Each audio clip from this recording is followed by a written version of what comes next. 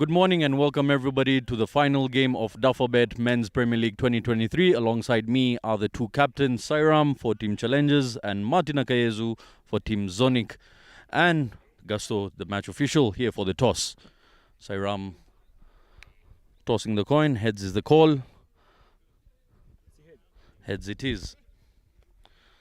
Martin, winning the toss, what would you like to do first? I'd like to bowl first. And what is the reason behind that? According to the weather. Being the final game of the tournament, what are your expectations out of this game?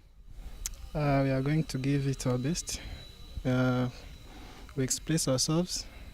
We have nothing to lose. We are playing the champion team, so try our best. What are you trying to restrict them to? Above at least 200. Yeah. Okay, and any changes to your side? No changes. The same team. All right, thank you very much. Sairam, you'll be batting first. That's fine actually. We wanted to bowl also, but it's fine. Anything to given the toss is not on our side. So we'll bat first on scores. Around 280 is the score. I'm looking at it. Any changes to your side? There is only one change. Obi Robinson is not there. Munir has come back actually. Yeah. Playing the final game of the tournament, how are you getting about this game? We wanted to continue our momentum, the winning streak actually. We wanted to finish it at a high end and the year is ending. So we want to go for the victory. Thank you very much. All the best. So that's the report from out here in the middle. Zonic Tigers winning the toss and electing to bowl first.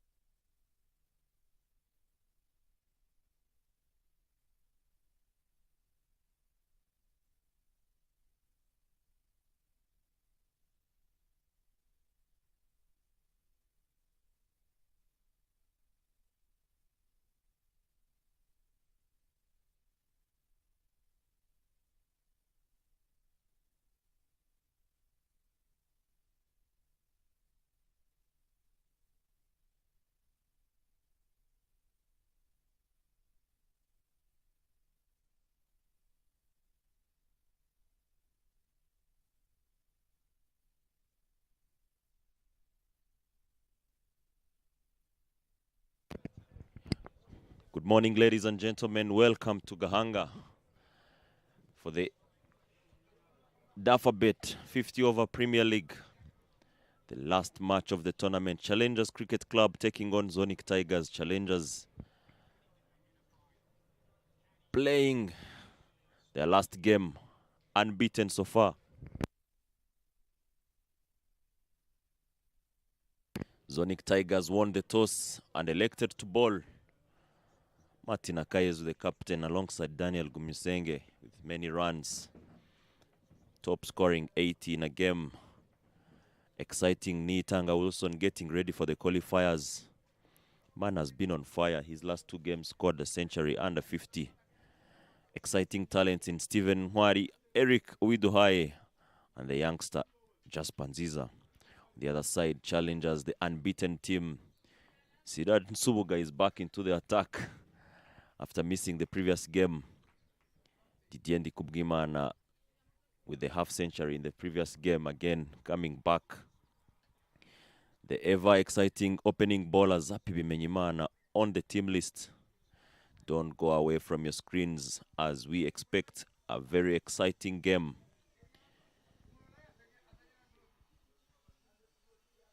The umpires are in already. And Zonic Tigers will be bowling first.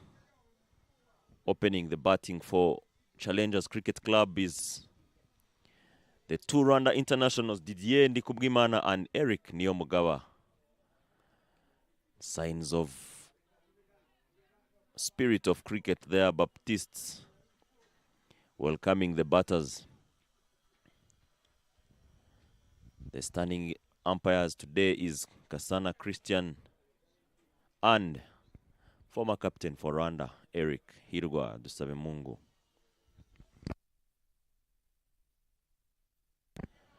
I'm not here alone, as you saw on your screens. My partner Zaid Khan. Good morning, Zaid. Good morning, Landry. Welcome everyone following the games here. And you can see the results on the screen there. Batting first after winning the toss. Challenges 100% of the times. Zonic Tigers, half of that. Simple statistics there.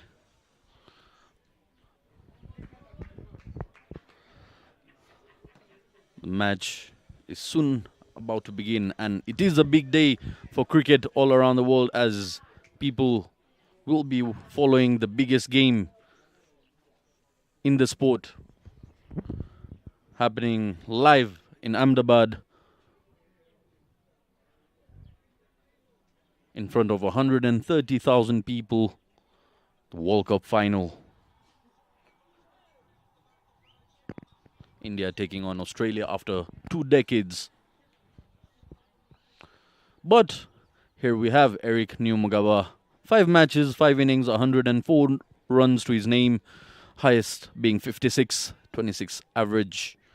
A player in deep need to get into his touch. Starts off, and would you believe it, dropped off the first delivery. Lovely ball from Martin Akayezu. Eric Neo guided that into Israel's hands. And unfortunately, Zonic could have been celebrating now, but Martin will have to do an extra effort. Look at that.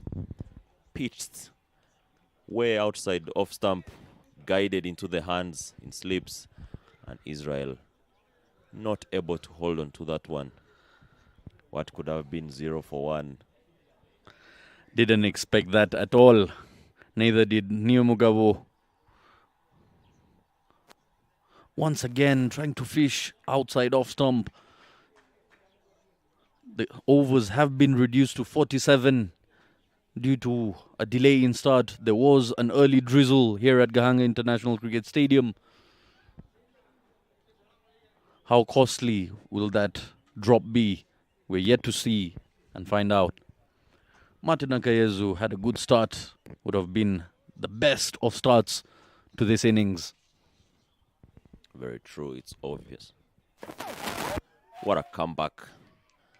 No response whatsoever on that ball. First bloodshed for Challengers Cricket Club. Eric Neo guilty of going on the back foot. And that is it.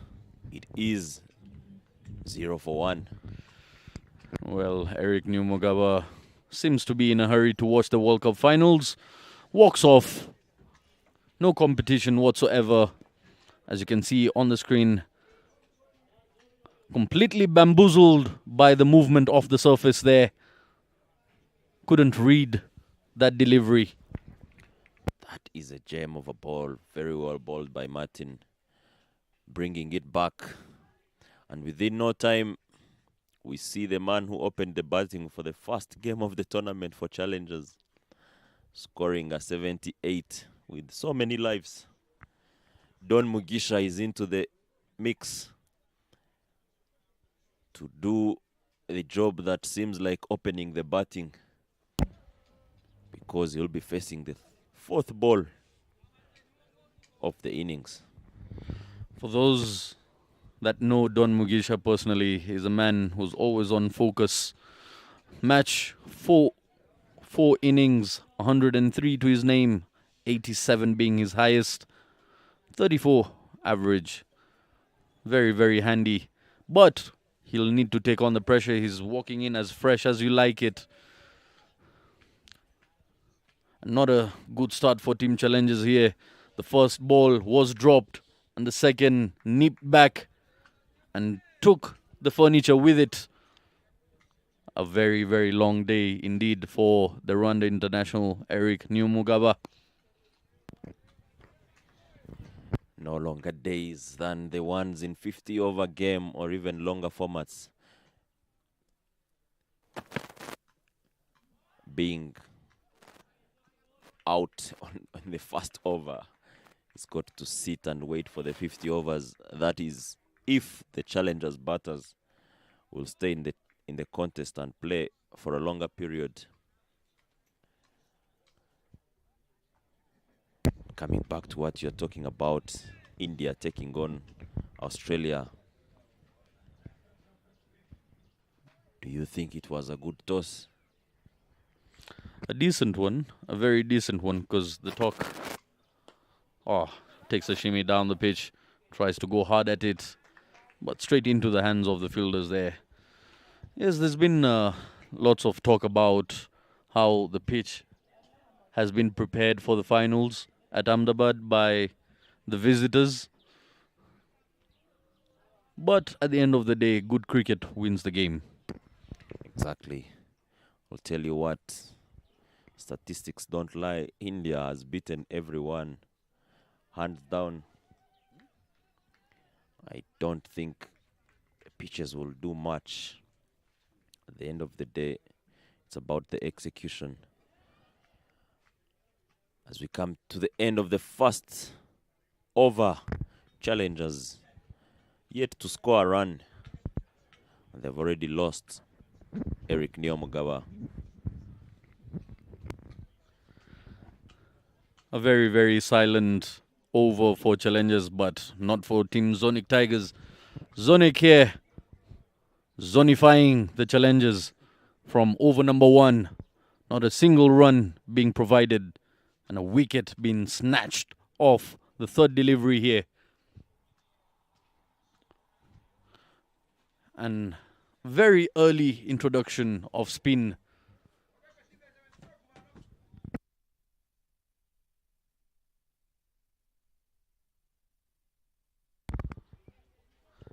Yet again, we witness another Rwanda international that will be joining the national side very soon in Namibia. In a couple of hours, I must say.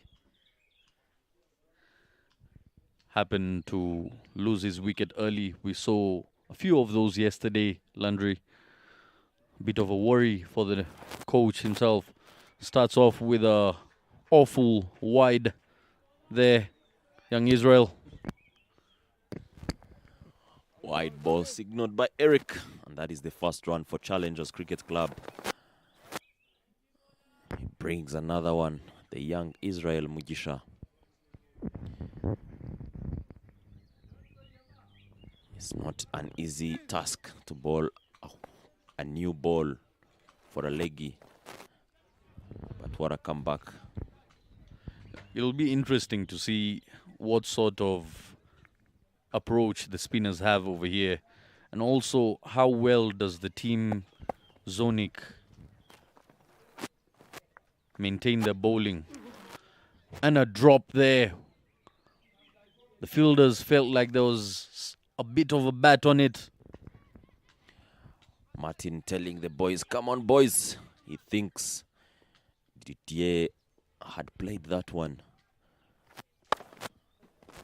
But it's good to see the tactics being employed here, Zaid. I remember doing our first game here in the comms, talking about how guys are playing 50 overs exactly the same way they play T20.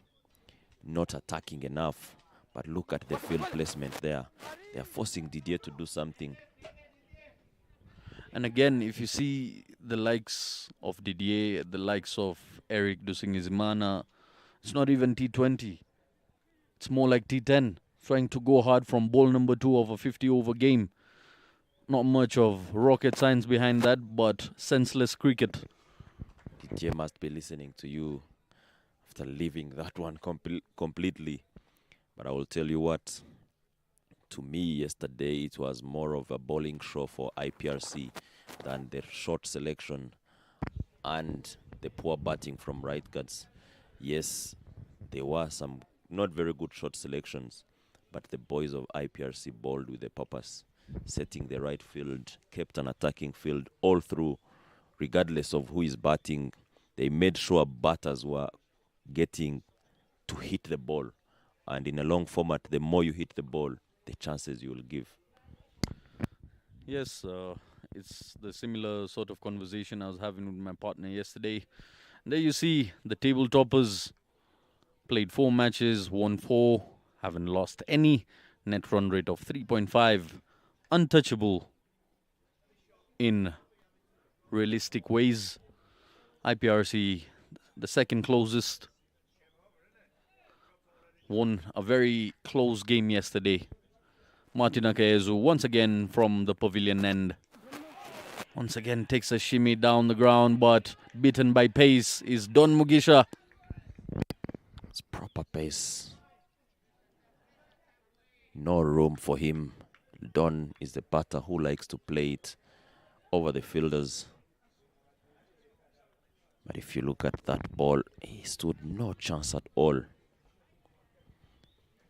Martin bowling raw pace. I tell you, Zaid.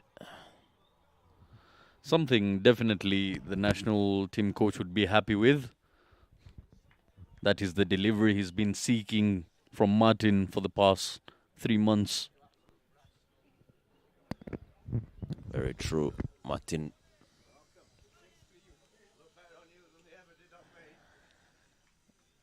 bowling proper pace here, asking the right questions to Don.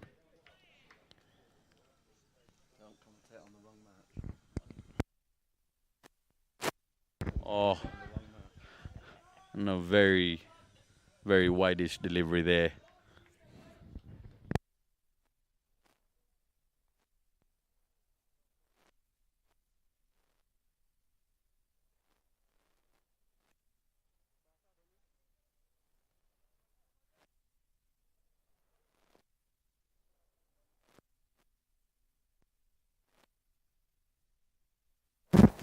Martin Akayezu once again takes a bottom edge this time. Lots of guesswork. You can see he was trying to throw his hands hard at it, but no result in the end. Very happy Zonic side. They've managed to keep the challenges quiet as of now. Just 3 runs on board and we're into the third over here. Just 3 runs on board.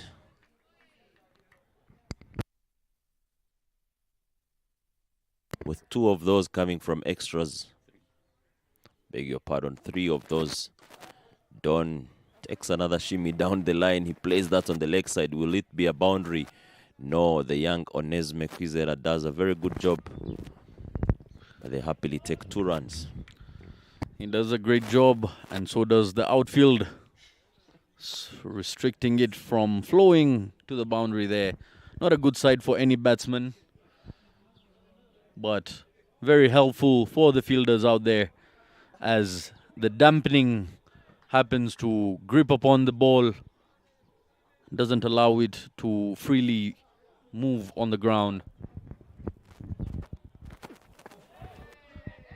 And a very, very nasty bumper there. Wide ball signaled and a warning. That was way, way too short. But I will tell you again, Zed, what do you think of that? Don had stepped out already. He's stepping out quite a lot, and Martin does not like it. And no bowler would like it this time. And think about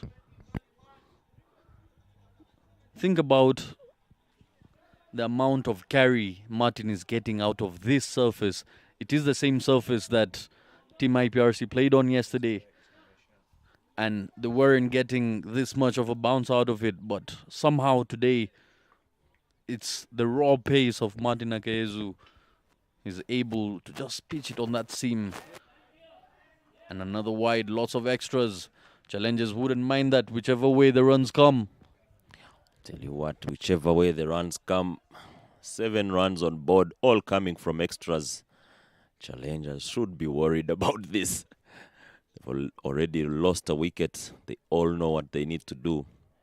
But again, if they keep digging deeper, the bowlers don't get better in Zoni Cricket Club. Well, again, I was talking to the skipper, Sairam, at the toss, and he mentioned how he wants to finish off the year at a high. Yes, they are leading the table. They are most likely to take the trophy here today, but they want to finish it off on a positive note.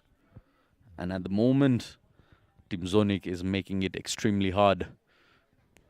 Very hard for them. And that's what is supposed to be. In a tournament, there should be contests. As much as challengers are unstoppable in terms of taking the trophy, being the champions.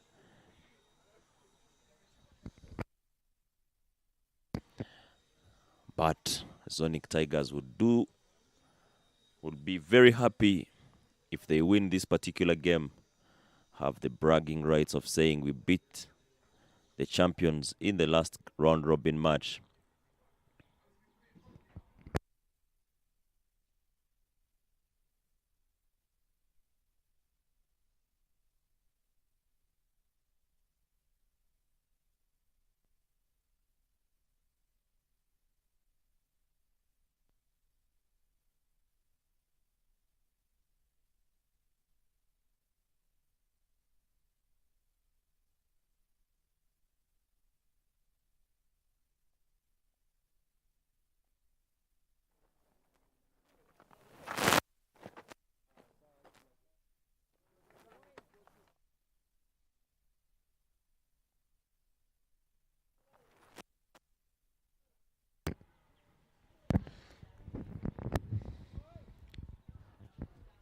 Mugisha Israel from the airport end has been keeping this side very quiet.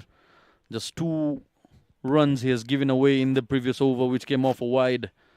And there is some sort of turn coming out of the pitch as well this time. However, doesn't grip much. How difficult is it, Landry, for a spinner to be coming in with a new cherry in hand? What are the advantages and the disadvantages to a spinner? I think it all depends on how the team wants to go about it. It is very challenging. But lovely shot from Didier on the front foot. Played it with a turn.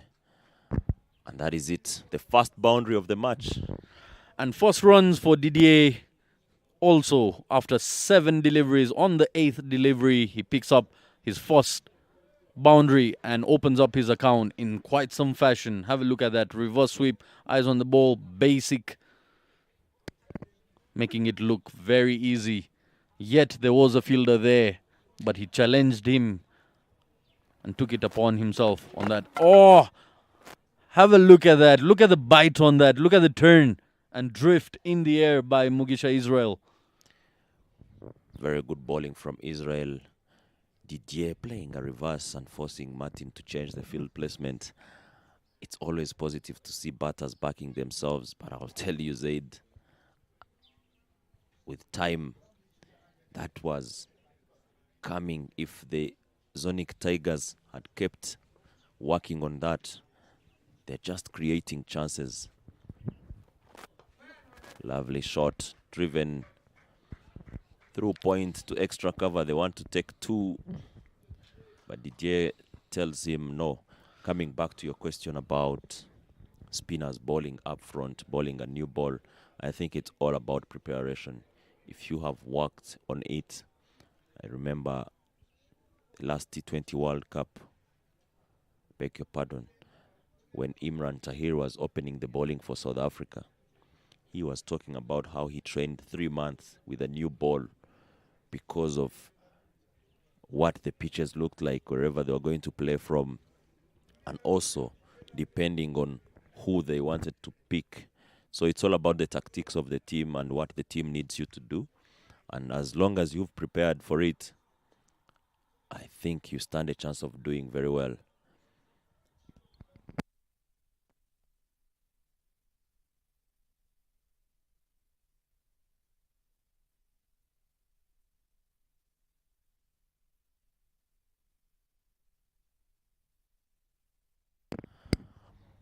Thirteen runs on board for 1 after 4 overs. Martin Akayezu back into the attack.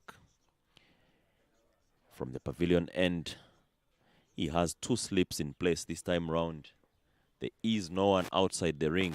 He's yet to face him. Guides that one on the left side of point. They want to take 2. He is the quickest of the 2.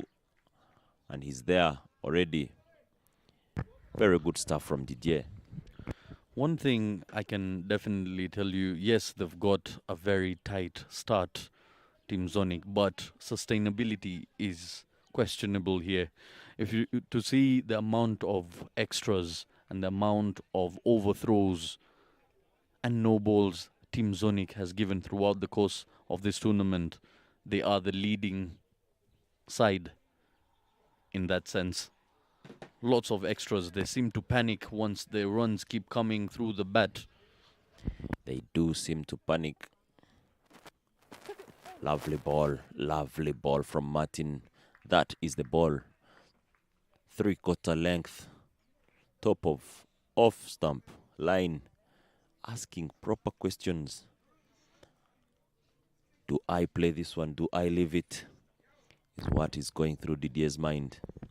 And I will tell you, challengers would need Didier to stay there for a long period. They don't know any other way of playing with if they lose him early. And a misfield there. Butterfingers out in the middle, providing an opportunity to steal yet another single. And yes, both of these players, Didier and Martin, both playing for the national side. Lots of games, lots of times they've faced each other. And it is a great competition between them. It's a good rivalry going on between the youngsters. Very, very healthy for Rwanda cricket.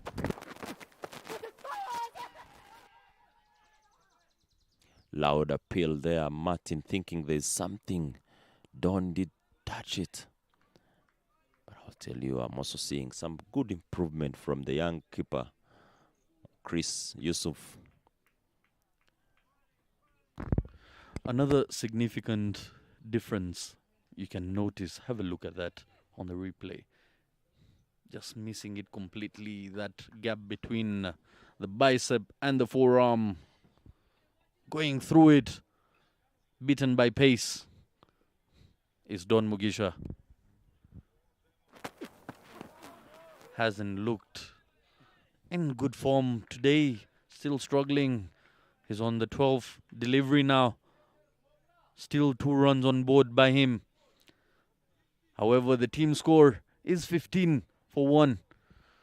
One thing, Landry, you can clearly see the improvement made by Martin Akayezu when he goes for those shorter deliveries. He's targeting more into the channel of the body. Once again in line with the body, and there's still yet another single. Good running between the wickets by Didier. Very alert, on his toes. And possibly a good chance that he becomes the leading scorer of this tournament. At the moment, he's just 3 runs shy of that feat. 3 runs shy, and he's having a go ahead of the batter who is leading in Wilson Nitanga, who will be batting in the second innings. But no one is looking for personal glory. They're all here to fight for their teams. 16 for 1 after 5. He just needs to take his time on. Half of the power play is gone, 16 runs on board. And this is something we saw yesterday as well. But the only significant difference is the amount of wickets lost. Yesterday, Team Right Guards were not having the best of times out there in the middle, opting to bat first.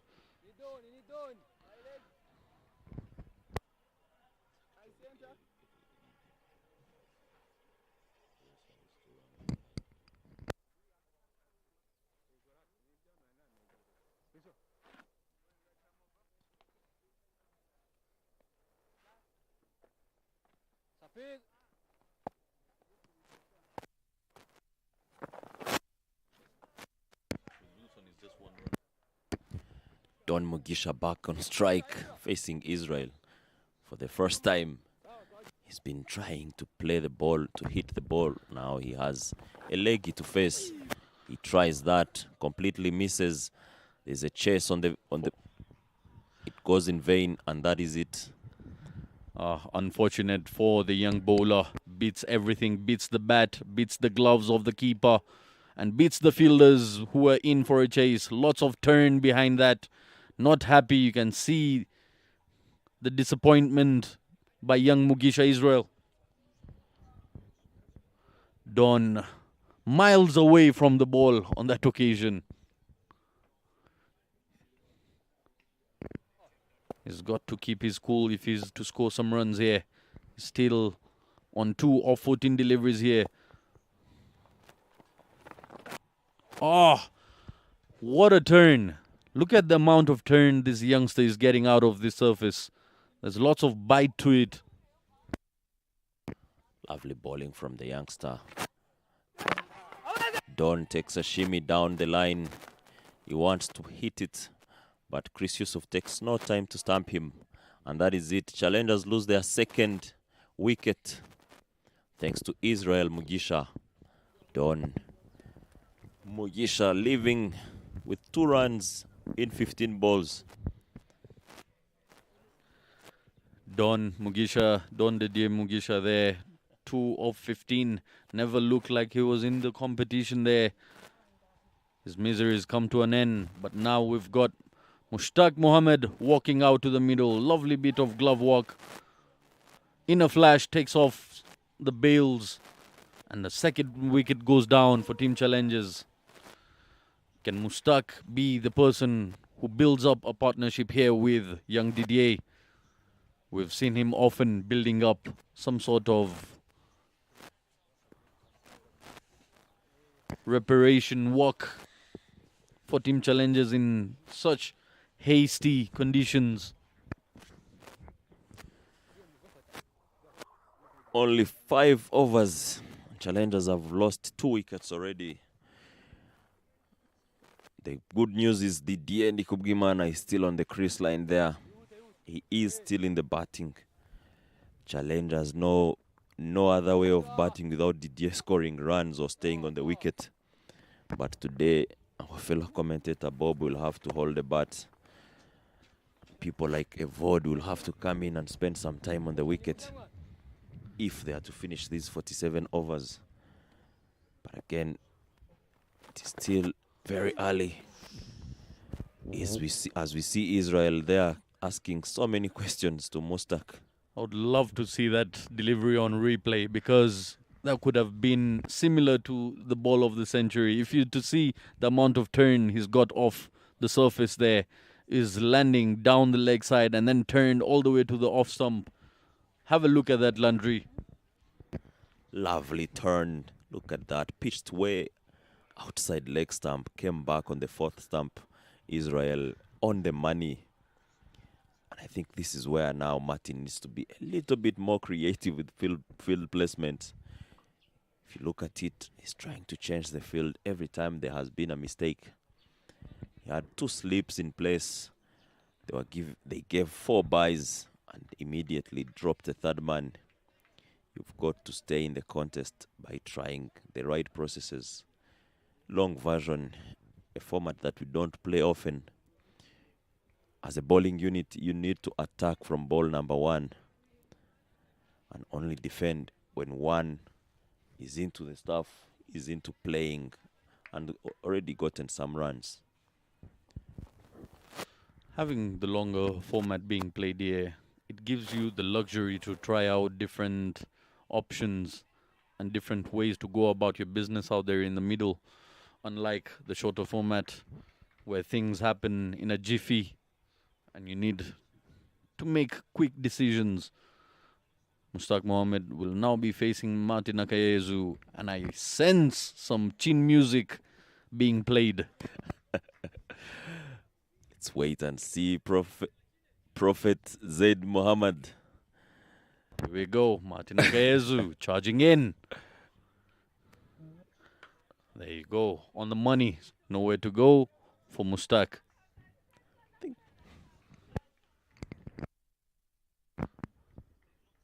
Just keeping him tight, not allowing him to move as much. But lots of improvement here by young Martin Akayezu. He's been bowling the right channel today. A very positive sign for Team Zonic. Skipper leading from the front. Lovely bit of movement. Coming in sharply Just leaving that ball like a bad dream is Mushtaq Mohammed. Zaid here bowling 140 while Martin is bowling 140 on the field there. We've got to keep up with the paces. Loud appeal, animated. I believe quite unnecessary there by the skipper of the side, but very animated side Zonic Tigers is. I would not want to believe that it's unnecessary. It's just watching a highlight. Marco Jansen bowling to Jasprit Bumrah. I don't know if you watched that test.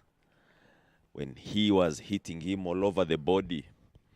Sometimes as a pace bowler, you need to add in a little bit more of aggression. Not with the ball, but with how you are behaving. That is a chance. If there's any way of taking that chance, work it out. Yesterday, Eric Kubgimana tried it against Clinton. Unfortunately, he missed the stumps, but that was completely outsaid. It should have been. It would have been. It could have been.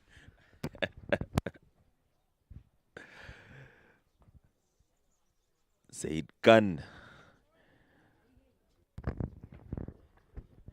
It's good to see Martin Akayezu in the sort of attack mode he's into right now. Just getting his rhythm right.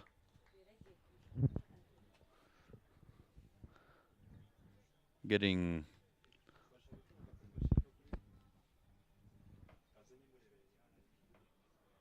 the ball to pitch in the right areas and not giving too much space to the batsmen to open up their arms. No batsman has looked comfortable so far apart from that one beautiful looking shot by Didier onto the leg side. Lovely pull that was. Once again, this time goes down the leg. Will be extras.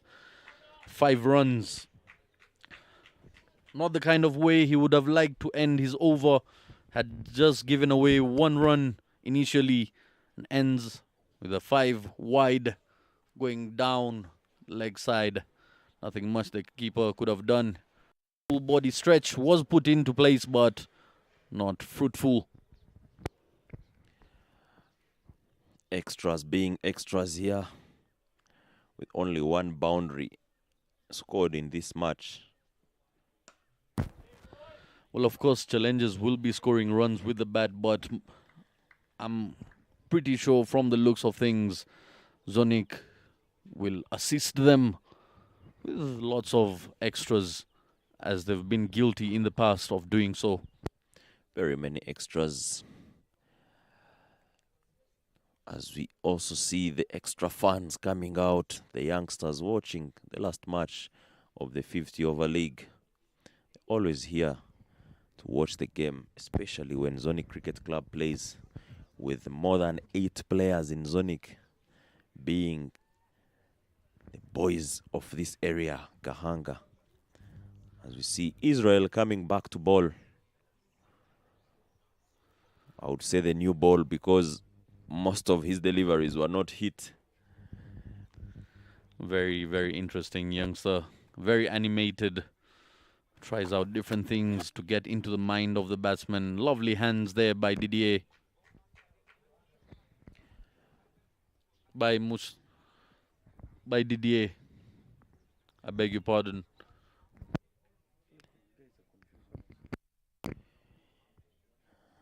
Martin quickly realizing that there's no need of having a defensive field. He brings in a lovely touch and go from Mushtaq Mohammed. If you could see there how softly Mushtaq played that. He knows there's lots of turn coming from Israel, so he doesn't want to risk playing one in the air. But for how long can he sustain? For how long can he resist the urge of playing that big shot? Didier playing it, keeping it on the ground, playing carpet shots at the moment. And young Mugisha Israel trying to entice both of the batsmen out there to pop one in the air. Lovely looking shot once again. That's what Team Challengers will appreciate. The dugout is appreciating that with a round of applause for the youngster. And he needs to hang in there if Team Challengers is to put up a reputable score. Definitely. Didier on 10 in 19 already. Mustak tries to play that on the leg side. It will be kept to a dot. Martin having his tactics right, but I would still think it is worth having the extra cover in. Mustak goes hard, only to feel the sound of the ball hit the gloves of the keeper. With that, we come to the end of the 8th over. 29 on board for the loss of 2.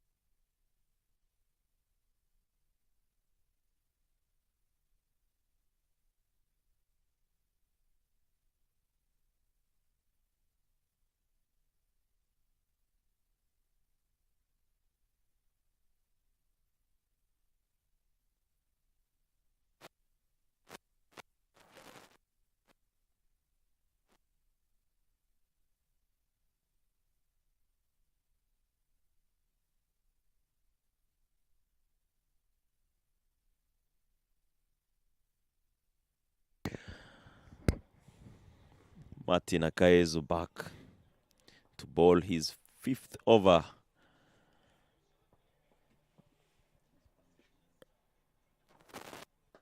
Asking the right questions. But even Didier playing so well. Soft hands, getting behind the ball. Coming into his 5th over, Martin Akaezu over here. If you to understand for how long can he keep his spell going here. There are lots of batsmen still remaining in the dugout unless he's trying to go full out and finish his spell. But he'll have to keep some in the bag. Lots of extras, you see. Despite giving 3 dotted deliveries, you end up giving 2 to 3 extras in an over. That is exactly what your opposition needs in the longer format. You multiply that by 47 overs. You've got enough runs on board, and anything coming off the bat then becomes a bonus. So you're only making it difficult for yourself. You've been bowling the right areas, hitting the right places. Yeah, just keep it there. That's exactly what the coach of the national side would be appreciating out of young Martin here.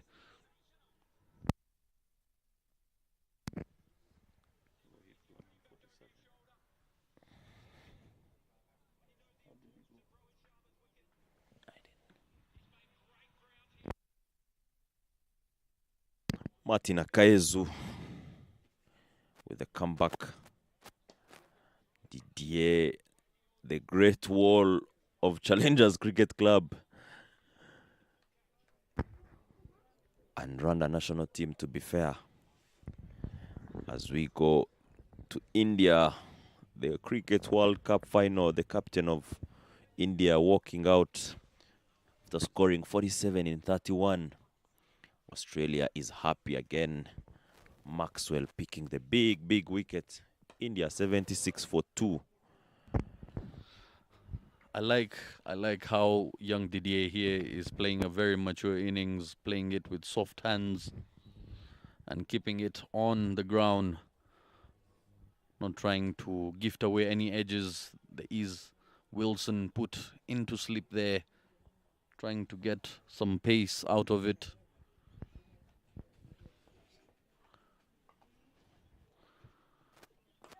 A full toss, but kept it on the ground. That tells you the sort of mindset young Didier is in. Not trying to go hard at the deliveries, just trying to nudge them around.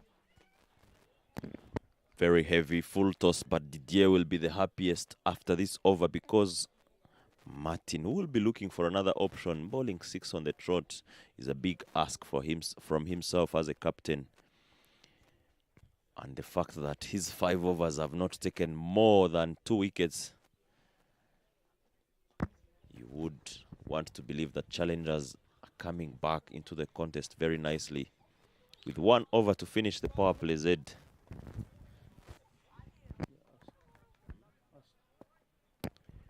What do you think challengers will end up on as runs in these 47 overs? Well, projected score does mention 157. If they happen to just sustain that middle phase of the innings, they will be way past that. I'm thinking more about 170 to 180, around there. I think all they need, as you're saying, it is a steady middle overs. I'll tell you what, they have the firepower. Remember the last game, Sairam scored a 50 off 30 deliveries. There is Siraj Nsubuga who hasn't batted so much in this tournament itself. There is a chance, and it is dropped. The young Ali drops Mustaq Mohammed. Drops. Extras and drops for Zonic Tigers, killing them softly. Drops the ball and almost escorts it to the boundary there. Fortunate enough, it didn't race away. The outfield saving him from that misery. Mustaq is opening slowly. The good thing is the Zonic Tigers, for them, they haven't changed the field so much. And if you look at it again, he's playing so much against the turn. He should be very cautious about that. Israel is a very sneaky bowler. Very confident in the sort of approaches he comes in with. He understands the amount of turn he's getting out of the surface, and given his physical height, he's not getting too much bounce out of it, keeping it as streaky as possible, as flat as possible with the turn. And it's never easy as a batsman. You can see that beating the outside edge of Mustaq once again. He's on 7 off 15 deliveries. With that, we come to the end of the 10th over, end of the power play. 36 on board, 2 wickets down. Team challenges.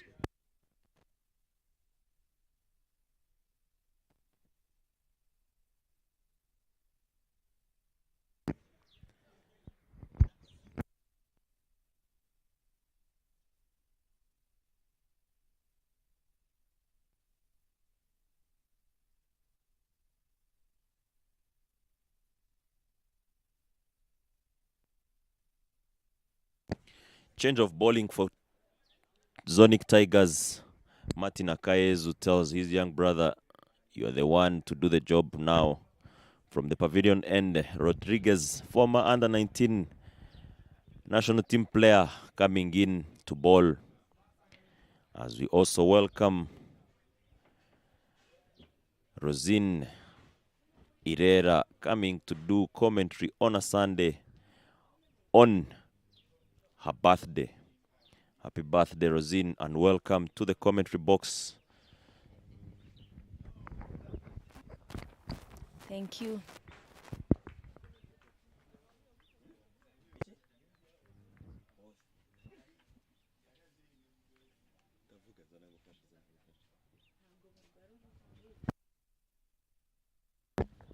Birthday goal taking ample amount of time. But end of the power play here, Rosine. I would love to see the media boys bringing up the graph to let us know the amount of dotted deliveries and the extras being provided here by Zonic Tigers. Just to visualize the amount of runs coming into the bag of team challenges here. What do you think about these extras? And do you think they've worked on that note from the past? as usual, the extras is not a good note for the team which is bowling, because at the end of the day, it's cost you a lot. But the good thing, they are trying to get the batters out by deceiving them and challenging them a lot. But what I can advise them, it's a just take off the extras and keep bowling on their bowling attack, because they are bowling well apart from these extras that are given. What do you think about the approach of young Didier? He's on 10 of 29 at the moment. He is neck to neck with the highest scorer of the tournament. One more run and he will become the leading scorer of this Dufferbet Premier League. Plays it on the ground. And with that shot, young Didier becomes the highest scorer of Dufferbet Premier League 2023. There you have him on the screen. The backbone of Team Challengers. Solid as you like it. Trained by the wall himself. Sir Rahul Dravid himself trained the youngster Didier in his camp, his trip in India. Hard hands there by Mustak. Just getting frustrated with the amount of mishits. With that, we come to the end of the 11th over. Rosin, 37 runs on board, 2 wickets down, Team Challengers. But the bad news, it's about getting this at 7. There is also big support of extras. What if they didn't bowl an extra? They also, I'd like to thank Nyomugabo Lodrick. He bowled very well. That is the one who get only one run, not even an extra run in his over. Very nice to see again. Now seeing Batiste on the lineup, am I thinking, is he going to bowl? Very nice to see him. Introduction of new bowler, Batista. What a kind of bowling is he going to deliver now, Zed?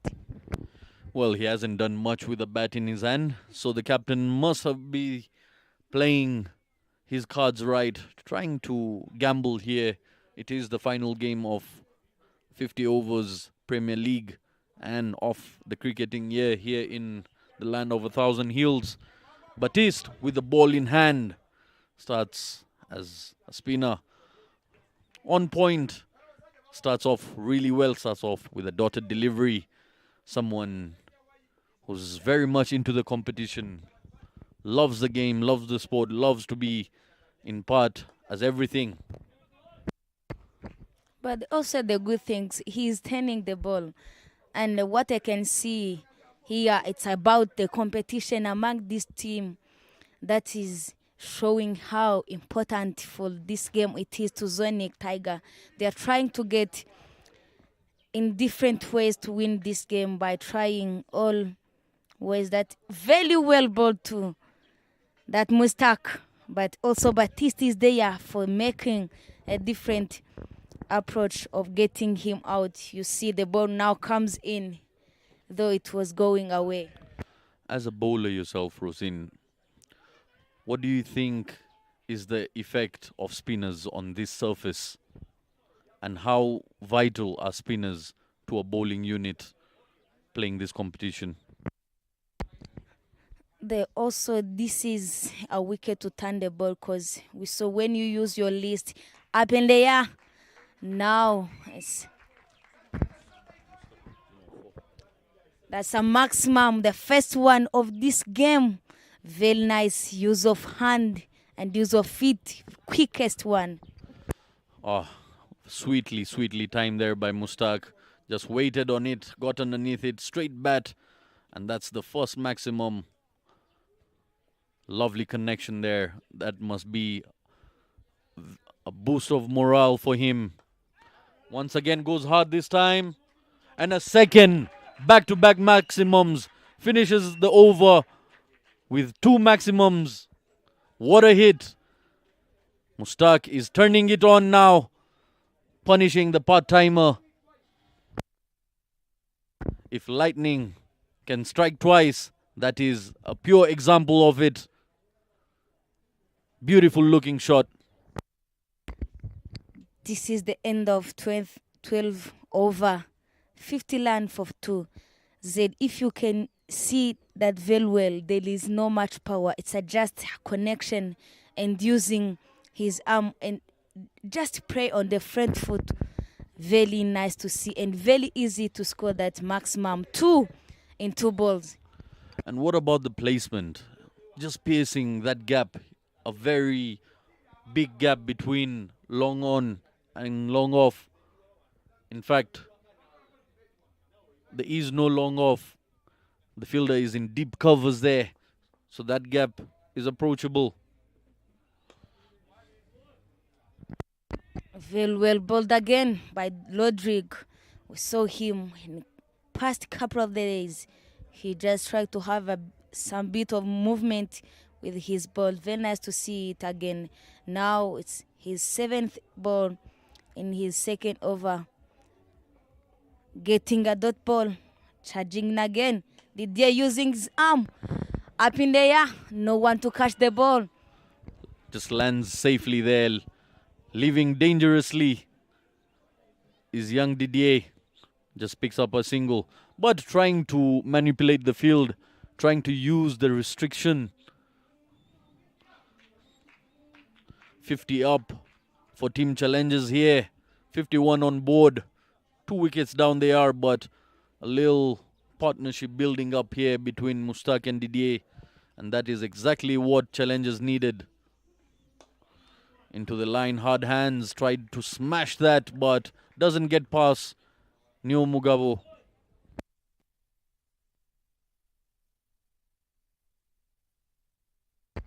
What a fight between Emma.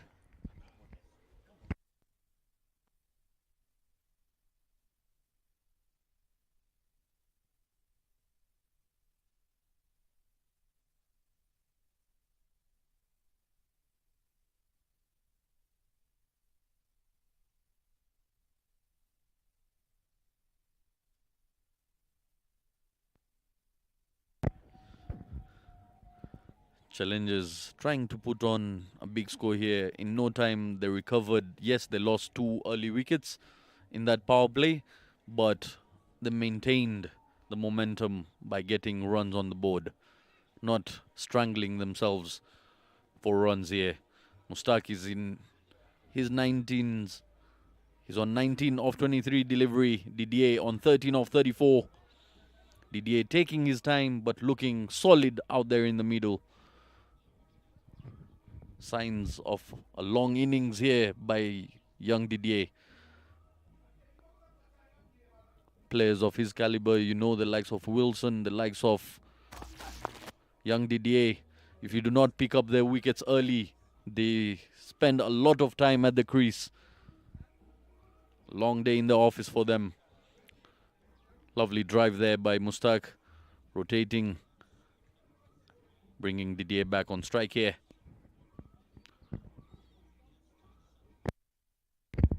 Zed, I was thinking about having same game at the start of this game because the first wicket went for the second ball. Quickest run there, that's what needed in this long format because there is no need of wanting to smash each and every ball. If you get an opportunity, just use it.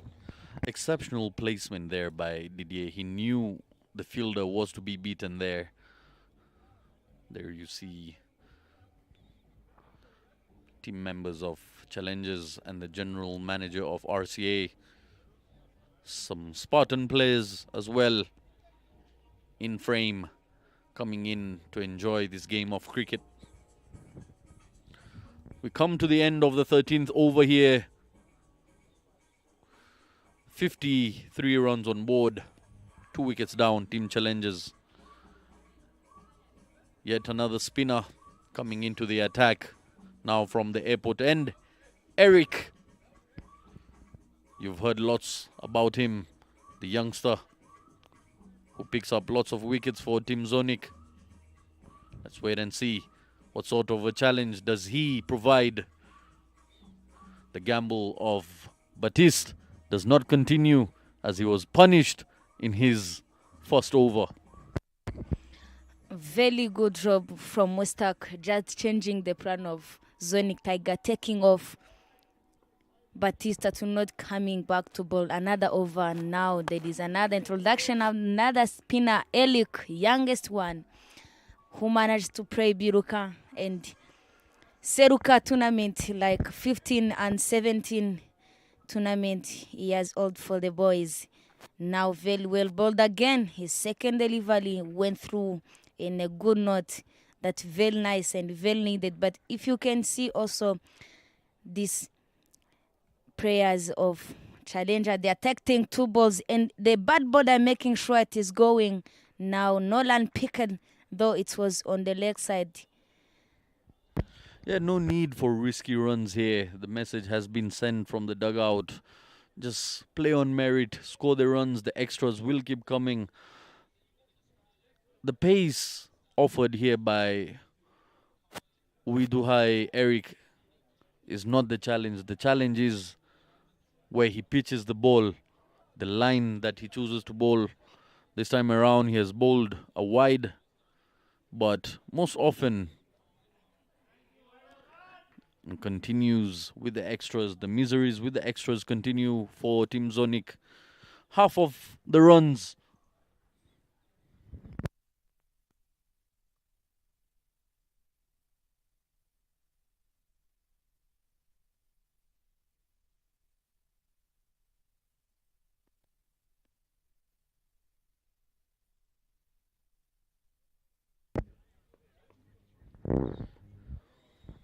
At the moment, things are working out for Team Challengers as they're playing safe cricket, keeping it on the ground, not doing anything silly. They've already got 4 runs in this over. And the projected score keeps rising. Hard hands this time. Smash through covers. There is a sweeper in the deep. Just cut it off to a single.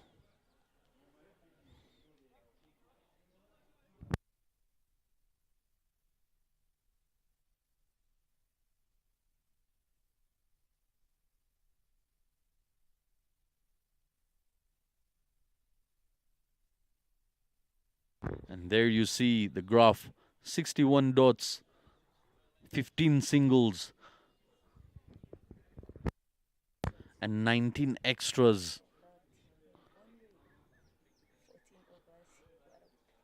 Just 14 overs have gone by and 19 extras have been provided by Team Zonic. So out of 52, 19 runs have come as a gift.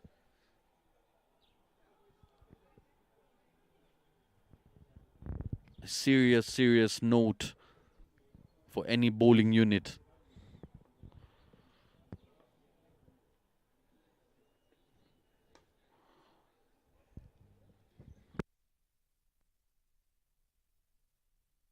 Rodrigue coming into the attack once again from the pavilion end.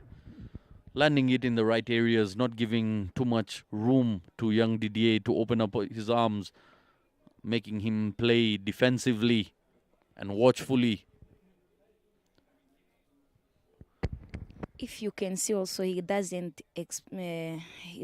give a big movement. Lots of movement there.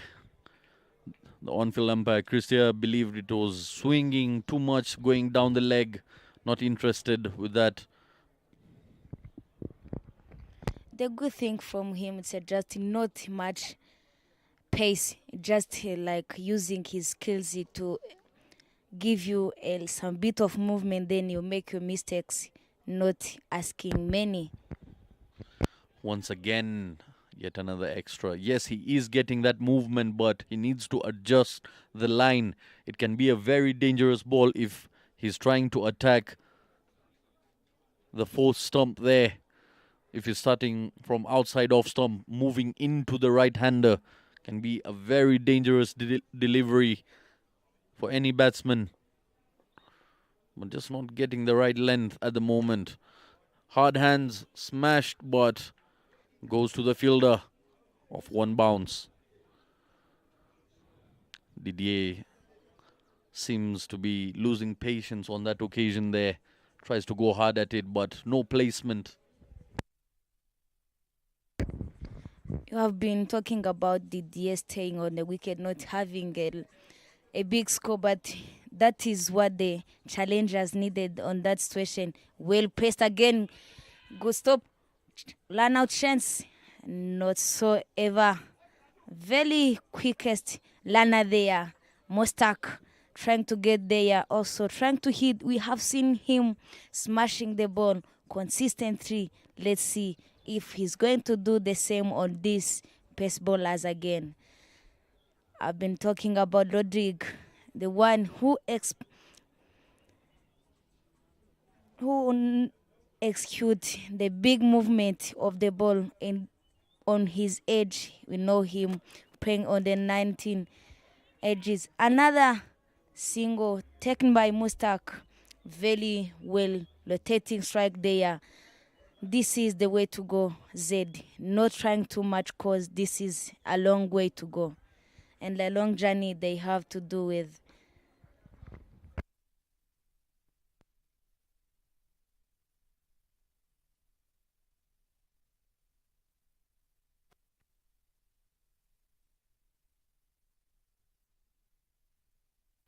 Excellent placement once again, picking up yet another single. And this is a very proper way to play this longer format of the game. As long as you keep the scoreboard ticking with the singles and doubles, it frustrates the bowling side. And with the amount of extras being offered here, a high total is in the making. 20 extras.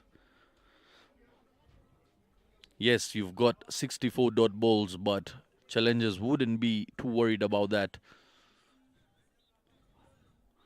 2 sixes and 2 boundaries have been hit. But 20 extras, and that is the most concerning part for Team Zonic. But no much to all about the team challengers. Even if they faced 64 dots, there is also backup of 20 extras. Very easy to them. And now there is Elik Nyomugaba, who went out on his third ball. Not even any single run. The Dien Kubimana 17 for 41 delivery. What are deliveries? Don Die 2 for 16. Very bad news from him. Mustak, now the one who is on a fire, 23 for 30 deliveries. Very good to see. He got those 23 with 2 maximum.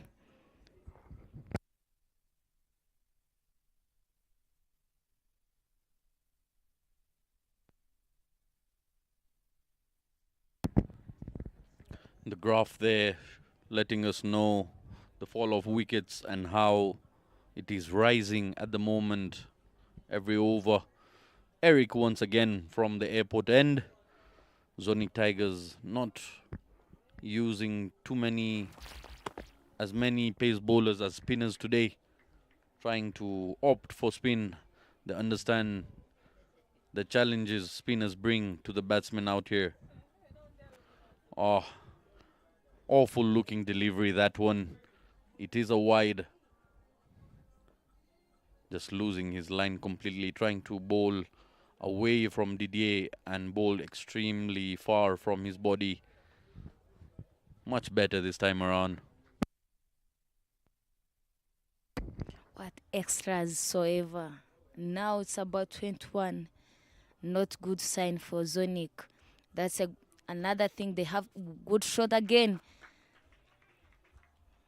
Daniel Gumsenge picks up that ball very quickly, not giving them room to have that lines because they are giving them easily by giving them extras.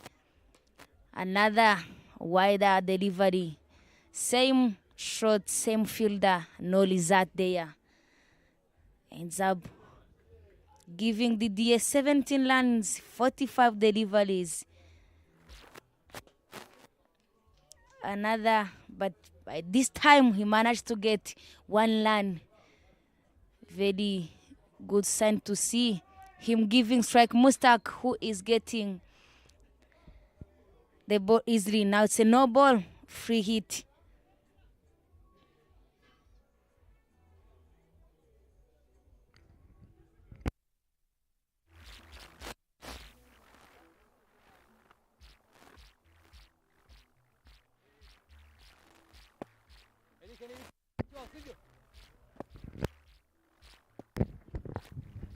A no ball and a free hit it is. And Mustaq Mohammed smashes that. But straight to the fielder in the deep.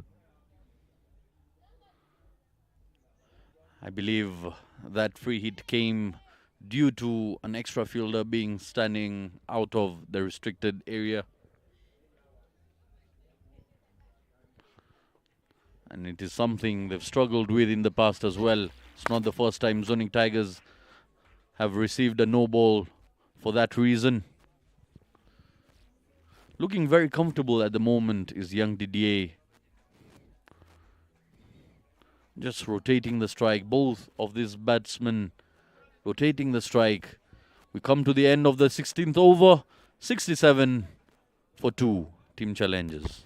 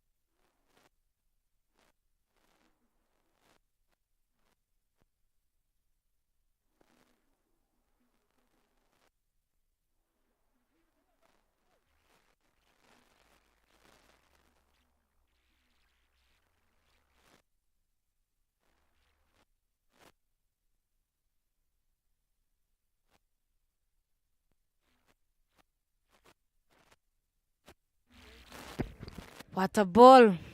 Didier trying to defend, but no much to see there. Just a movement also lizard by the good note, trying to touch on his gloves.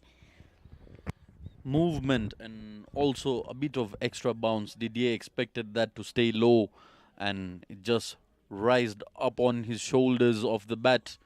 Lucky for him, it didn't carry to any fielder. New Mugabo here, as you can see, he's having that movement from left to right for the right-handers. And if he can manage to channel that delivery into the right area, it can be very challenging for the right-handed batters. And also the good thing I picked today, the bowlers of Zonic, they are good at using this wicket, not giving much time the batter to do their own. Now stopping the ball by using his foot, restricted them to take the second line.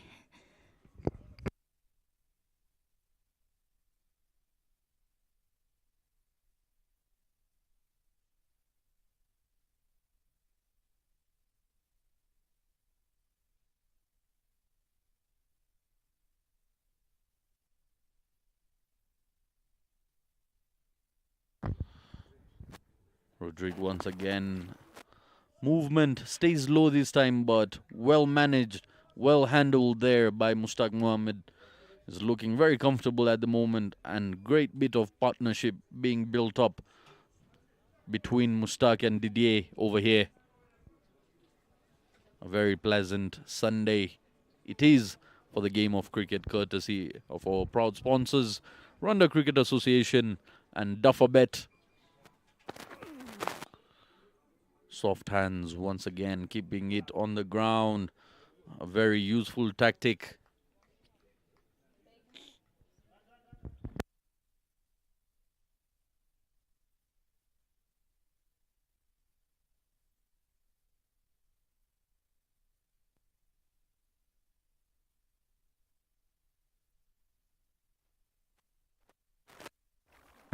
Hard hands, doesn't carry to the fielder, but picks up a single. Will be very happy with that. New Mugabo giving away just 2 runs in this over.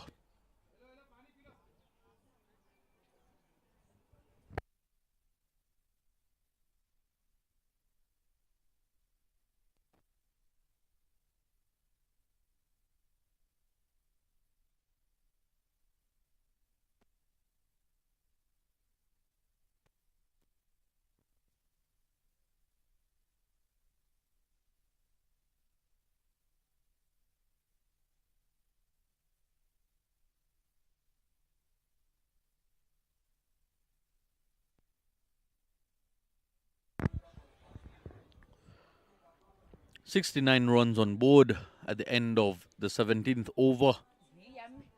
2 wickets down, our team challenges slowly and steadily walking through this innings is this partnership.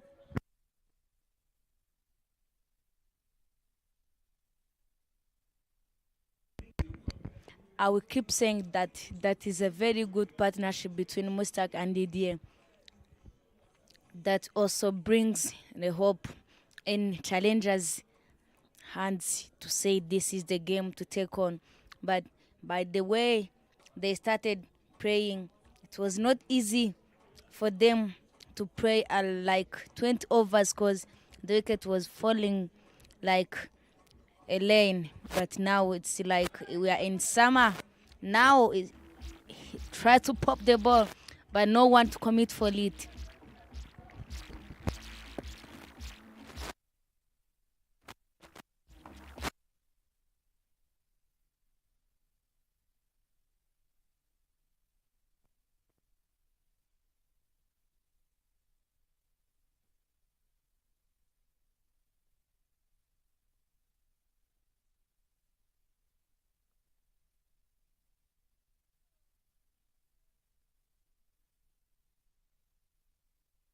And a wicket goes down, hard hands by Mustaq, gifting away a catch.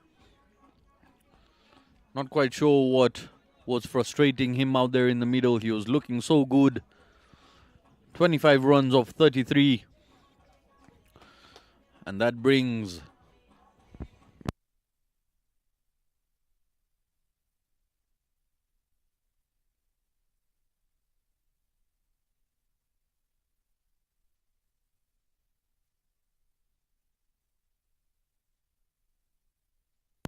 comfortable catch being taken there by Martin Akayezu, the captain.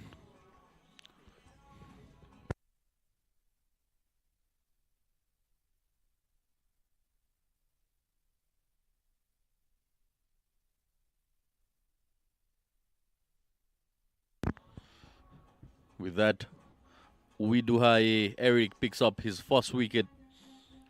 He has that tendency of picking wickets for his side when the side needs it the most. I can see a sigh of relief.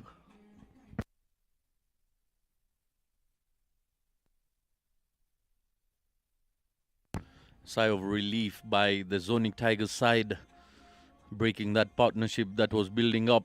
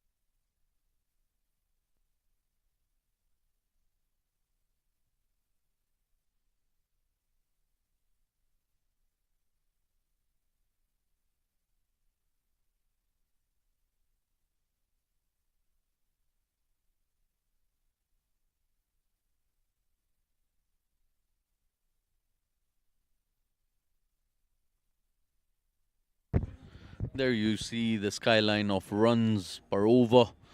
The biggest being the 12th over, 13 coming off it. First being the lowest with a wicket in it. And the 6th over where another wicket came by. Just 4 runs came in that. A very average number of runs is 4 runs per over.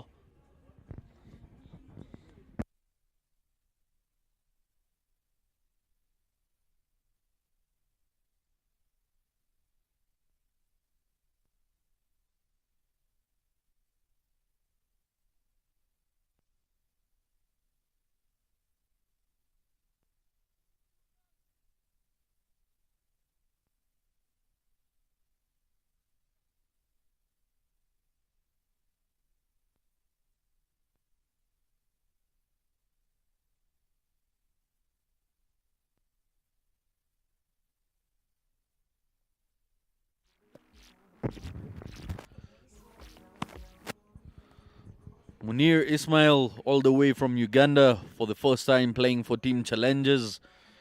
The man comes 540 kilometers away. He's made his journey. He's got to make the most.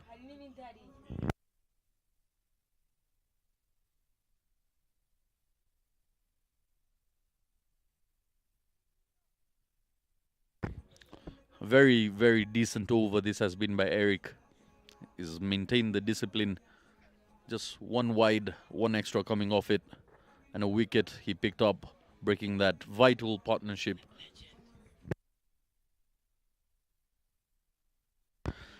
As we come to the end of the 18th over, 72 on board for the loss of 3. Young Didier still hanging in there. He's on 20 of 51 deliveries. He needs to work out. It'll be interesting to see this Rosin. First time Munir Ismail playing with Didier. What sort of communication will they have? What sort of gameplay will they show each other? Will Munir allow Didier to continue to play the way he plays, or will he challenge him out there in the middle? Santi. But the good thing there, it's about cricket communication, is about weight, yes or no. That's why it will be not hard to them to communicate. Just what they have to know, it's just knowing who is the quickest than other and knowing what exactly needed.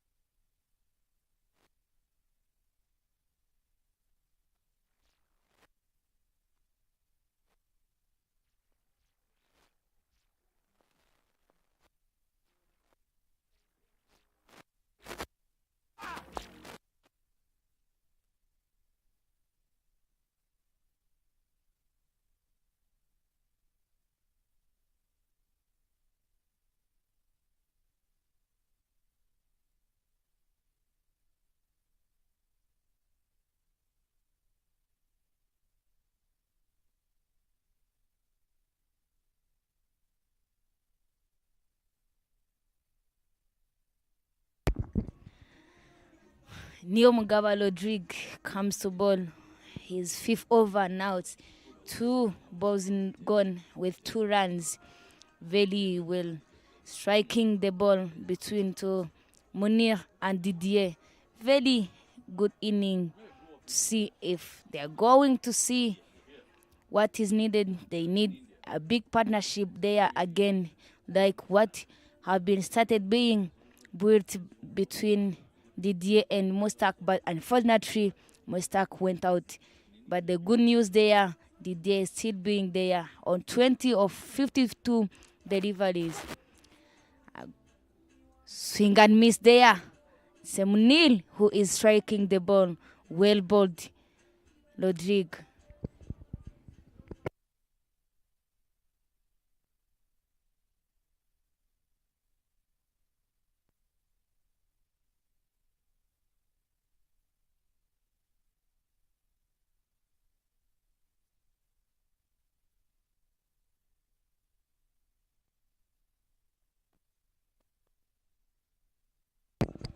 Just one tip and learn, but this moment not so easy to get it because also the fielders picks what they are thinking about.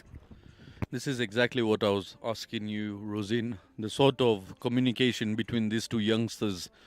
Someone like Didier who has played 52 deliveries and someone like Munir who has just walked in.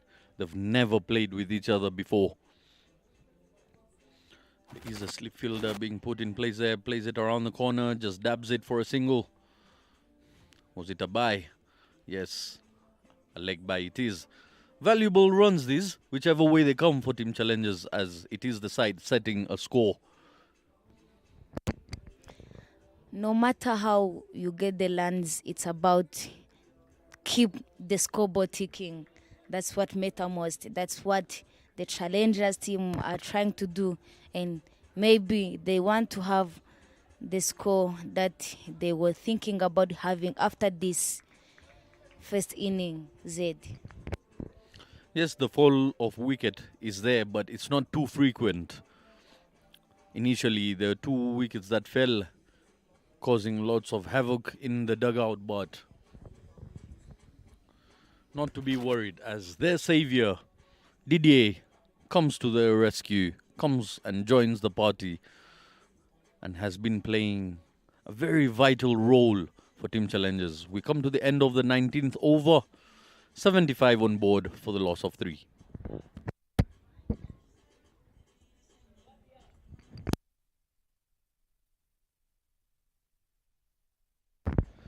We're yet to see our co-commentator Bob Bashir Songa coming into the attack. Will he be able to put up some runs today, Rosin? Lots of talk we've heard from him. Lots of jazz.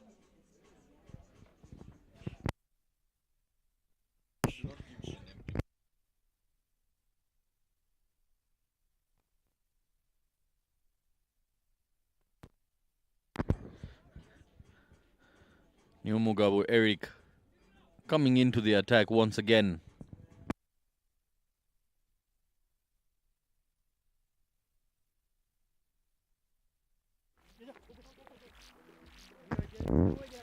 Keeping it on the ground, playing safe. Haven't seen more innings by young Munir Ismail. He's most often provided the ball in the hand to do the job. This time around, the challengers have given him the bat.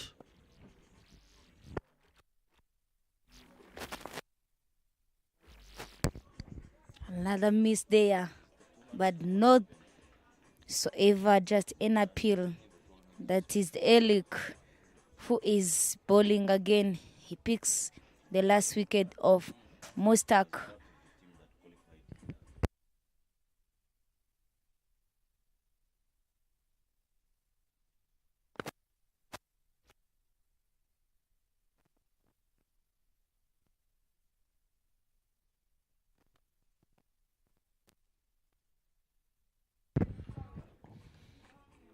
Lovely flight on offer there by Eric.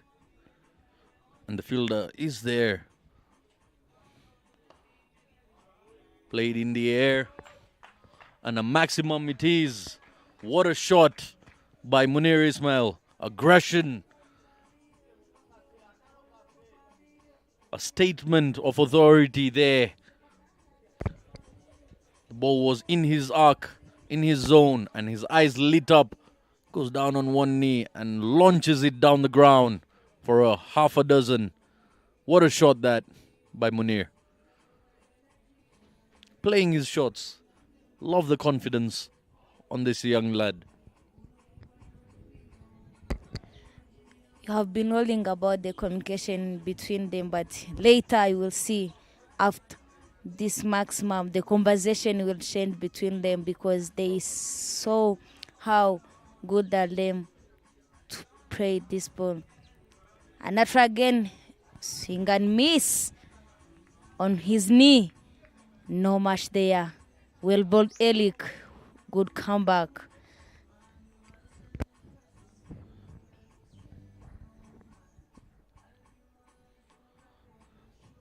Just leaving one to go by as we come to the end of the 20th over.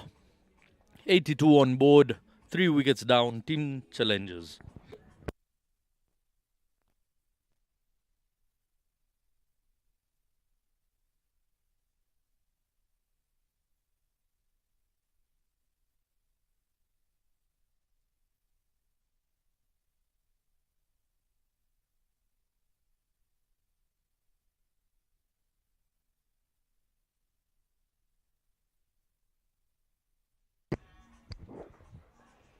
Lodrick also on the bowling attack from pavilion end. He was bowling very well all along.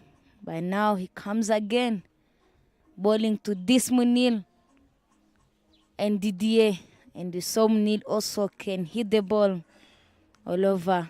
Let's see how is he going to handle this by using his ball he had in his arms. Rodriguez back into the attack to ball to Didier. Didier looking very solid. 22 in 54. You'll need to work out on how to increase that strike rate as much as it's a long version. You need to keep accelerating. On the other hand, there is Munir Ismail, Ugandan baby crane. He last played international cricket here in 2021, being part of the team that made history for Uganda, going to the World Cup in West Indies, unfortunately missing out on the last minute. But he did work very hard in the qualifier. Very handy with the bat. He's a very good player and a spinner. 82 for 3, Rosin. Where do you think challengers will end after the 47 overs?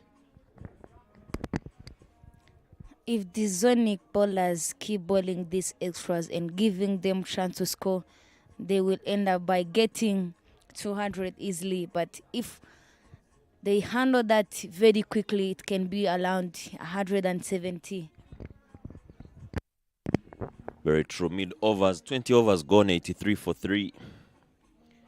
One of the things Martin can't be working on is using his spinners properly, especially now that they just picked a wicket of Mustak.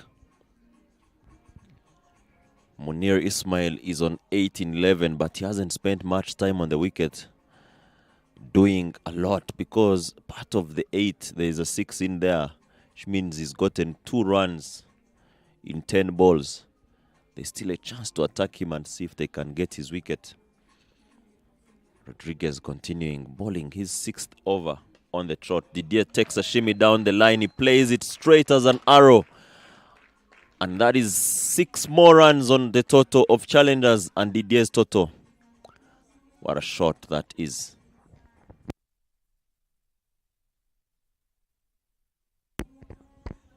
While a use of feet there, very good pickup of the length by Didier. That helps him to get that maximum so easily. And now another good hit there, but it's only one hand picked. The ball picked by Isla, the quickest fielder in this team.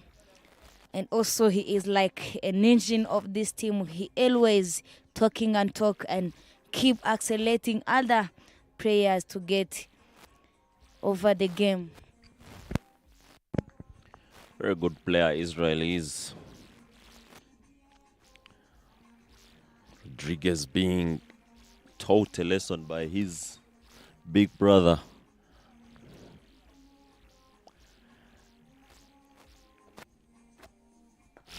Lovely shot through the to extra cover, and it takes no time to be back to the keeper. 21 overs gone. And Martin Akayezu has decided to bring back his top bowler in Israel Mugisha to see if he can get a wicket. The young Eric Widuhai having a good rest.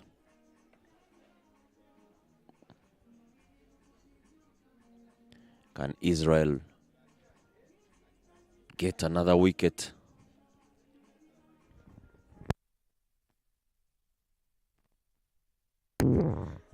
The Israel, who known as a fighter man on this team again, and also someone who had a different fun things to see. That is the one who can inspire many people to see him praying. Very nice to see him backing on the attack, on the bowling attack. Let's see what a lizard is going to be in this over.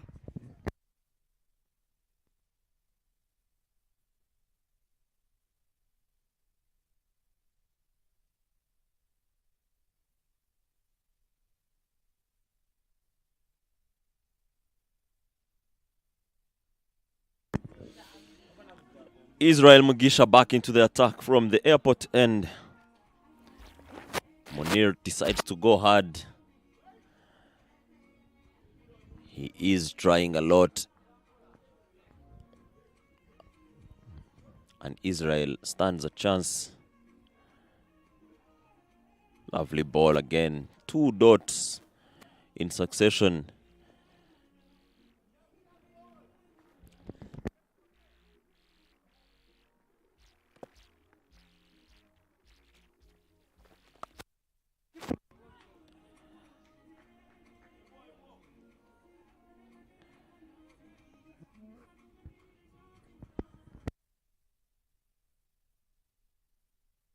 Bas.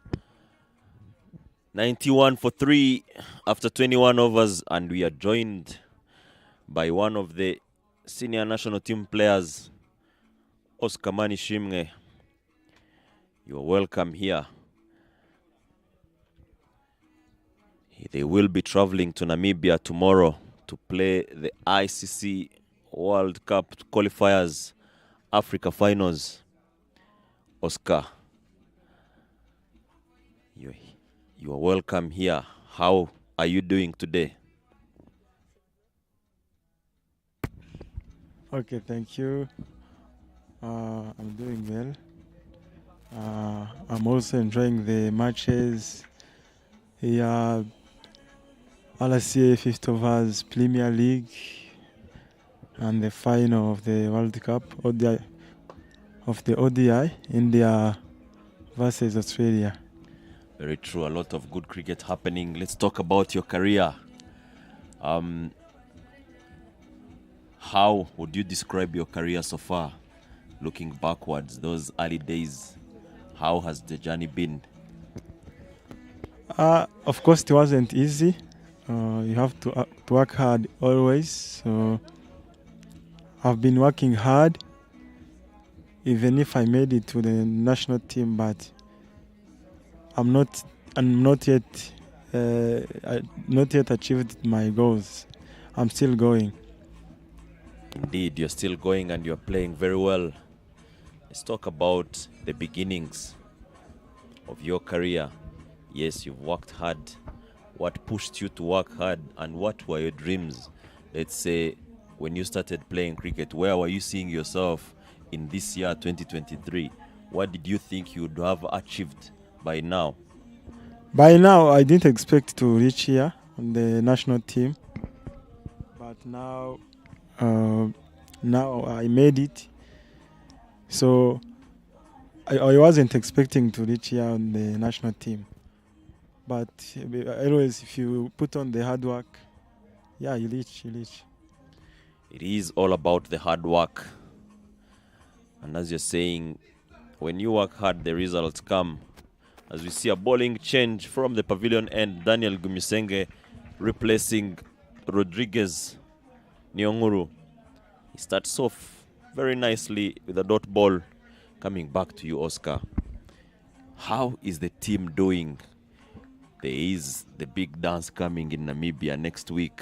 You are facing very good teams. How has the preparation been? And how are you feeling as a team? Yeah, we are doing well.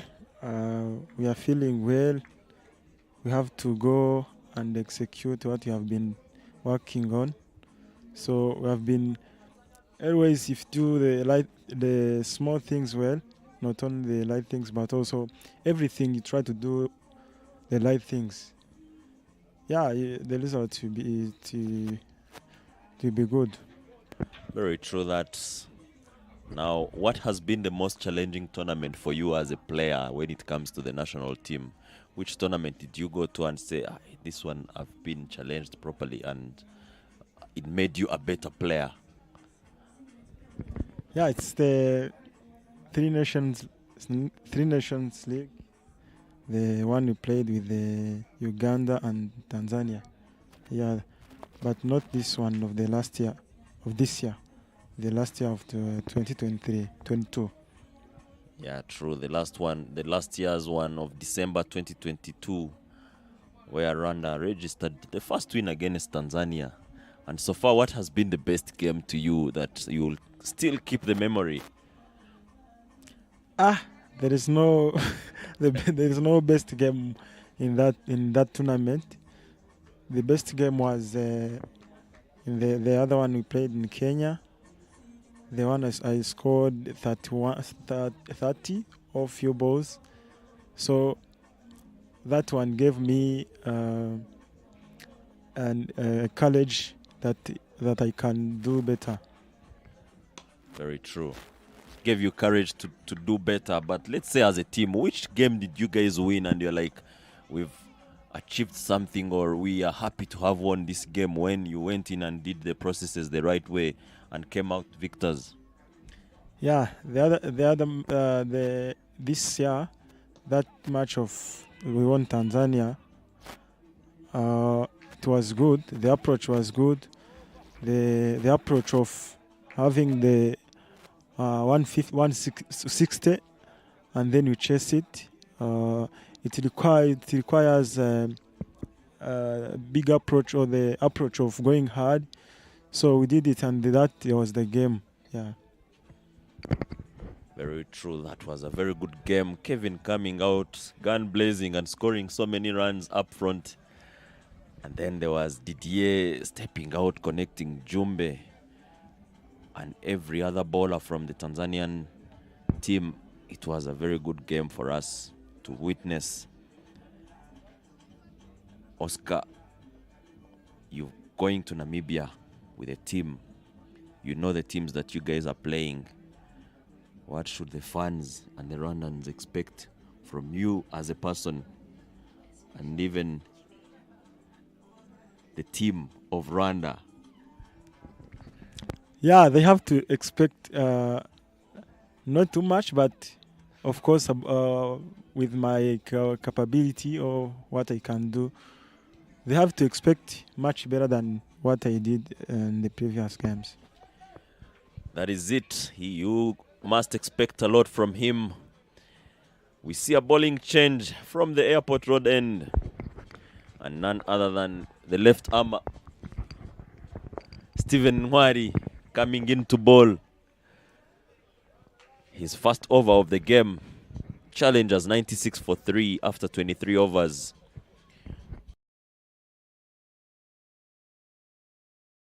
Hits it in the air. One bounce to the extra cover.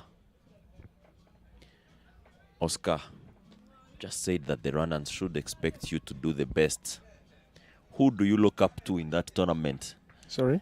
Who do you idolize in the tournament that you guys are going to play? Who do you think is a very good player that you're going to be excited to meet in the tournament that you're going to play, in terms of fighting against them, but also learning from them, as we know there are so many good players in that tournament? Okay.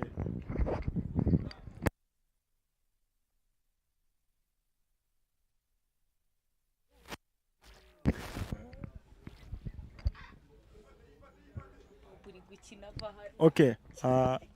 I'm interested to meet Laza and Muzarabani as the superstar of this level we are going to play.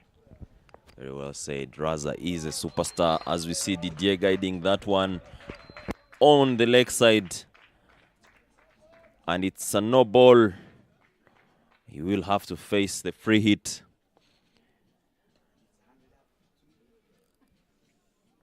A 100 runs come up for Challengers Cricket Club. Oscar, coming back to you. Just said you want to meet Raza and Muzalabani. I'm sure you'll have to meet them in the contest first of all, and then maybe share or even ask for a few tips after the game. I will tell you, you guys have a lot of potential. Go and express yourselves. And last but not least, I'm very interested to know who you are supporting in this World Cup final today, India versus Australia. Which individual are you supporting, and which team are you looking forward to see lifting that trophy at the end of today? Very good question. I'm very interested to have that question.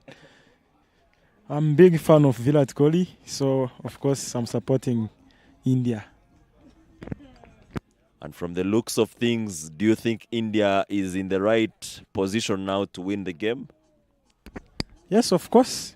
At the time Kohli is still on the pitch, India is still on. Very well said, Oscar. Thank you very much for being with us today, and I wish you all the best as you go to Namibia. Score as many as you can. Enjoy yourself. It is a one-time chance.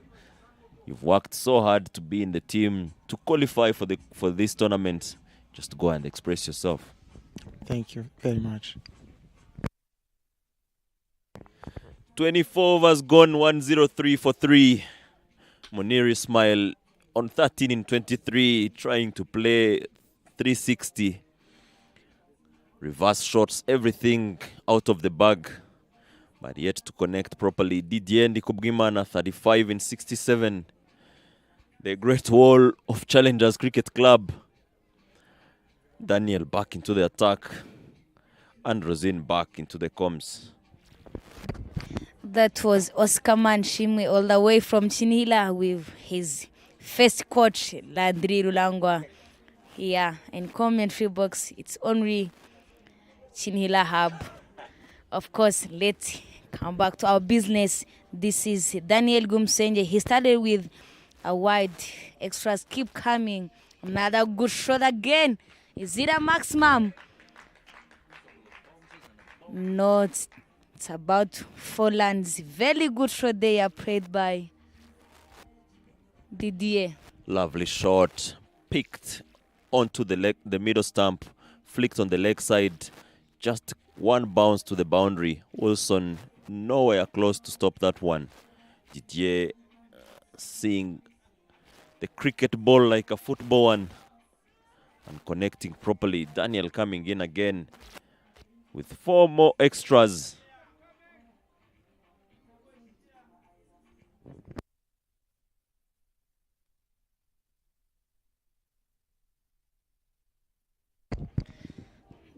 That's a wide again shown.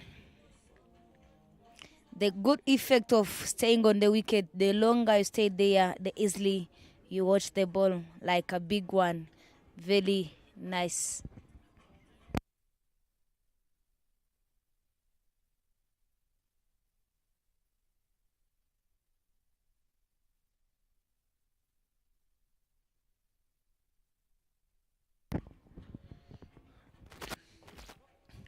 Yes, after the initial stage there, you can see Team Zonic losing the grip upon Team Challengers as the runs keep piling up. 1-1 on the board at the moment for the loss of 3. We're into the 25th over, halfway mark. So yeah, that projected score that we talked about earlier on with Landry, it's very possible. Lovely flick once again using the pace. That is not the line to bowl, young man. He will punish you all day long. Getting into the groove right now is Didier. It was a bad ball. Needed to be put away. And put away it was. Just a flick of the wrist. And in no time, it fetches the boundary ropes. Vacant region. Lovely placement by Didier. What an expensive over given by Gumsenje Daniel. I've seen fighting in his first over, but now he's just bowling, not knowing where to bowl, because he's just now giving Didier his favorite ball to play. Another good delivery after giving away 4 lands on leg side. And then Didier flick it away very quickly and easily. Nicely, Didier. Now his strike rate maybe is going to get up, because this is the time we start going. And no ball once again by Gumyusenge. That is the risk you take bringing in part-timers. Not sure what Gumyusenge was planning to do over there, but the ball didn't touch the pitch on that occasion. And a free hit it is. An extremely long over this has been. Connected in the air. in the vacant region. And a boundary it is, making the most out of that free hit is Didier, switching gears at the moment. There was a use of feet and also a good connection. They are looking for the cow corner, but he found a way. Only for lands, very good. See, using the free hit and get a boundary as very good to see. Batters making sure they are punching the bad balls. That's what all batters need to do for helping their teams.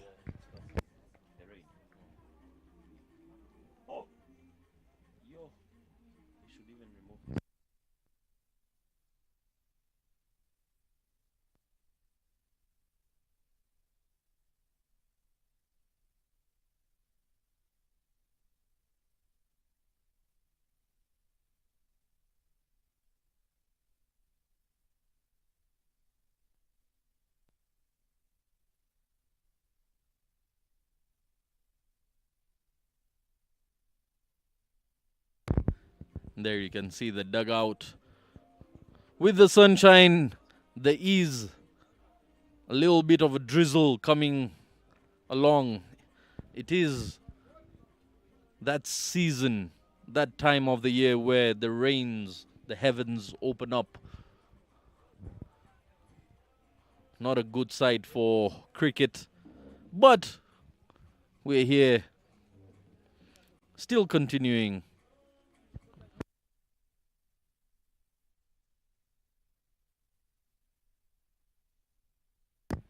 Where is Stephen coming to bowl from the airport end? Munir Ismail looking good, is on 13 of 23. And a fumble once again, and that will race away to the boundary. Slopey fielding, and yet another boundary. 120 comes up for Team Challengers in the 26th over.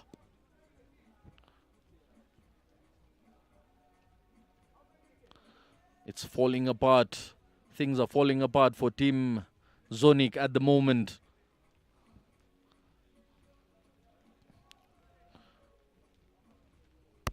This is a good time to challengers to take on this game because this Zonic Tigers player, they are lacing away. Another good shot there who is taking the ball, none other than Eli, who known as a bowler. Also, he used to bat and getting a good win to his team last game they played. Had a partnership with Wilson, though the wicket was falling like a lane that is coming now on Gahanga Cricket International Stadium. Lane start coming, though. Yes, the downpour is getting heavier as we speak. The ball has been hit in the air and beats the fielder. Caught on the wrong side. And 50 up for young Didier. Raise your bat, young man. What a way to bring up your half century. An innings of patience, calmness, and class. Didier, the youngster, 51 balls. 51, I beg your pardon, of 75 balls. As the downfall gets heavy, the game has been paused at the moment. The officials walk off, and so do the players as the covers come on. Let's hope and see the rain does not last too long here, as the game has just started getting more and more interesting. 130 on board for the loss of 3 in the 26th over. We will be back with you briefly and shortly.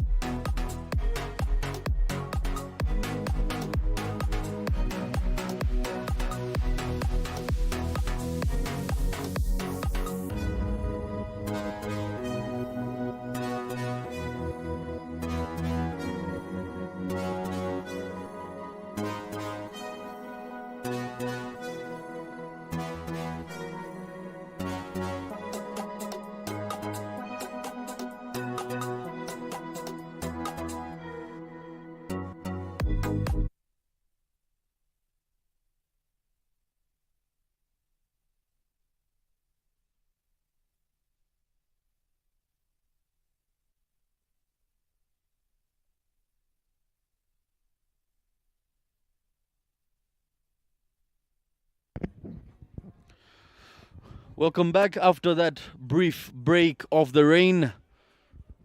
Healthy competition. The overs will be chopped off. It will be a 37 over competition from here forth. Nwari Stephen continuing his over. We're into the 26th over right now. And Didier is on 51 of 75. Munir Ismail, his partner, is on 18 of 26. They're making a good partnership here. And there's still a quick single. So continuing from where they had left off, 131 on board now after that quick single for the loss of 3 wickets.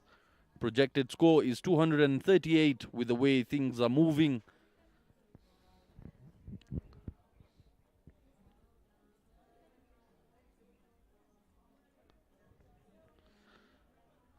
Nice little partnership being built up over here.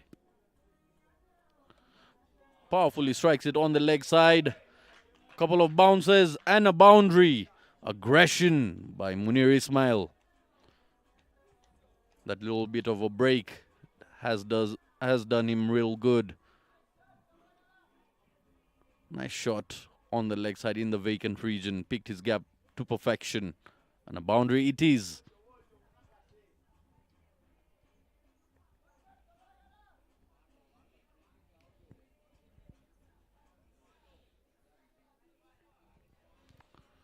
So Nwari Stephen ends the over with a boundary.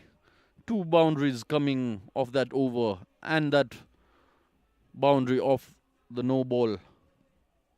So 3 boundaries in total. A very expensive over indeed. 135 on board after 26 overs for the loss of 3.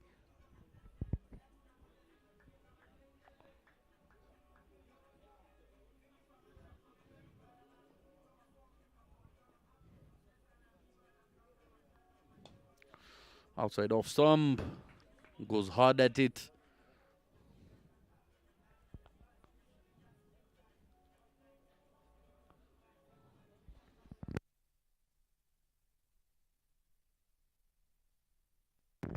Gumisenge continuing from the pavilion end, played in the air, lands short. Good running, excellent running between the wickets. They pick up 2 runs comfortably. Aggressive running. These are very fit players. Both have played respectively for their national sides. Fitness is of no question. Gumisenge once again bowling in the line of the stumps.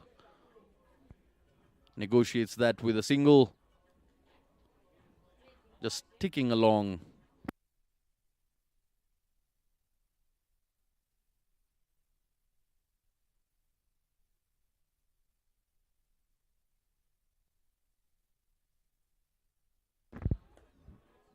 Opens the face deliberately very late.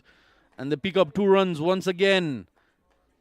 These runs can be very hurtful to the Zonic side. At the moment, these 2 are making it look very simple to put runs on the board. The sun is out. Good scenes here at Gahanga International Cricket Stadium. I don't think any further interruptions will come into the play.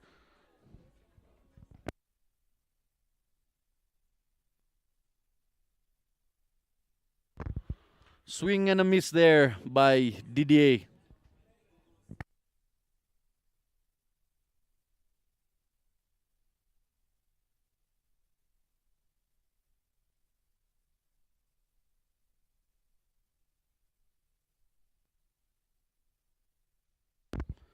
Daniel Gumisenge once again. Top edges it. Wicket keeper gets underneath it and a comfortable catch. And Didier has to depart. Having scored 55 of 82 deliveries. He's got to take a walk back to the dugout. He tried to get aggressive. I beg your pardon, it's not Didier, it's Munir Ismail. They look very much alike physically.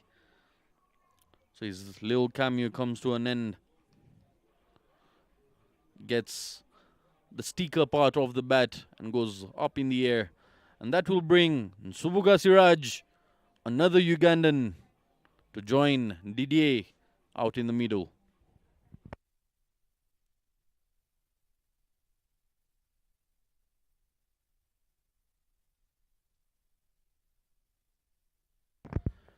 And of course, I'm not alone in the commentary box. Joining me once again is Rosine Herrera. Welcome back, Rosine. Thank you, Zed.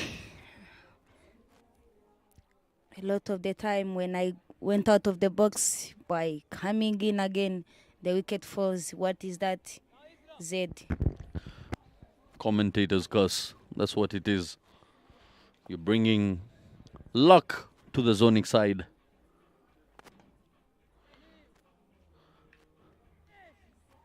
Nsubuga Siraj has walked in. He needs to work out a partnership the same way Munir Ismail did. Plays it powerfully on the ground and they pick up 2 runs comfortably. And Subuga Siraj, another quick runner between the wickets. And that is exactly what he needs to do. He needs to support Didier out in the middle. He's on 56 and Subuga has just walked in, yet to face a delivery. You need to play around Didier at the moment if you're to put up that big score. Plays it down the ground. 1 bounce in the hands of the captain, Martin Akayezu.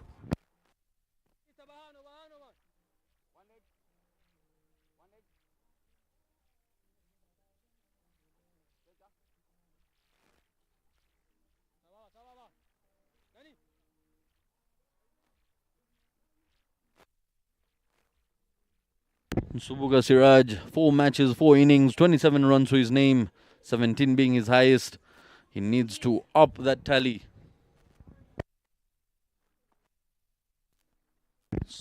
Valuable runs. He's got the opportunity now. Plenty of overs to be played here. He should use this and put some runs on the board for his side. He comes from a fair distance. He needs to make the most out of this opportunity.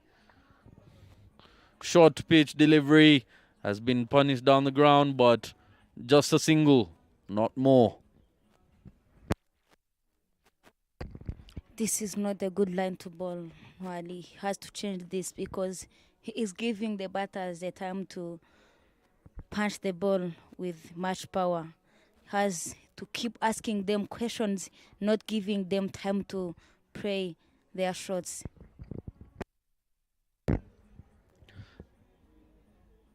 "28 overs done over here. 144 on the board for Team Challengers. Those short pitch deliveries sometimes can excite a batsman and really make him go for a poor shot. You could see on that occasion Munir trying to be very aggressive and plays a cross-batted shot only to get a top edge. Simplest of catches by Chris Yusuf. Powerfully struck once again, but just a single.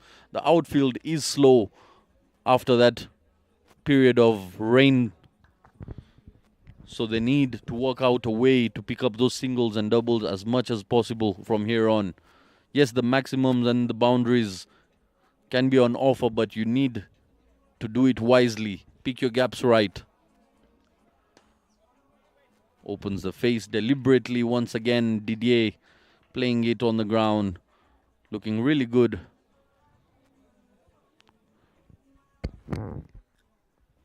You can pick the gap, but when there is no power behind it, can't cross the lob because very good shot again. Is it the maximum? Yes, it is. Very well pressed by Didier. Young Didier smashing that over cow corner, full extension of the arms, a shimmy down the pitch, and lovely, lovely connection. Just the sound off the bat, music to the audience ears. What a shot that was. Shot of authority, indeed, for half a dozen. Plays it on the ground, watchful cricket, smart cricket this by Didier.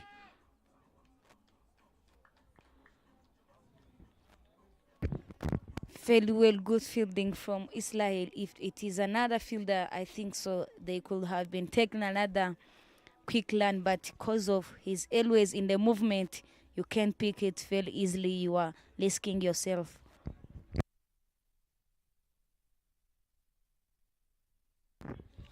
Loud appeal there, but the umpire not moved. It was onto the pads. Subuga Siraj just missing it. Got a bit too excited with that delivery.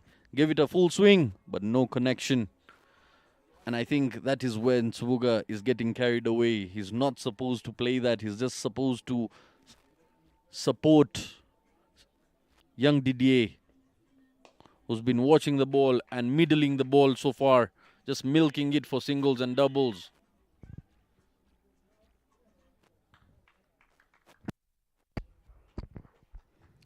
You are right, said this is not the good time to Silaj to start playing in that style, because it's only one Didier who was there for long. Just he need to give him a strike and try to support him, because if he gives out his himself in long way, it will be matter for the team challengers. But also maybe it's about the overs have been decreased. Maybe he's trying to charging on for getting many lands in few overs.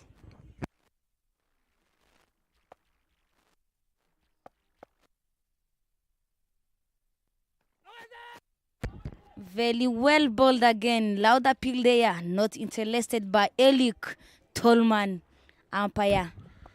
Good bowling from Nwali Stephen. Good shot there, but stopped quickly. No land. Lovely bit of stop there by the fielder. Could have gone either left or right to him. Once again, a full toss has been connected onto the leg side, and a catch has been dropped. Didier gets alive. Would you believe it? They've dropped the crown wicket of young Didier, who's on 65. You cannot afford to drop such catches. As you know the saying, catches win matches. Giving a life to someone who's punishing your side is not a good sight.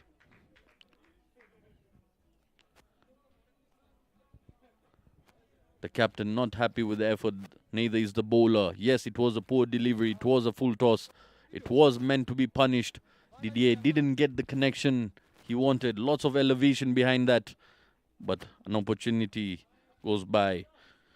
And a wide it is.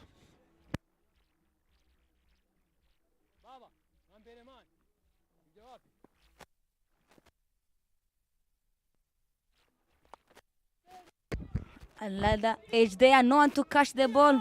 Is it going to cross the lob? Not so ever. Very well learning from that young man, Lodrick, to bring back the ball. Lovely to see.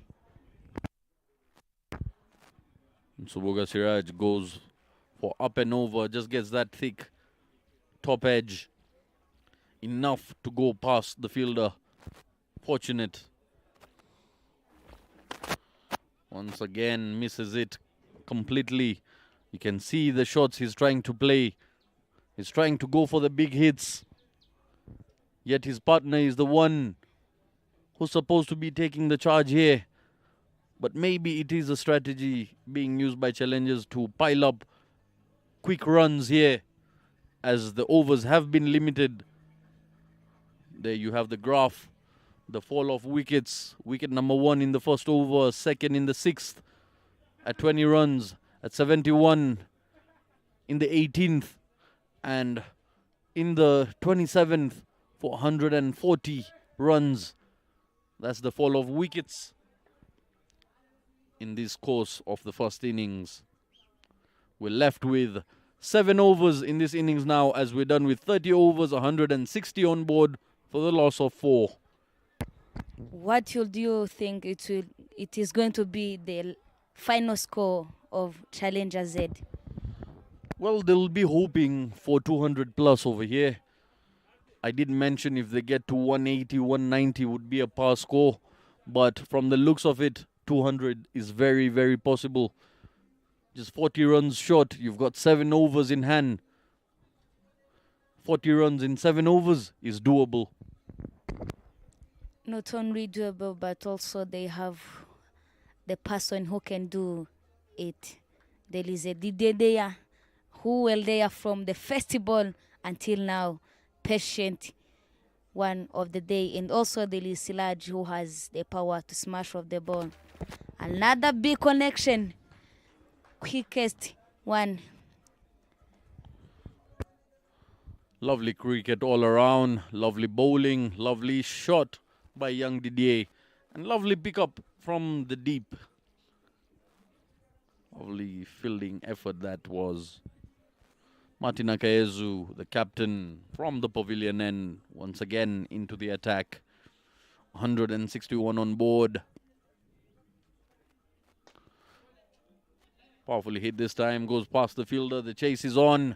They will have to run those. It won't reach the boundary ropes here.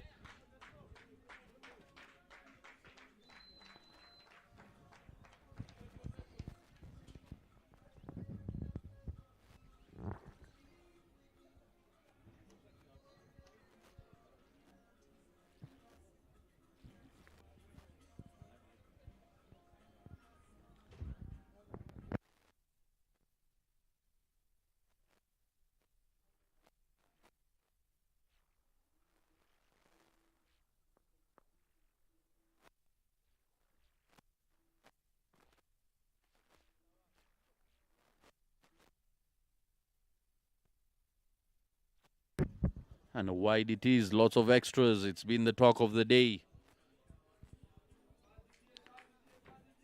There's a shake of the head by Martin Akayezu, not agreeing with umpires, something that has been very common of him. There's always been a sense of dispute between him and the officials of the game, all the way from the toss itself.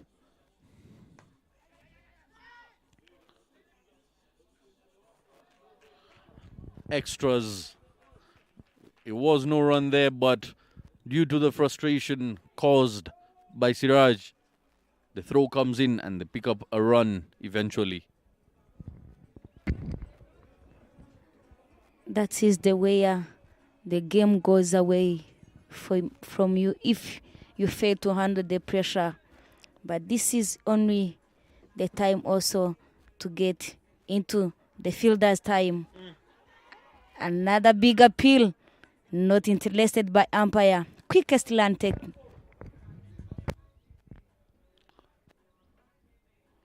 Buys.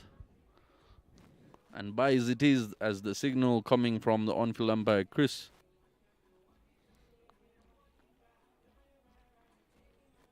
I believe that it had some bat onto it, but the umpires think otherwise, being the closest to the batters out there in the middle.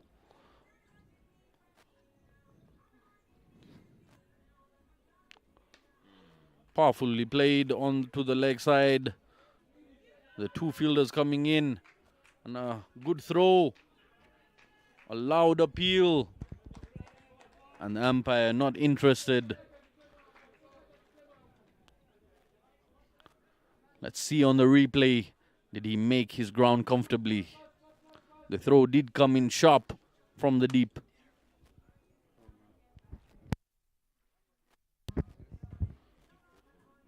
Oh, he was in safely.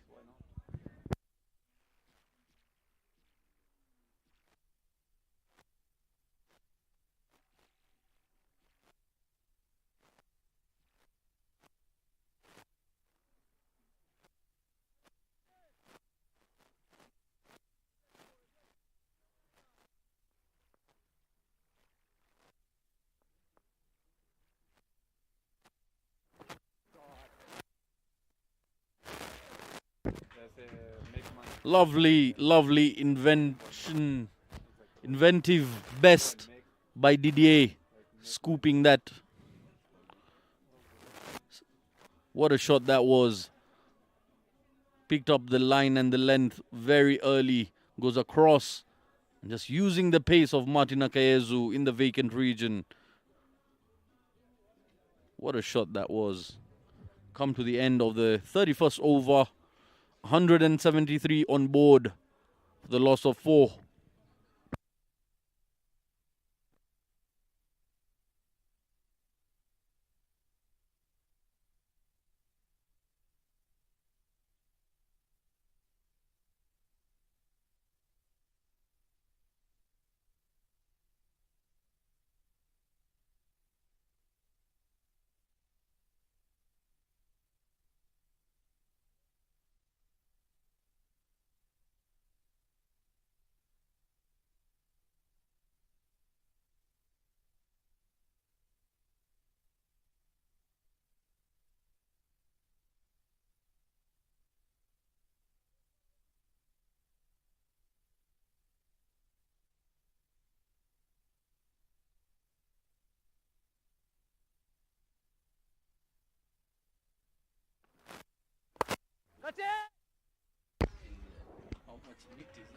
Catch taken now after hitting that ball.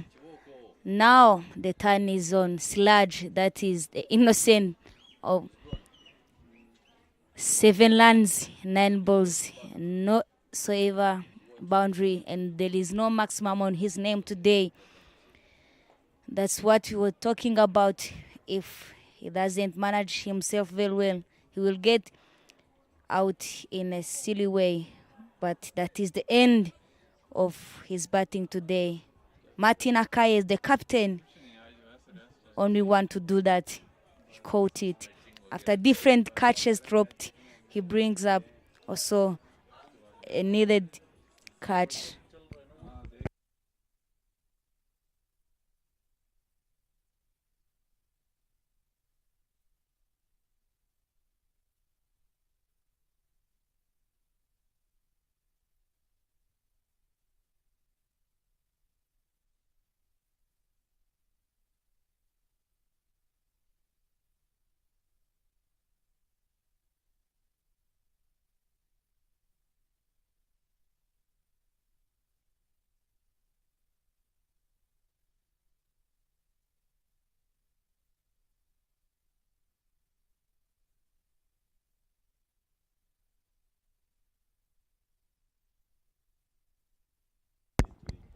Zapibi Menyimana, 5 matches, 4 innings, 65 runs, with the highest score of 57, average of 16.25, by having 95.59 strike rate. Let's see if he's going to get another 50 here, because this is the time to do it. It's a time to hit the ball. Only 5 over 0.5 balls remains. We are praying 37 over.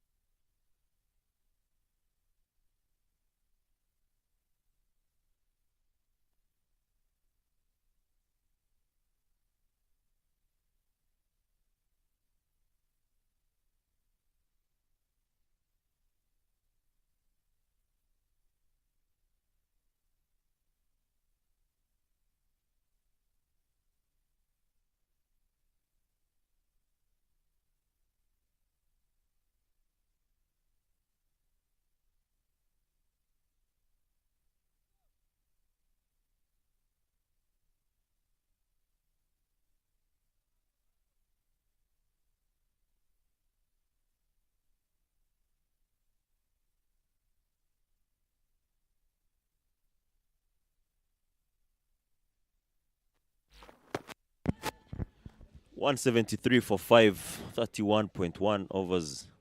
Stephen Mwari bowled 4 and is already in 31.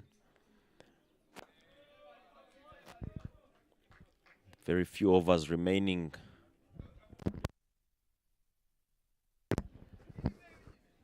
Six overs remaining.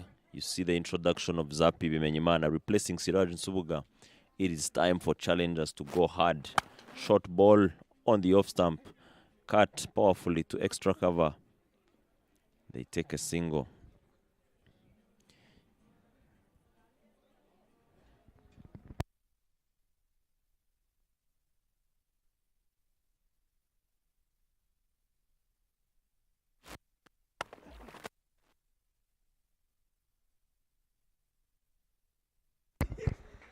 These two brothers, they are just make sure they are rotating no matter which kind of lines that they are getting. The business, it's just keeping the scoreboard ticking. Very nice stuff to see. Another good shot again on the offside. Very good stop by Daniel Gumsenje. Nicely, good cricket played here. Hanga Cricket International Stadium, first over.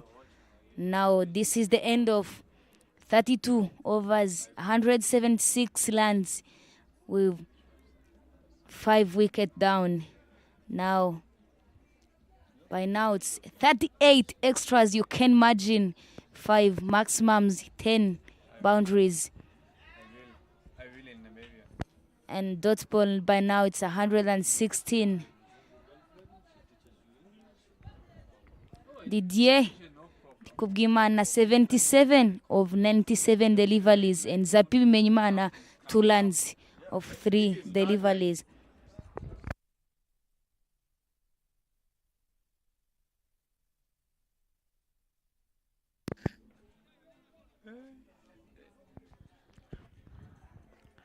Martin Akayezu to continue bowling from the pavilion end to Zapi, from one quick to another.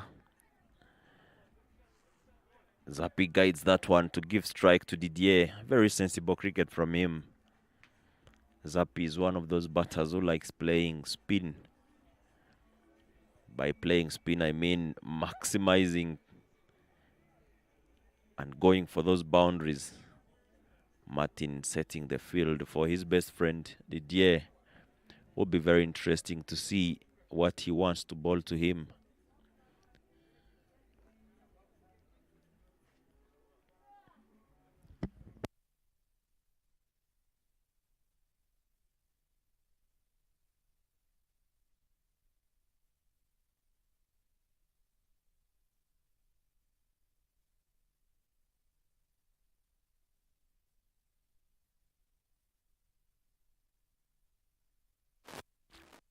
Wide given by Martin. By now extras about 39. Landry, you can understand that if you're a coach of Zonic, what areas to improve according to the game you saw today? Definitely, the extras have not been very helpful to them. It's not that they bowled badly. If you remove those 39 extras, challengers would have close to 130. But the extras we are talking about are the same thing we are seeing here. From the wides to the overthrows.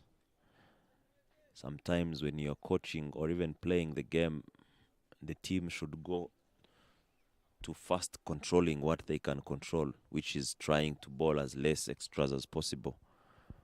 And then start thinking about winning games after there. If you look at it, Didier is the only player who has crossed even 40 runs for challengers today. So the extras from Zonic have been the second run scorer for challengers on this Sunday.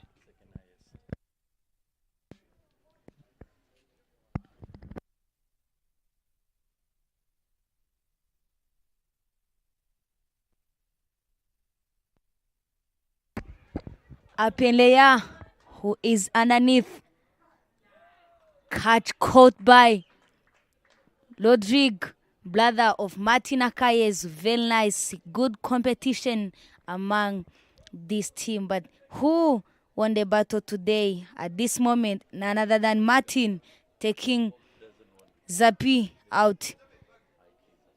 That is very, very nice to see.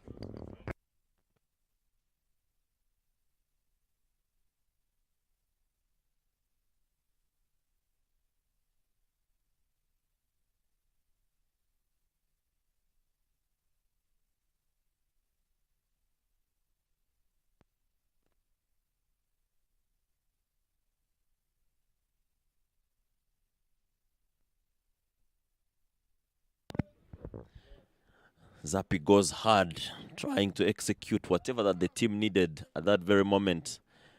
He falls to Rodrigue and Martin, brothers hunting together.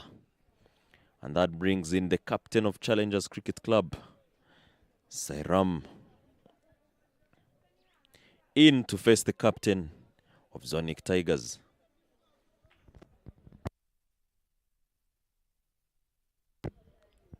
Very interesting to see this.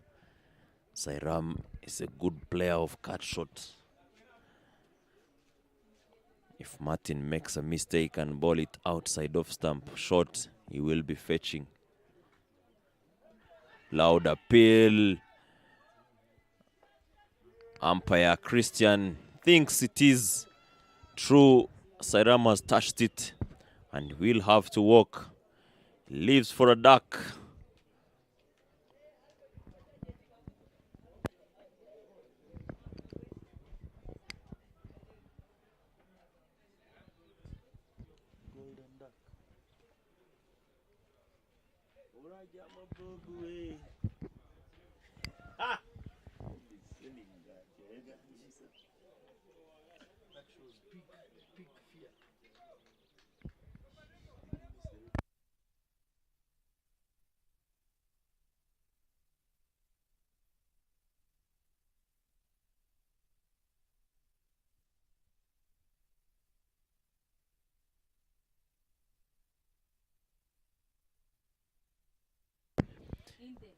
In walking is Ganji Abdallah.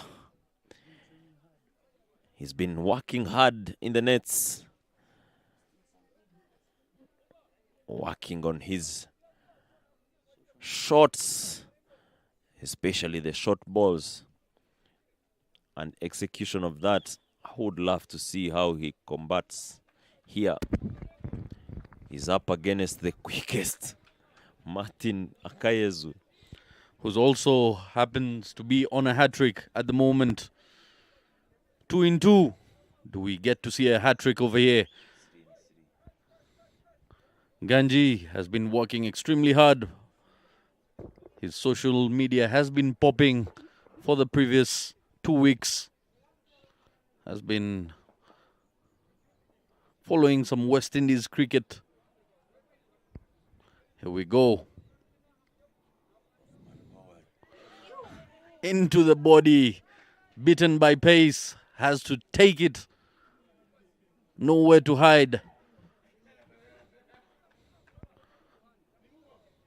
The shot was attempted, but too late. Martin Akayezu being ruthless to the newcomer. 179 for the loss of 7 wickets.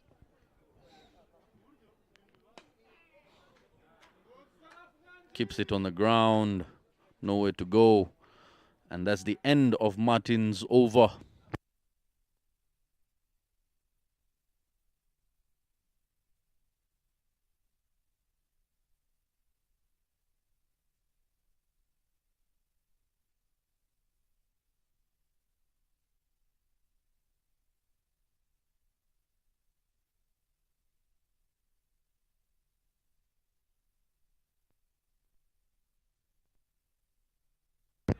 End of the 33rd over. 179 on board for the loss of 7. Team Challenges are finding it a challenge to get to 200 here.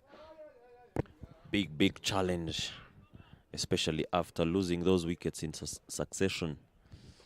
But the Great Wall of Challengers, as I called him since morning, is still in there. Didier Ndikubgimana, this time round with a better strike rate, 77 in 99. Previous game, it was 50-something in 90 balls. Gives a chance, the ball in the air, it doesn't carry to the extra cover. Who is down at the deep? I must also commend Stephen Nwari. Has come back and bowled pretty well than how he bowled throughout the tournament.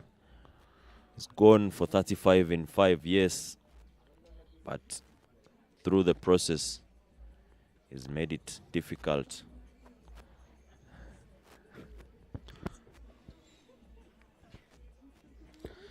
It was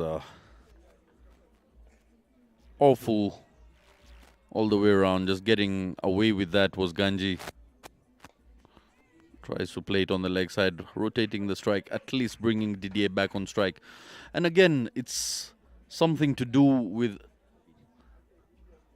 if you to consider the physical aspect of Nwari Stephen, tall guy, bringing in that spin.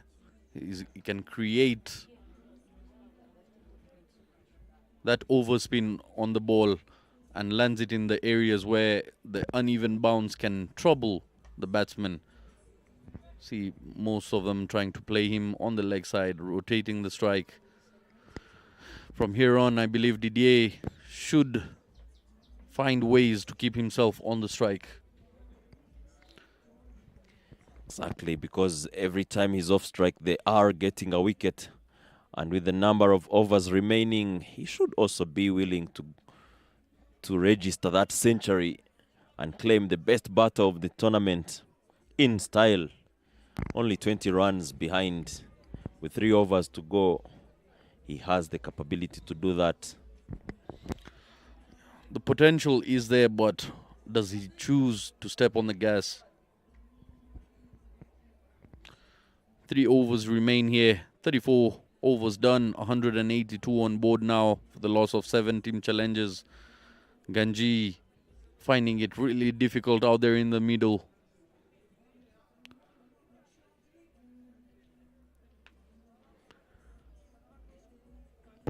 Never comes easy. Yes, he's been working hard, but the execution is a little bit different. Daniel Kumusenge coming in to bowl. Daniel has been quite expensive, especially against Didier, who has assaulted him previously. So this time around, this might be a very interesting over by Danny. Very interesting, but I think he bowled pretty well after the drizzles. Bowling it full and straight. Didier had to work very hard to connect those, especially if you saw how Siraj struggled against Daniel. So I think sometimes, yes, someone is on top of you, but it doesn't mean that you're not putting in the effort. Balls a full toss. Didier on the front foot plays that very well. The 3 fielders on it. It doesn't reach the boundary. They happily take 2 runs. Well, it was a good shot. The outfield still a little bit dampy. Couldn't find its way to the boundary. It was placed in the gap. And Didier doing the right thing, picking up doubles over here to keep himself on strike. Takes the aerial route, catches the call, lands safely. And a good throw.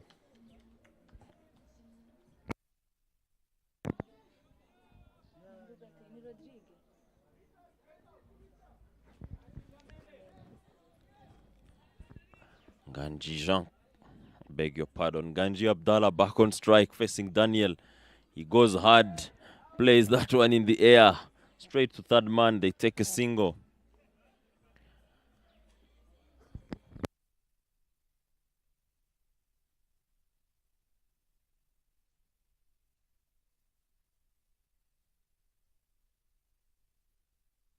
Wake up. 18 runs to reach his century. Zedkan, do you think it's doable? Mathematically, yes. From the scenes on the screen, not quite the day to get that feat.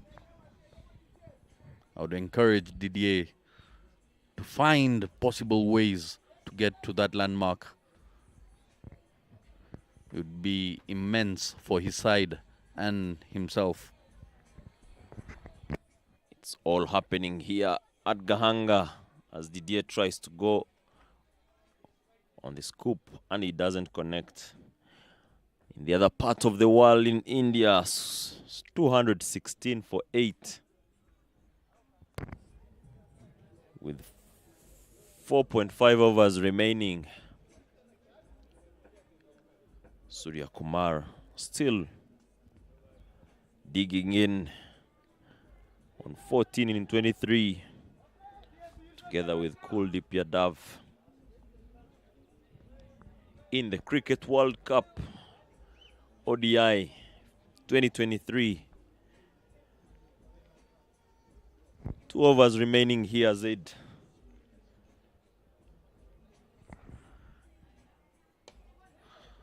Like I mentioned, that 100 is close,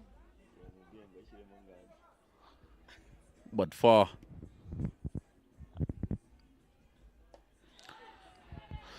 Connects one, the ball is in the air and has been dropped. They will run back for a second. Opportunity rises and goes in vain. Gumisenge would have picked up his second wicket, not backed by his fielder in the deep.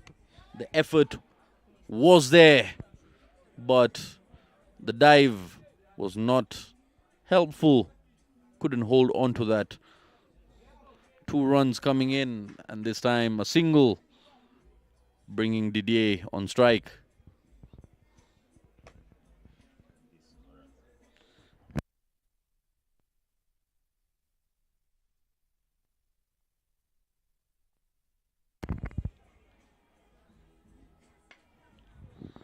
Plays it down the ground.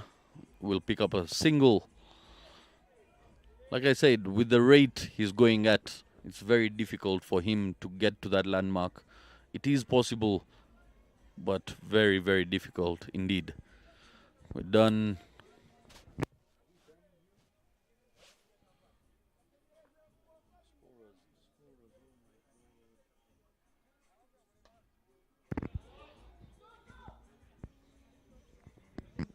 Struck that ball onto the leg side.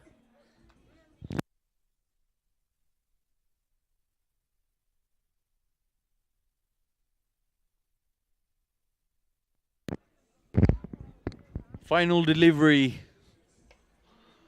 Plays it onto the leg side. Will pick up a single and keeps the strike. Didier gets to 84 of 108 deliveries. 36 overs done here. Final over of the first innings. 192 on board for the loss of 7 wickets. What a day Didier has had just a few hours before he flies to Namibia. Count this as a practice match for him. He will be facing the big guns in Africa cricket. Namibia, Kenya, Uganda, Tanzania, and Zimbabwe. Not forgetting Nigeria. Will be a round-robin tournament. And the 2 teams qualifying for the T20 World Cup. Very exciting times for cricket in Africa. Specifically East Africa, with 4 teams out of 7 teams in Africa.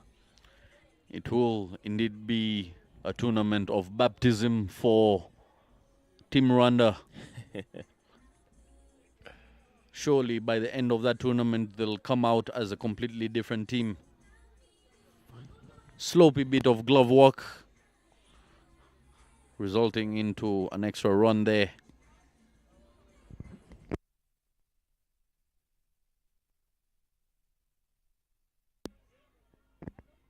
Not sure about Didier's 100, but 200 for challenges looks to be possible.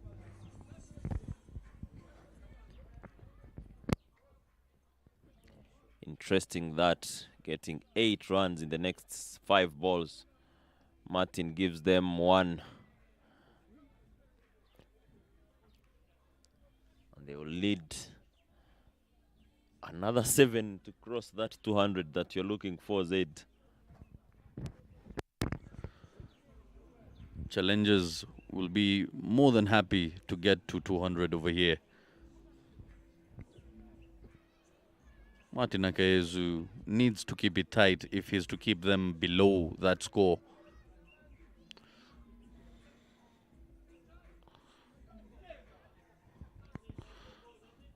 Because the 200 mark can be a psychological challenge that challenges throw at Team Zonic here.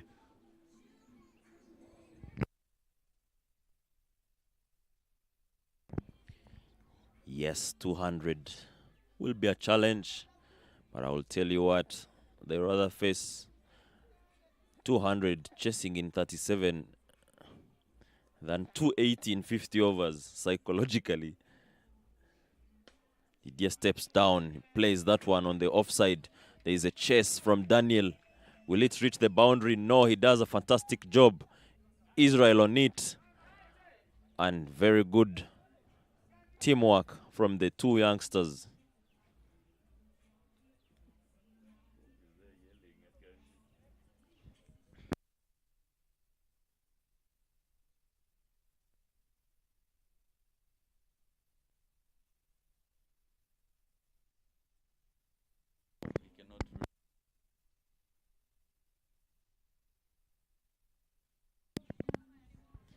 Didier back on strike.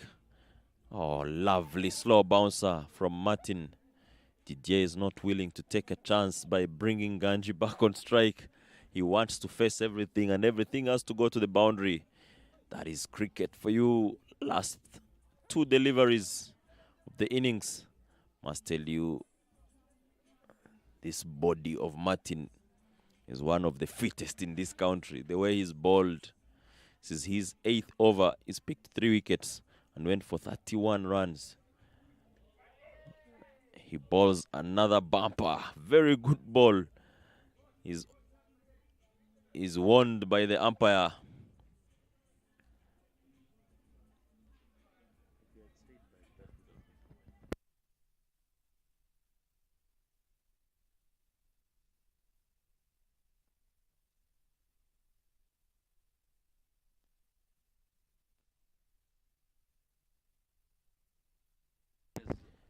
Last ball, slow ball. Martin tells Daniel, stay, don't throw the ball, it's okay. They can have this single, but what a knock from Didier. 87, 88 in 112 balls. He's done a very good job for his team. The man carries the bat. Played all the overs here, young Didier. 87 he scored. Ganji, they're playing a small role, scoring 6 of 10. 198 on board, 199 to be scored by Team Zonic in the run chase here. It's a day of chasing. Will Zonic Tigers be up to task over here? Martin Akayezu finishes off with 32, picking up 3 wickets in his 8 overs that he has bowled.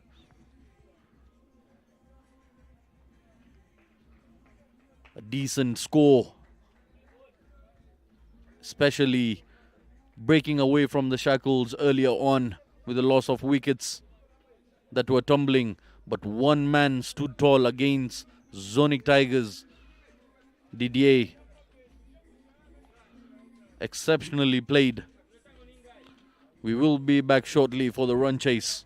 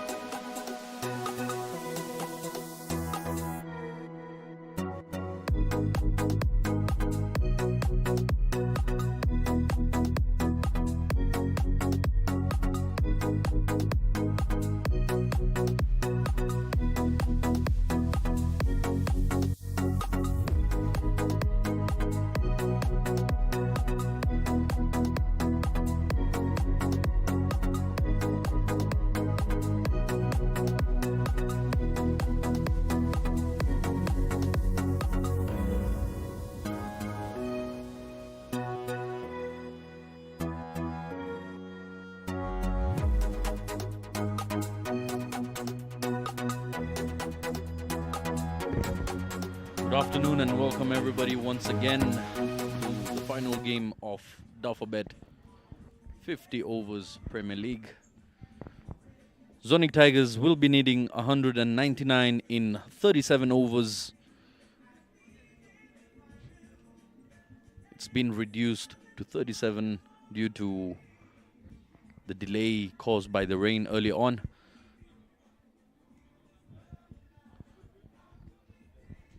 We've seen some remarkable performances by certain individuals.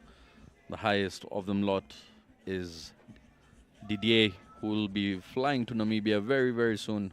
Good signs for the national team. Speaking of national teams, I'm joined by the coach of the Rwanda national side, Lee Booth. Welcome, Lee, to the commentary box. Thank you very much. Good afternoon, all. Yeah, fantastic little innings that from Didier. Hopefully gives him a bit of confidence, and yeah, we'll see how the boys fare. Been watching this game slightly through one eye, just making sure that all the boys pull up fine, make sure we've no injuries ahead of flying tomorrow. Obviously Zappi here opening the ball, and he's been bowling lovely recently, so again, hopefully gets through today, and that continues into the qualifiers next week. Bit of a warm-up sort of position for the national side players. Leading from the front is Zabi Bimenyimana, starting the bowling attack for Team Challenges here. It is a big ask for Zonic Tigers. 199 in 37. Very, very possible. Let's wait and see which way do they choose to go. Nitanga Wilson, 5 matches, 5 innings, 184 on the board. Number 3 in the top scorers of this tournament. 109 being his highest total. Alongside him is Gumyesenge Daniel. Both very exciting youngsters. Wilson also being part of the national side. It'll be interesting to see how he takes this task upon himself. Yeah, fantastic knock. Had the pleasure of watching that 109. Battered really nicely through that. Again, he'll be looking for something similar today if they're going to have any chance. You know, judge the pace of that innings very well. He'll need to do that again, but it'll be tough up top here against Zappi. So yeah, exciting matchup, and I think a lot might be decided in this first 10-15 overs of this innings.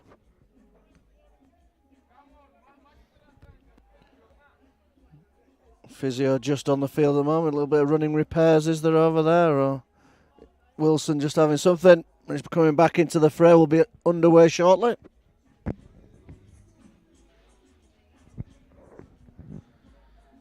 Will be interesting to see. Of recent, we've witnessed in the World Cup for the first time the first batsman to get timed out, a Sri Lankan. Yeah, I mean, if any Rwandan's going to be timed out, I'd probably put my money on Wilson, to be honest. A fairly laid-back character. Yeah. So it wouldn't come as a huge surprise. But as you said, he's certainly a fine talent. Usually a relatively slow starter, but once he gets going, can find that boundary. Again here, just be a case of trying to get started against what will be a difficult opening attack here, I'm sure, from Zappi. Oh, lovely delivery to begin with. There is slip. Bob Bashir Songa in the slips. Didn't get the opportunity to do much with the bat. I'm fairly certain there'll be plenty of noise coming from Bob there in first slip. He'll be letting all the batters know he's there, ready and waiting.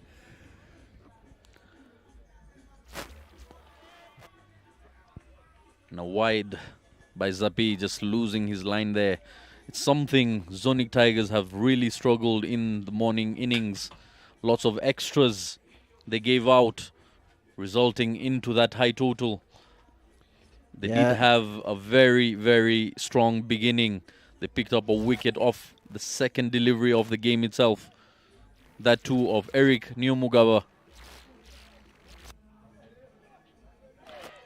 Oh, I was saying on a sort of dying little pitch, plenty of pace and bounce there. That one really waking Wilson up. Just back of a length, but that really climbing through to the keeper.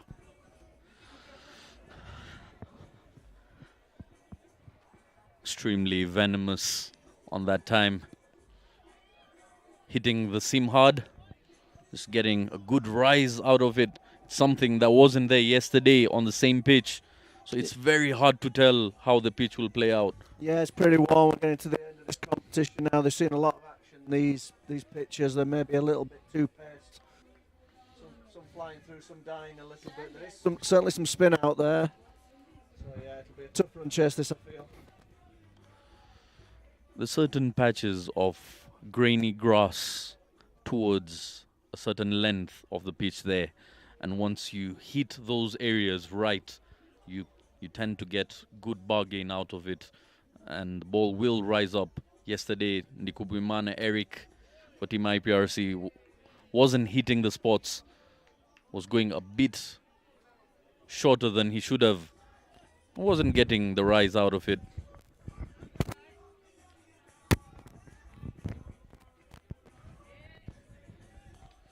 But today you have seen the likes of Martin Akayezu and Zapi, who happen to have more pace than Eric.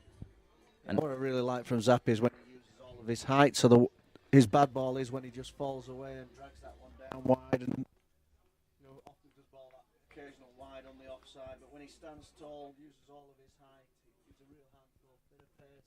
Not express, but enough pace there. And when you couple that with the height, yeah, it can be a handful as long as he just sits that, niggling just back of a length. Very hard man to drive using that height. And also, I totally agree when it comes to his follow through as well. If you see the front shoulder collapsing squarer of the wicket is when he happens to lose his line, because his body frame doesn't support the straight line of delivery. Yeah, totally. We've done quite a bit of work on that, trying to get him chin up and really driving down that wicket.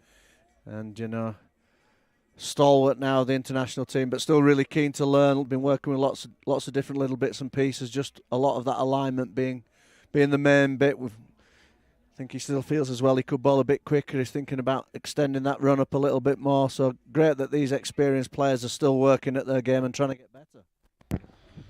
One thing as a coach I would like to ask you is, how do you tend to identify what sort of a bowler or a bowling action does a particular individual have, be it chest on, be it side on?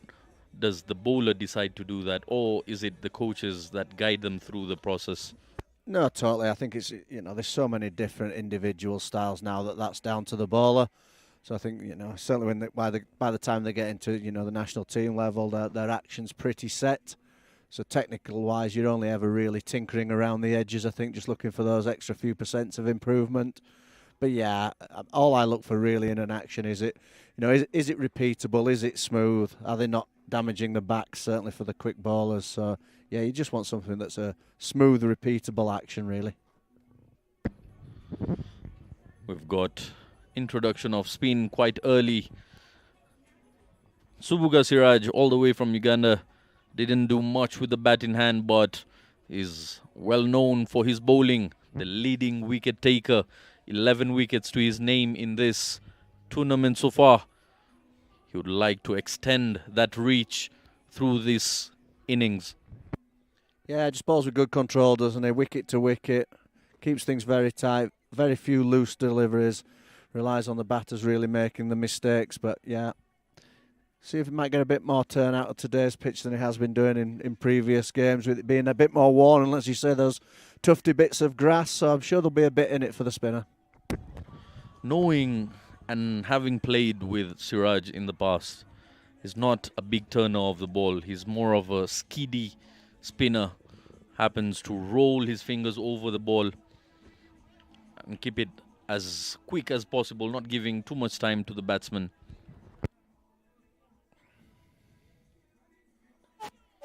Yeah, exactly what we're talking about there. That's where he just looks to nag away all day there. Full straight, like you say, not much turn, pretty flat through the air. Again, putting all the emphasis on the batters as to how they're going to, score some runs. And again, it's always difficult to play a skiddy spinner with a new cherry in hand. The new ball does provide that extra pace through the air. So as a batsman, you've got to be very watchful and very careful.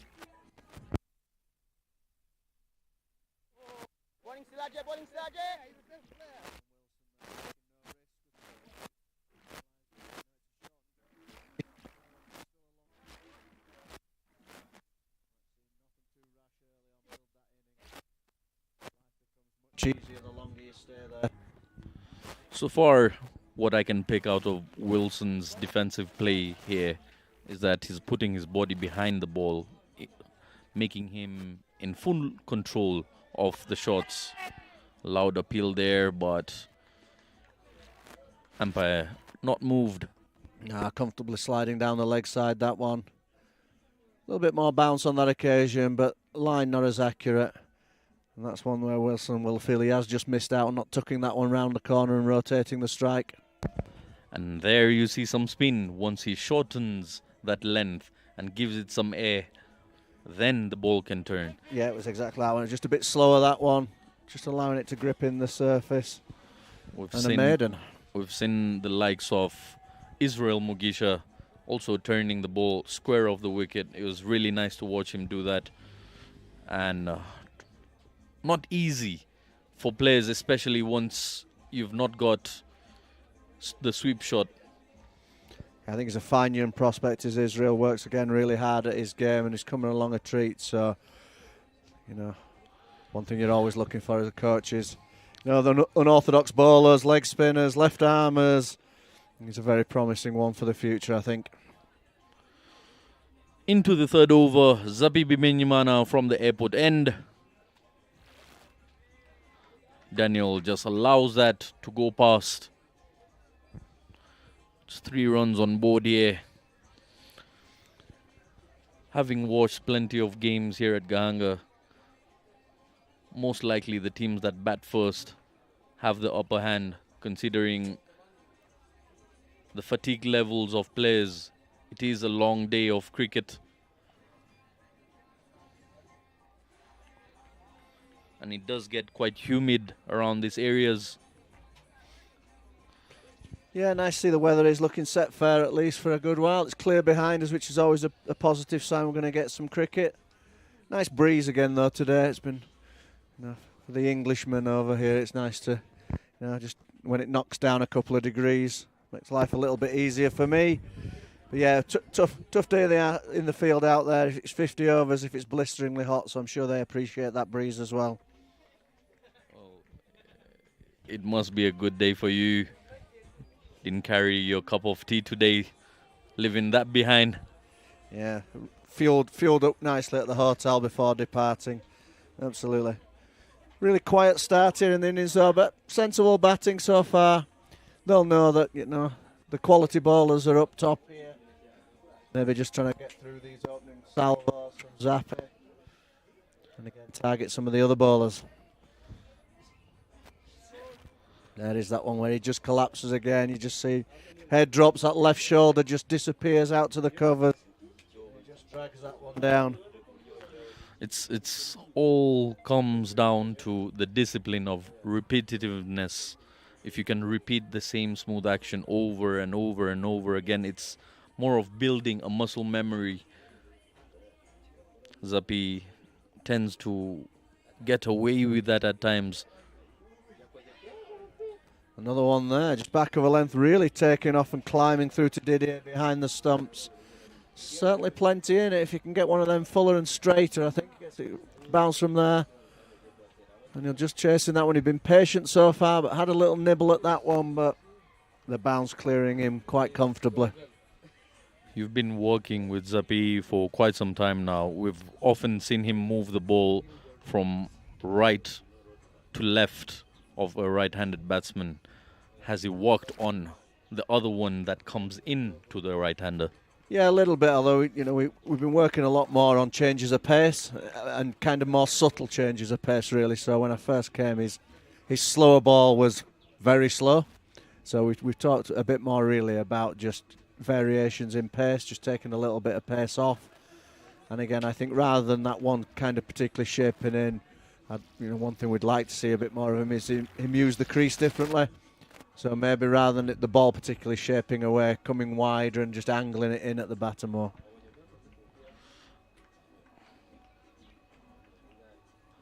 We come to the end of the third over here. Just 4 runs on board, but still wicketless.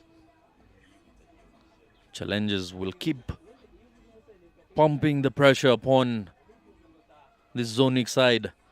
Yes, they can have a slow start, but again, you need to understand, to chase down a high total, you need to make the most out of the power play. See their run rate's already at the 6ers. Never that easy chasing with the rain that's been around. It is a slow outfield. It's not its usual quick self. So, yeah, it's all well and good to have a little look, but you can't go on too long. But, yeah, been good bowling so far, with the exception of a few wide deliveries. The rest of the stuff's been on the money and hard to get away.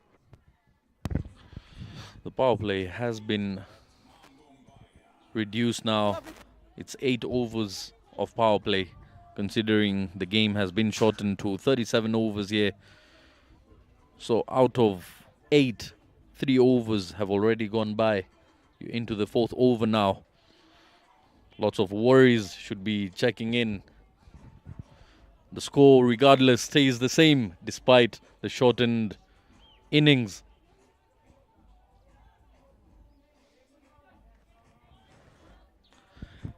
Changing the field here with a new batsman on strike.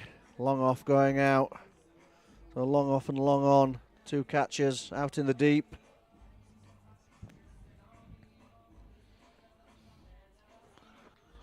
Daniel allows that to go past him. But it is a bait Siraje is putting out there. If he happens to just reduce the speed over there. An edge comes up. Didn't carry all the way. Daniel Gumisenge wasn't in control of that. He's yet to open his account. He's faced 7 deliveries so far. And misses a chance. Difficult return chance there. Bowler diving away to the right. Got a little bit of a hand on it, but couldn't hold on. Daniel does get off the mark, but in streaky fashion. Would have picked his 12th wicket there. Something worth celebrating for him. And he will let a batsman know he's picked his wicket. Very, very loud with his celebration. Never easy as a return catch. One came pretty quickly to his right. Reacted fairly well. Got a bit of a hand on it, but it doesn't. They just stick or they don't. Them ones. Be slightly disappointed. Never like dropping off your own bowling though. Well, if others drop your catches, you always happen to give them a word or two, but correct. Can't really have a mirror in the field. Again, that quicker one. Yeah, just out of the front of the hand, that one, isn't it? Not really trying to turn that one at all. Pushing it out of the front of the hand, trying to skid that one on. Wilson trying to imitate the innings played by Didier earlier today. Taking his time. He's on 2 of 16 deliveries. And we know Wilson is not someone who can sustain that for a long period of time. It will frustrate him at some point, and he will tend to bring out some shots that he's not used to. Yeah, and the bowling's been good, but I think what the batters need to look to do is just rotate. There's not been very many easy 4 balls out there at all, and there is an edge just falling short. Was it a bob? Let's have a look at that one on the replay. I'm not sure that one carried. We'll probably tell him it did no matter what, but let's have a look when we see the replay. It was a sharp one. He was coming down to the left of Bob there. He did an excellent job just stopping that. Yeah, didn't carry. Unfortunately, we can't have a go at the great man. That one didn't carry. It doesn't go down as a chance. But again, another good delivery from Zappi. That's right on the money. 4th stump line. And as you said, just taking that ball, just shading that ball away from the right-hander. As much as anything, what I really like about how he does that is just gets close to the stumps. You see so many fast bowlers quite wide on the crease. That means it's so difficult to take the ball away from the right-hander. thing I do like about Zappi. Tight into the stumps, just meaning that angle's much easier to create that, almost the feeling of it going away, even if it isn't really swinging or seaming. And the beauty of it is that he does it unknowingly.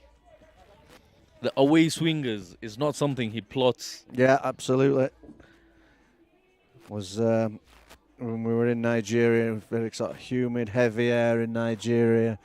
I was surprised the boys of all teams really weren't getting it to swing around more. I had to have a little go myself and prove that you could swing it out there. So yeah, something that all of them need to work on. Never swings for long, this white ball, but if you can get it moving around in these first few overs and pick a few wickets, that's crucial. Oh, lovely, lovely delivery there. It was in the block hole there, getting it much, much fuller.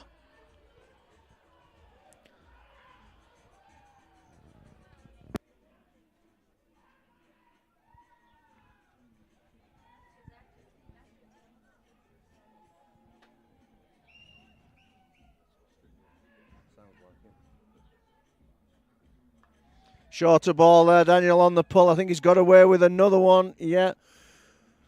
On high on the splice of the bat. No control over that. But landing safely. Didier trying to get round to that from behind the stumps, but couldn't get there. Again, that change-up bumper delivery by Zappi, catching Daniel by surprise. Living a bit of a charmed life now. That's 2 chances that have gone up in the air but fallen safely. Well, if you see the likes of Gumisenge, Daniel, who's barely trying to survive out there, not trying to play any shots. A big unit like Zappi coming down at you and bowling that hard length with a rise on offer, it's never, never easy as a batsman. Yeah, the pull shot looks like it'll be very difficult at that end. As you say, that ball rising. Another superb ball to finish the over there. Just nipping away. Not finding the edge on that occasion, but Zappi's causing trouble. Most balls out there at the moment. 5 overs done here. Team Zonic yet to get into double digits. 3 overs remain of the power play. An extremely watchful and slow start by Team Zonic, hoping to target a certain bowler later on in their spells, but let's hope they don't get too late.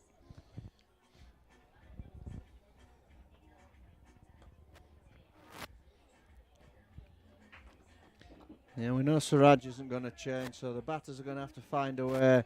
We know easy boundaries, but it does feel like, long off and long on back, punch down the ground. There's plenty of wide open spaces through mid-off, just punching it down there, getting off the strike.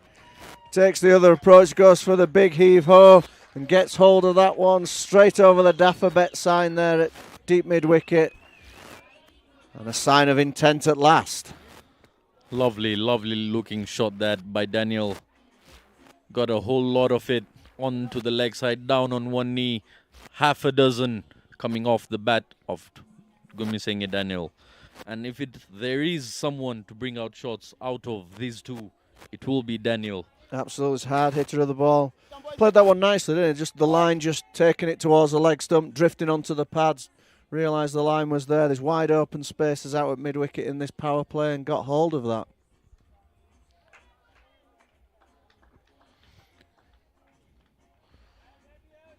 Be disappointed with that one. Dropped a bit shorter. All that room again on the leg side, but picked out the one fielder there, hit it straight at him.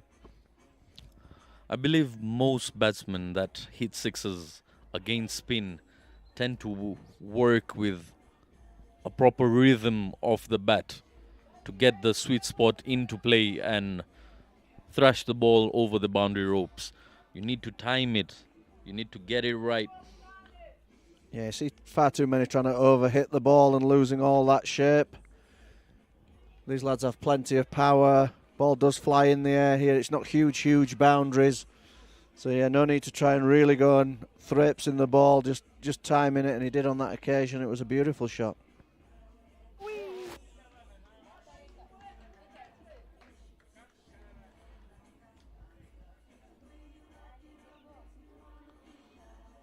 We come to the end of the 6th over here.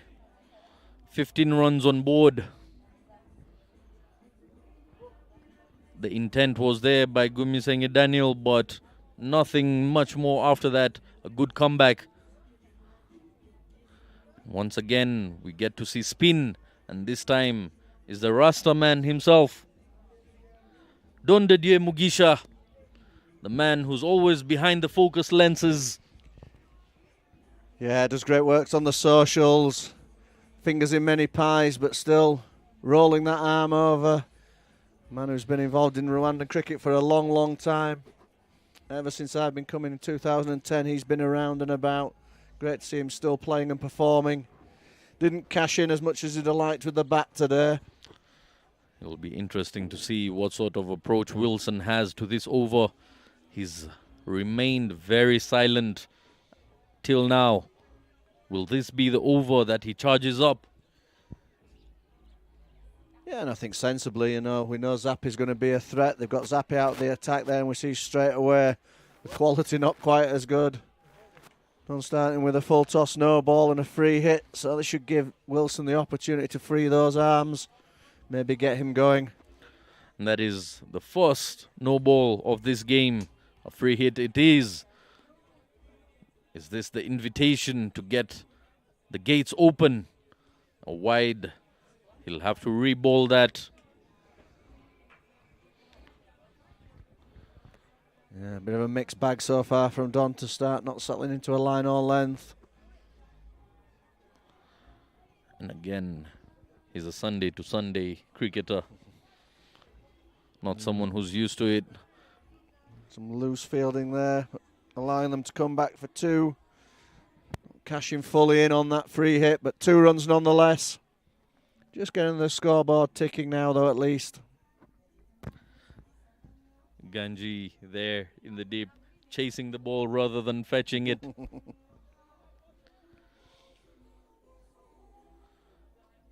It's always a question with Wilson. At what point does he trigger? At what point does he get out of his comfort zone and go for the shots? It's really concerning, especially for you as the national side coach, because he's been provided multiple occasions of opportunity.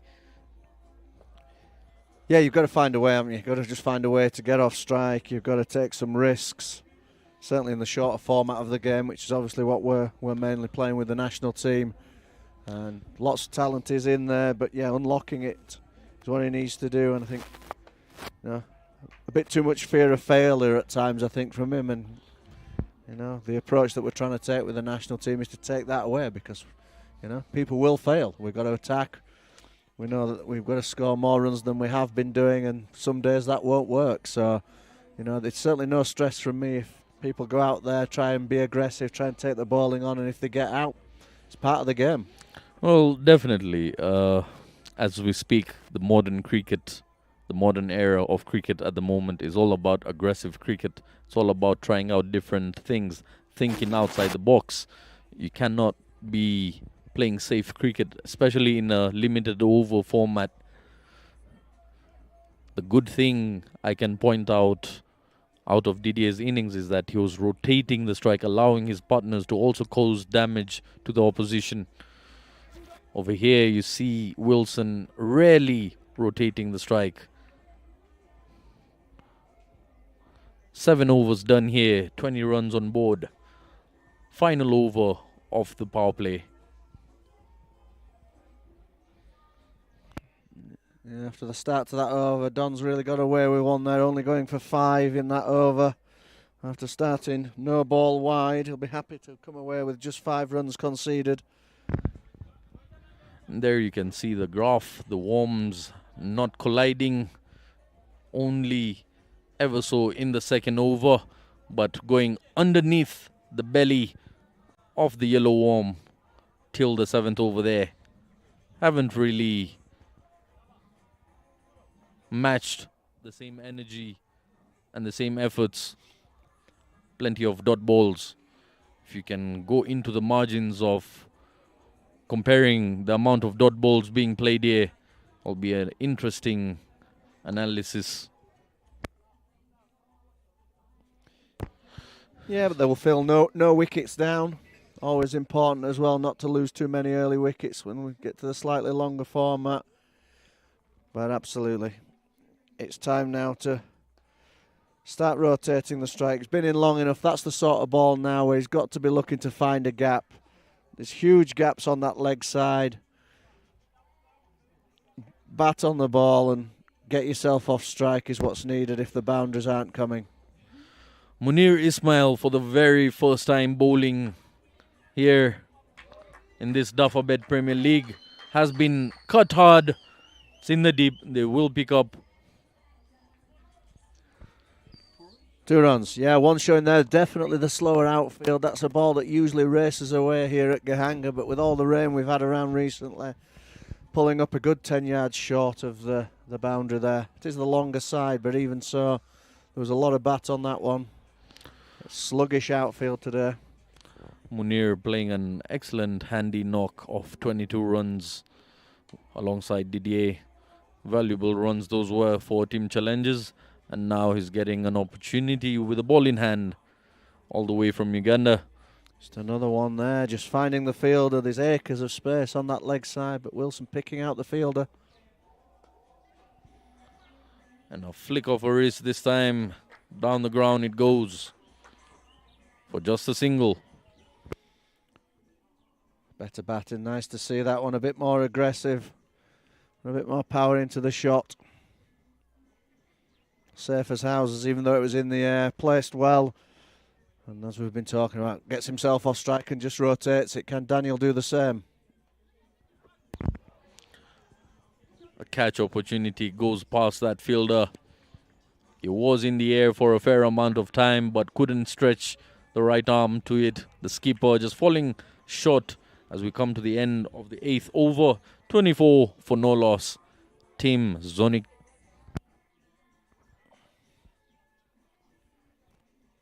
Yeah, only one man in the ring on that leg side there. The captain Sarenbury is getting a lot of work there. Sure, if I was him, I'd be looking around and saying, why am I the one who's got all this area to cover? I'm the captain, I set the field. I'd be hiding myself a bit better than that. He's putting himself right in the business area. Changing the commentary box here, joining me to my right. Landry, how are you doing? I'm all right, Coach. How are you doing? Yeah, very good, thank you, very good. Been nice to watch a couple of games of cricket this weekend as we've been chilling out really ahead of travelling tomorrow. So yeah, a couple of relaxed days before the business starts next week. Very true. Couple of nice few days with the boys. Obviously, Didier getting some practice today in the morning. Do you hope that it builds his confidence going to the big tournament? Yep, absolutely, yeah. Again, Martin's just walked in front of us as well. I thought Martin bowled well. Didier batting well. Good start from Zappi, so yep. Again, hopefully. Still hoping no injuries, bit of confidence boost, and yeah, everybody fit to travel tomorrow. Definitely. I thought Martin bowled very well, and also looking at the way he batted yesterday, he looks a man determined with some processes he's trying to go through, which is nice. Yeah, we had a little game finishing early yesterday. We had a little practice match, most of the boys out there. Martin, it might have hit the biggest 6 I've seen here live, directly into the bar. It's a good job I wasn't sat in my normal seat because it would have hit me straight in the face. It was a big blow, was that one. I would want to believe you'd have caught the ball instead. Yeah, maybe. Maybe 20 years ago. These days I just get out of the way. True. Don just rolling one out there, maybe getting away with a wide. Interesting. Half a glance from Wilson at the umpire there, but nothing good, nothing doing.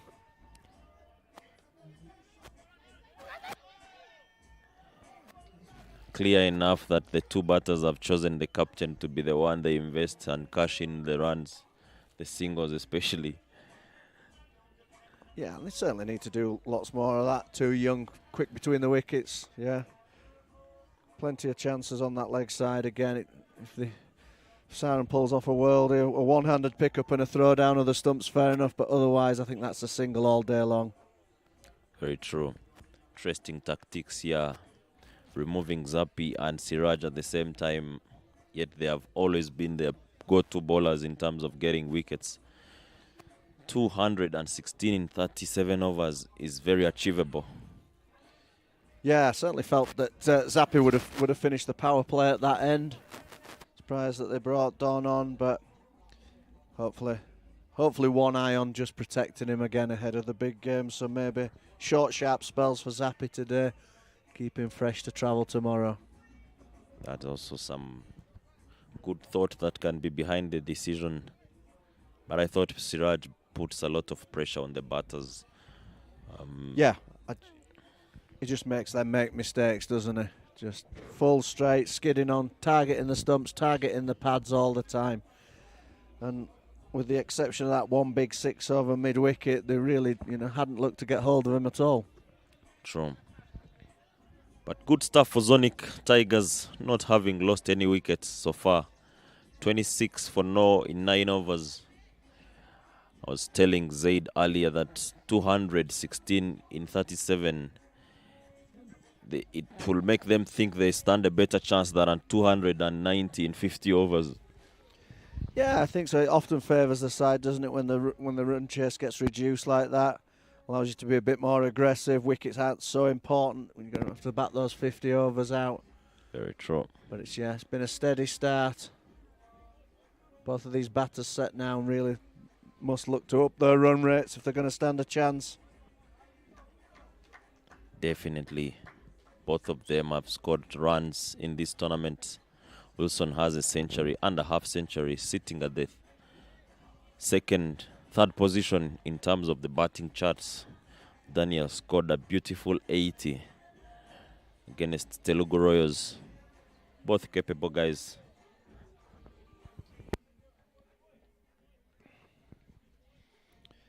And you just feel now after the power play, we've got all the sweepers out now. Deep mid-wicket, long off, long on, and deep extra. Got to be plenty of opportunities for 1s and 2s now. Definitely. Also looking at how Munir is trying to bowl. They just need to get bat on ball. Wilson started quite very slow. But a good player is the one who knows when to accelerate. Yeah, Munir doing a good job here. Working. He's got that packed offside field. He's bowling a pretty controlled line. Certainly can't afford to bowl too straight with the field he's got set up. So hanging it outside that off stump. And at the moment, the batter's not prepared to take any risks and attack. Lovely shot. Oh, but picks the Into man the directly hands. out at long off.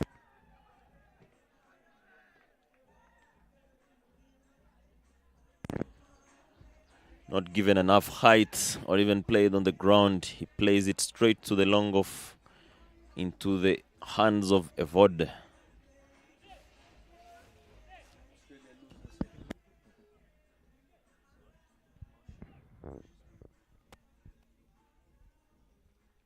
Yep, good contact that, but not getting enough elevation.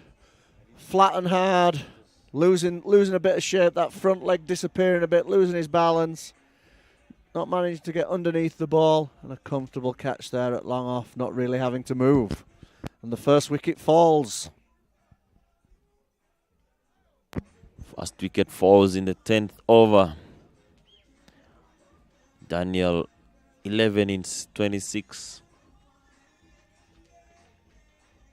Something to reflect on there for Daniel in that innings. Looked to have no method really of rotating the strike off the spinners, and again the 2 big hits was all that came, and the rest nothing. Work on that footwork. Like we're saying, big open spaces out there for the 1s and 2s, but it was dots or 6s was his only plan, it seemed. Very true. And in walks Chris Yusuf Namoranye, the under-19. Finding Wilson on the crease to work with him. Chris is another exciting talent. Loves hitting the ball hard. Yeah, usually what happens with Chris, there won't be many dots here. Very attacking player. As you say, does hit the ball very hard. He's got lots of power for a fairly slight man. Clears the ropes with ease when he's in good form. So I think we'll be looking here for them to clear a few ropes, get this run trace up and running, slipping behind a bit more now. You see the run rate now creeping up and up. I think if they back themselves up, they stand a chance of doing their job. The two men on the crease there, Yusuf and Wilson, if they can push for a partnership. There's Baptiste who's still behind. Martin himself, the captain, hasn't batted, and if they can give him a chance of getting closer to the total, anything can happen. Really. See there, Chris's strike rate 110, very good. And that's what will be needed here.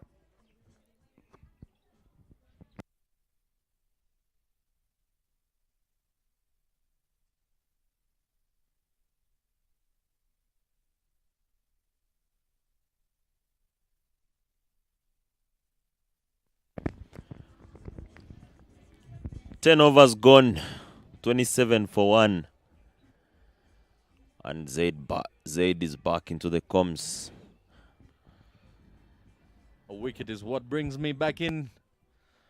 As we see Namuhoranye, Chris Yusuf, a very exciting youngster. Will be interesting to see. We've got two opposite characters playing for the same side. Chris, who loves to smash the ball a mile, and Wilson, who takes his time, flighted delivery, plays it down the ground, just a single. A wicket brings you in. I want to know if it is the India one or the Challengers one. I correct myself, wickets, both bringing me in. The World Cup fever is never dying. Never Very dying. exciting game on both ends. Very interesting to see Australia chasing 241. Exactly the same thing England had to chase in the last World Cup final, 2019. The drama, super over, and all sorts of things that happened. Indians, 13 million people. Well, speaking of coincidences, you know who hosted that World Cup and who won it. I would want to believe you, but Australia seems to have different plans. But I guess you should never say never. Well, India's played some very good cricket over the last few days. Not lost any game in the whole World Cup. Won the game from every scenario. I think it is the best team so far. and nothing short to the Australians. The way they bounced back after the initial two losses lets you know you cannot take them lightly. 5 times World Cup winners, never to be taken lightly. There you see the exciting Namuhoranye, Chris Yusuf, swinging hard, doesn't get the connection this time around, and they pick up 2 runs comfortably. Even in the intention of running doubles, you can see the excitement by the youngster. Wilson is quite hesitant when it comes to running doubles. Very fit guys, they work very hard. And it shows when they come onto the crease here. Loves hitting the ball, but he'll need to be cautious because fielders at the boundary are not jokers. Don Bozalegi, he gets behind it and plays it on the long off. Those are the fielders I'm talking about. The Zappi and Siraji fielding, patrolling the boundary. They want you to hit it to them. The clever thing for Zonic now would be rotating and looking to get 7 runs and 8 per over. 11 overs done here, 33 on board for the loss of 1. We're into the 12th over. And again, the energy coming through by Namuhoranye, Chris Yusuf, is quite infectious. You can see the likes of Nitanga Wilson also upping his strike rate because of the youngster running those doubles and trying to pile up the runs, not allowing the pressure to get ahead of themselves. And there you see the Ugandan back into the attack. Munir Ismail is Way to go.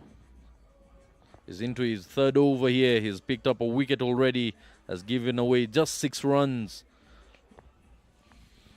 Way to go for Chris Yusuf and Wilson. Just rotating the strike. Easy. It comes. Just play it on the front foot. There's big space here. I mean, it could be another tactic to keep Wilson on strike for as long as possible, because he's not really trying out too many shots. The people who are trying out the shots tend to give up their wickets, but Wilson is quite scared of losing his wicket here. He knows the responsibility resting upon his shoulders here. Only when he finds it as safe as a bank to play a shot is when he offers one. 13 in 40 balls cannot lie. But I want to believe he can back himself and try. We saw Didier doing the same thing in the morning. Easy stuff from Chris Yusuf. Just rotating, soft hands. I would not want to believe that that was a chance. Well, you're asking Don Light to attempt something superhuman.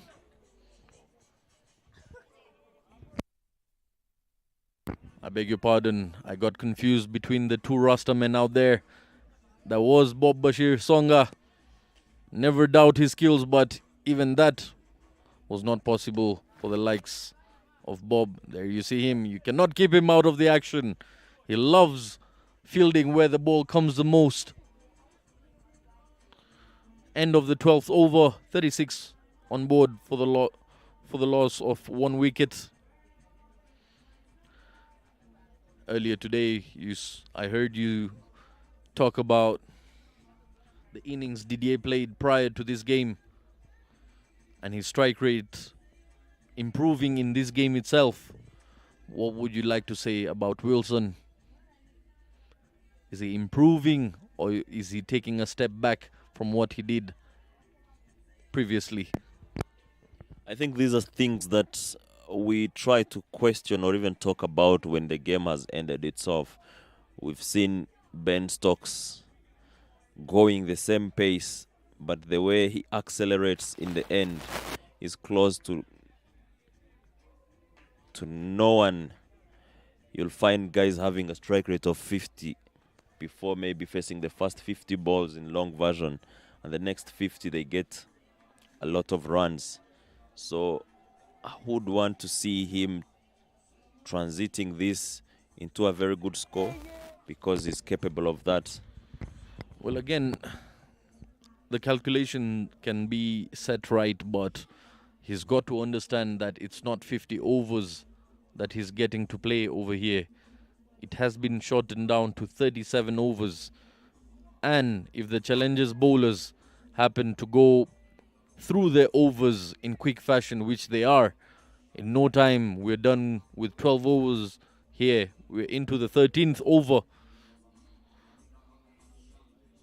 And the flow of runs is just too slow, especially being a run chase. Definitely pushing it to more of a T20, 180 in 25 overs. Just getting some bat onto it this time around, surviving that vicious delivery by Don. Not much of a turn to it. Don Didier Mugisha once again.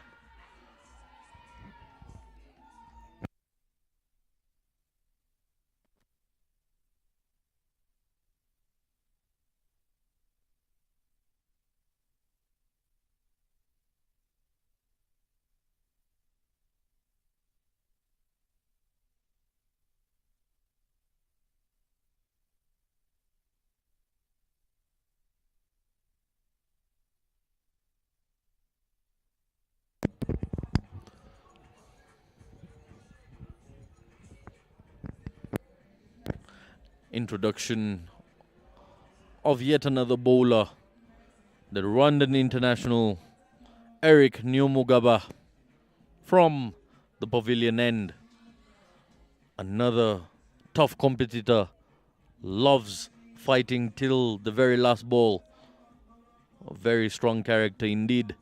Jersey number 49. Very good player in Neo Mugawa.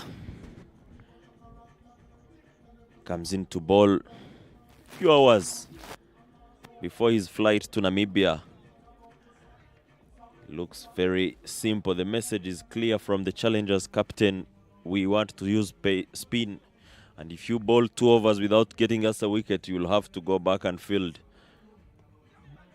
Yusuf moves to that very well and places it.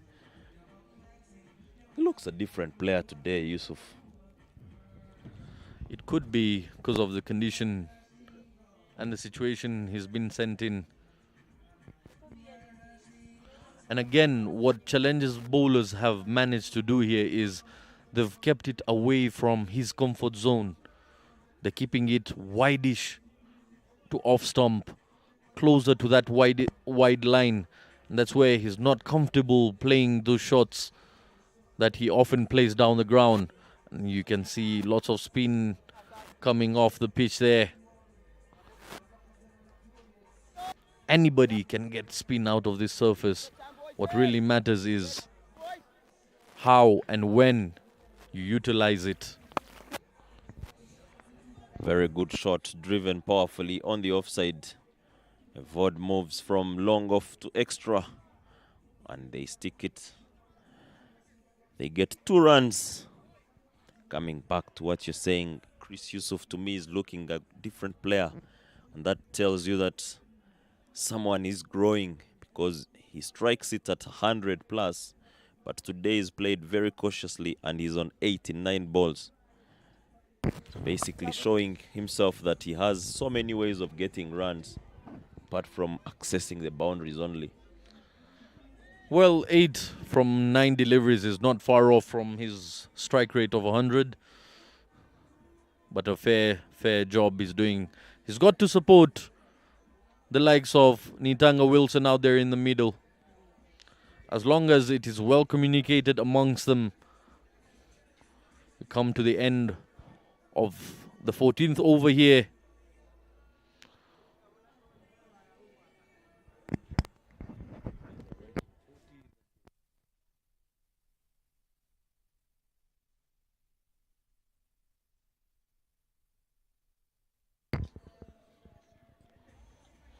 "40 runs on board for the loss of 1 after 14 is Team Zonic. Don Didier back into the attack. Flighted delivery. Change of angle and side by Don. Interesting. Calls himself tricky bowler. Let's see the tricks.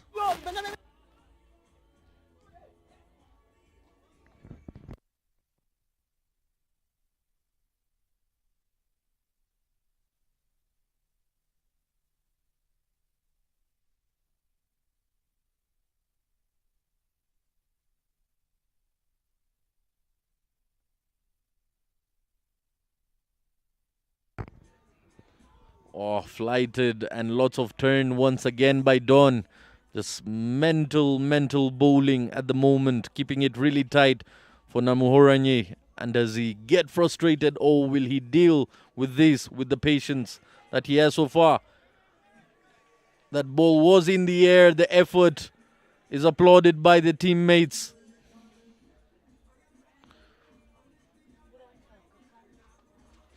Just falling short a few yards.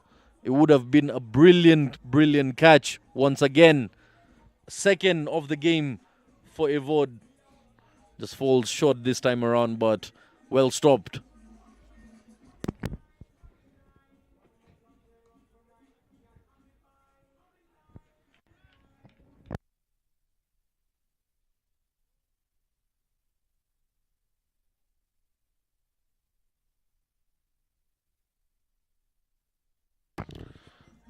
And again, flighted. Plays it down the ground. 1 bounce.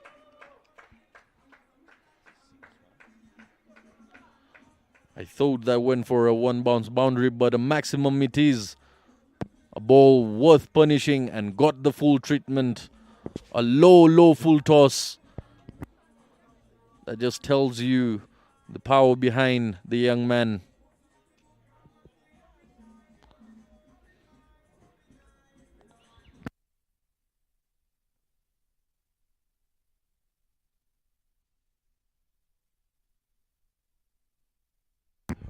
End of 15 overs, 47 for 1.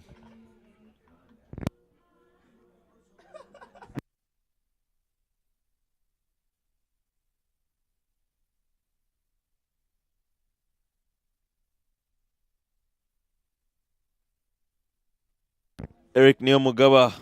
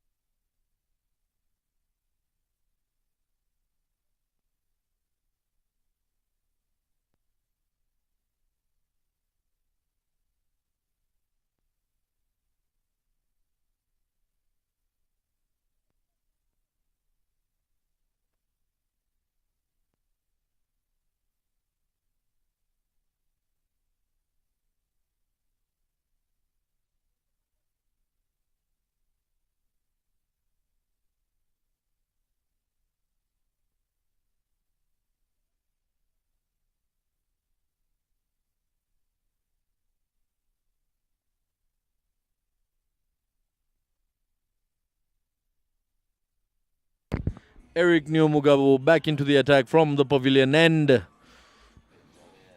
Benjamin throwing the ball back to the wicketkeeper there. He's got the opportunity in this game to field and be part of the playing 11. Tossed up. Krishna Muhoranyi has to depart. Comfortably taken by Suga Siraj. There you see, show the logo. Loud celebrations and a send-off to young Chris. Chris Yusuf falling in the same trap.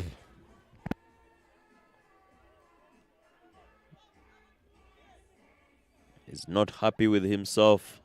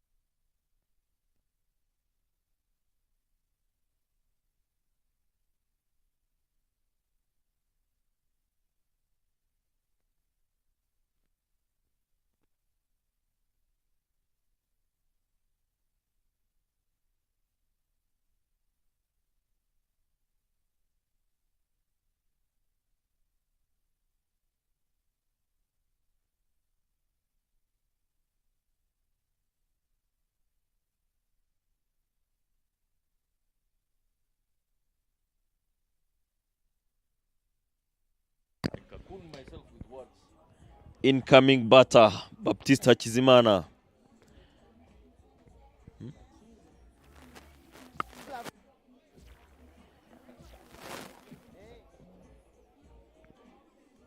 Man who hasn't scored runs for a while now, but he is a very good player, very powerful.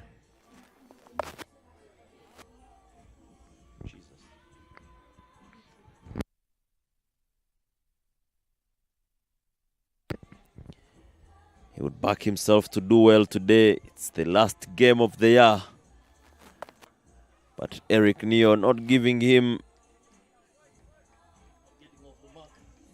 any easy pickings for him to get off the mark. That was one of those, and he's completely missed it. That is it. Neo bowls a maiden wicket.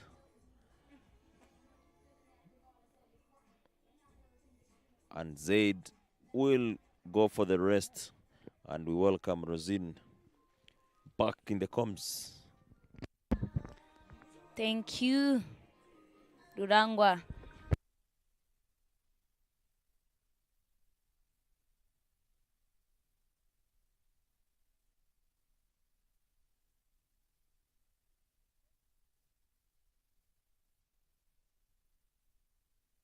At this stage of the game, after 15 overs, the challengers were on 62. 153 runs. The next 21 overs is what Zonic needs. Still doable. Wilson will need to take more responsibility. Get it as close as possible. There's a lot of talent in the dugout of Zonic. The young, exciting Eli. Very good shot from Wilson. And good fielding from Siraji. But his arm is one to take on.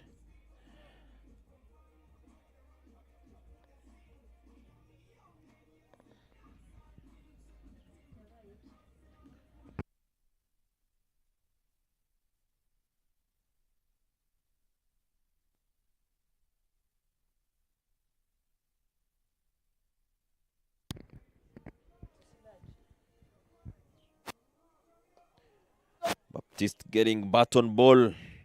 He will need to get more of that and get off strike to score his first run in this particular game. Wide ball signaled by the tallest umpire in Rwanda, former captain Eric Hirgwa.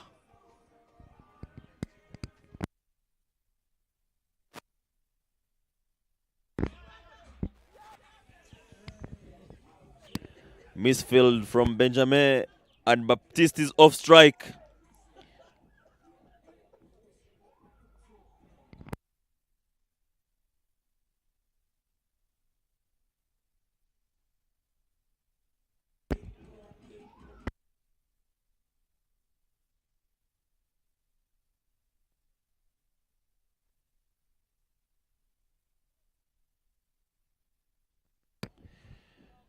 Wilson back on strike. Half tracker from Don. Played on towards long off.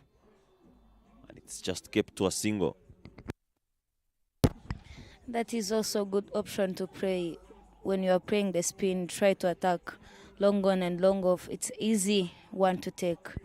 That's a good idea from him.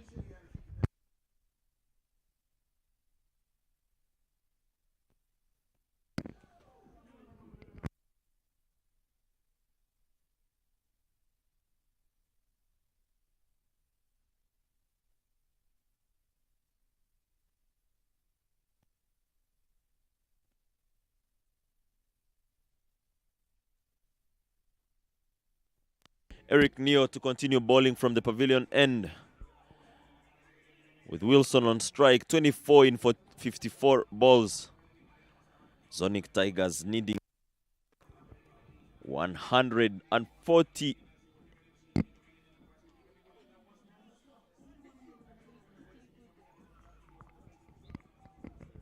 in the next 20 overs. Kano.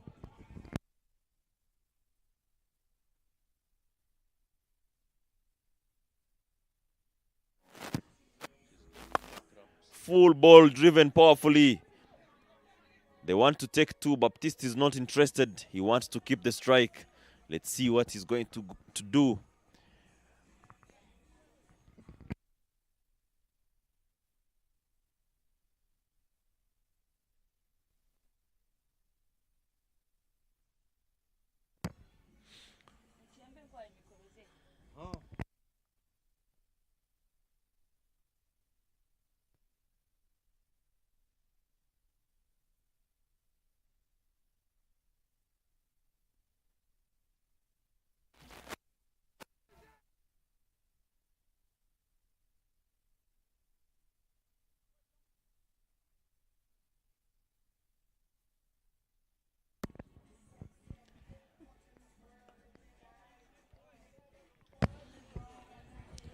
Neo having a second very good over.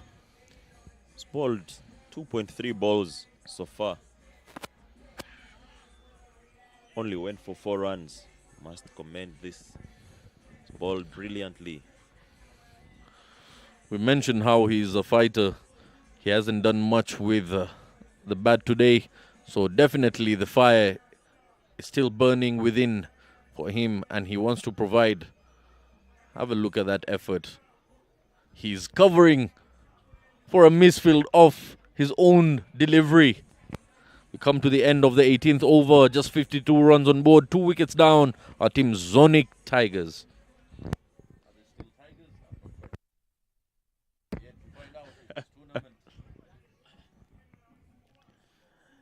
They remain Tigers. They bowled with the heart today. They bowled very well. They will just need to express themselves with the bat. I believe it is still very possible. 148 in 18 overs. Beg your pardon, 19 overs to go. And they need 148. The media boys, I'm not quite sure where are the graphs when we need some. Most often than not, we don't see the graphs that we're supposed to be saying in comparison for the dotted deliveries over here. The amount of dots being provided by Team Challengers is not as much as that of Team Zonic. Once in the air and a drop, would you believe it? Subuga Siraj drops that catch. Disappointment by Don. Lots of juggles happening there and eventually slips out of his fingertips. Wilson.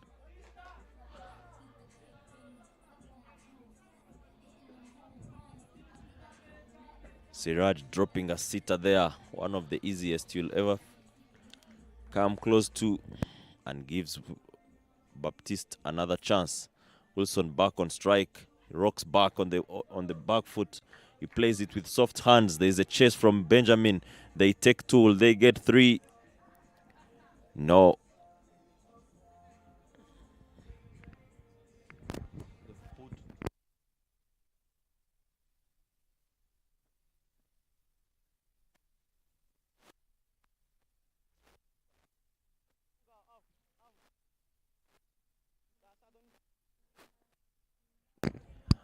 It's time for Wilson to continue digging in. Another short ball guided towards the left side of point. Siraj is chasing that.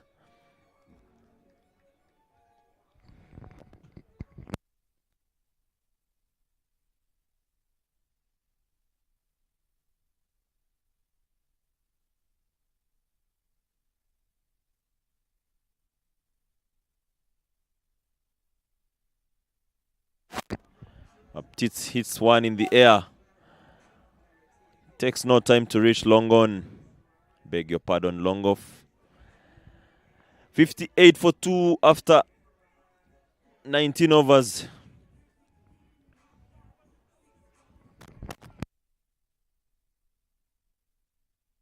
There we have the graph. 129 dots by Team Challengers, 77 dots by Team Zonic. Singles, 68 singles, 30 singles by Team Zonic. Maximums, they had 5 maximums. And look at the extras. Zonic Tigers,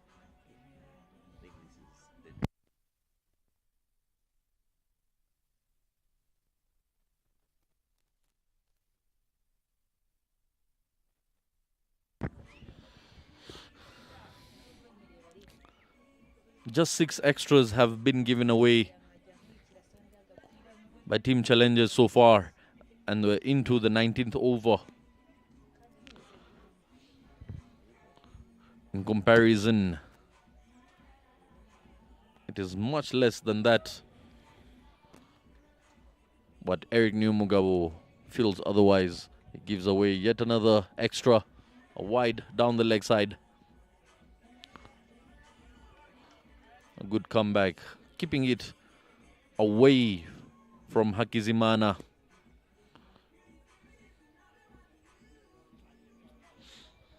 After 16 deliveries, he's on 3 runs.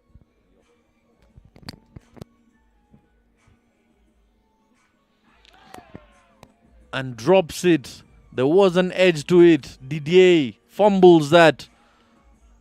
Catches must be taken by challengers if they're to take this game on.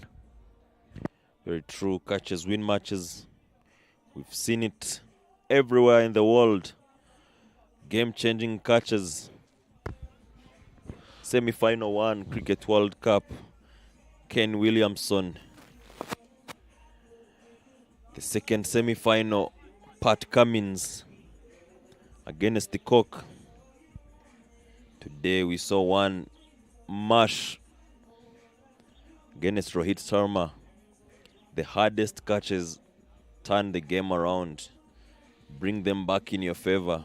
Not always you're going to win because you've got a hard one, but you increase your chances in winning the game. Yes, it's really concerning. In a span of 19.3 overs here, 3 drop catches have happened. It's something they need to take care of. They'll need to get those catches when opportunity rises. Change of side by Eric Numugabo.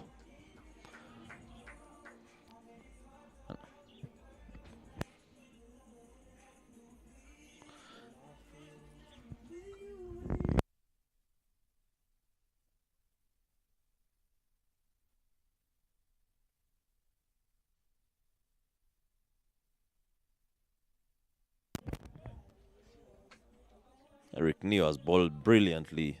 This is his last ball to finish 4 overs, and he's gone only for 7 runs. Fantastic bowling. Baptiste grabs that one. They want to take a single, but the captain denies them. Spin working very well for challengers.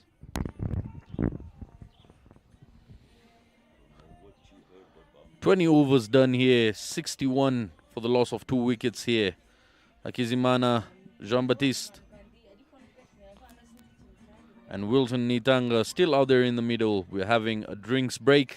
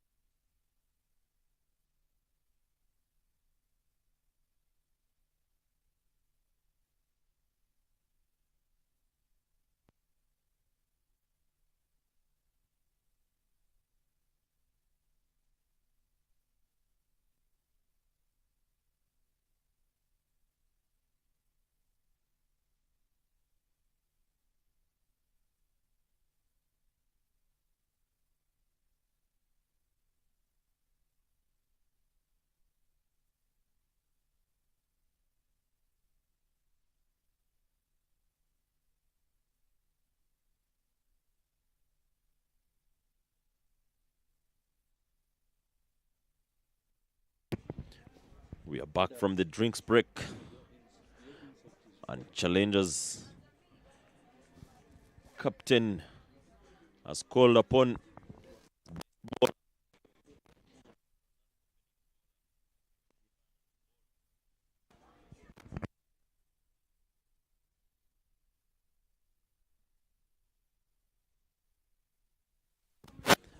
first ball played.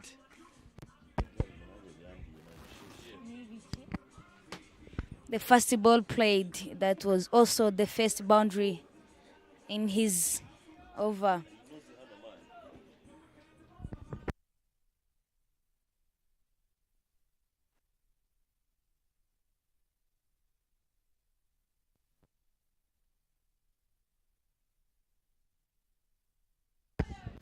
$152 runs needed in 101 balls.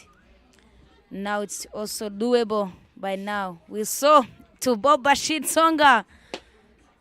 No land taken.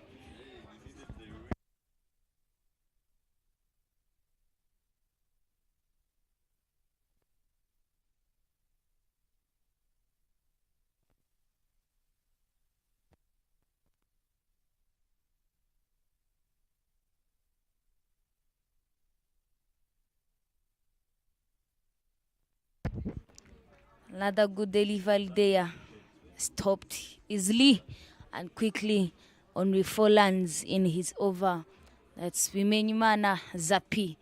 He was just using the new ball, giving some bounce, but now not expecting much on that ball.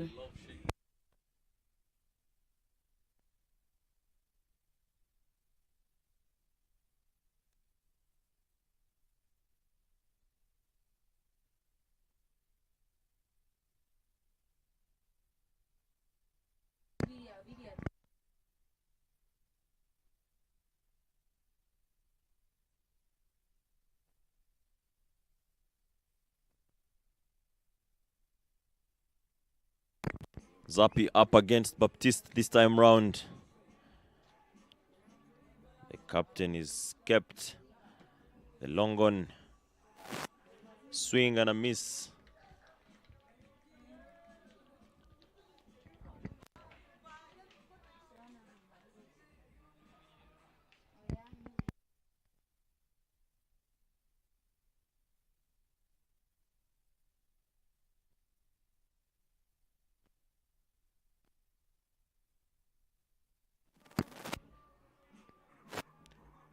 Full ball, driven but not powerfully into the covers.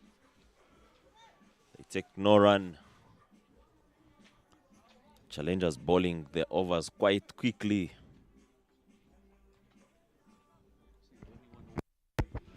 But also the good thing they managed to do well, it's about not bowling much extras as we saw in the first inning. It was about 43 extras, but now not more than 10. Very good to see for the challenger side.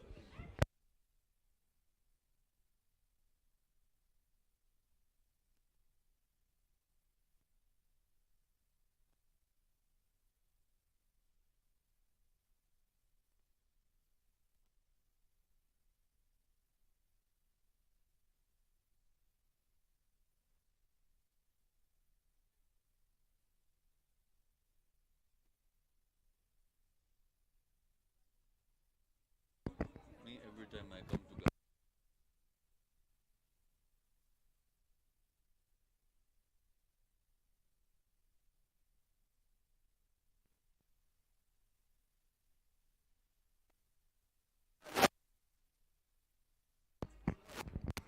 Eric Neo to continue bowling to Wilson.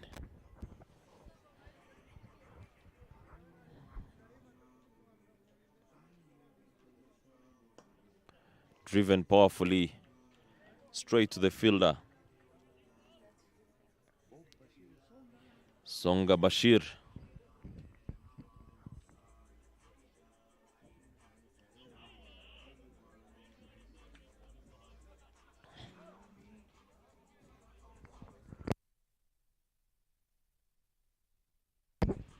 Eli Kniomugawa, one of the bowler who was very economically overs. Now they're trying to have second land, but they managed to take only one.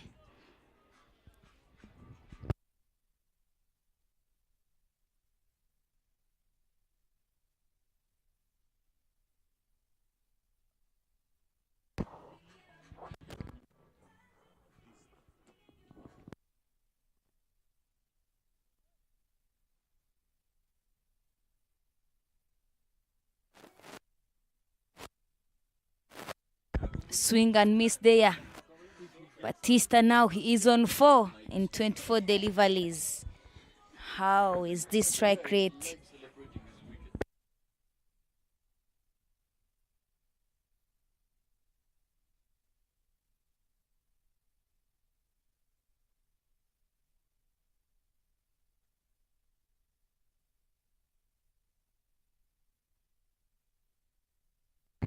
There you see the Zonic Tigers dugout. More batters ready to go in. Zappi coming in to bowl. Again, Wilson is the one on strike this time round. 35 in 66. There's a deep extra cover in place. A long on in place. And the third man guided that one to Bob, who does a good job in stopping it.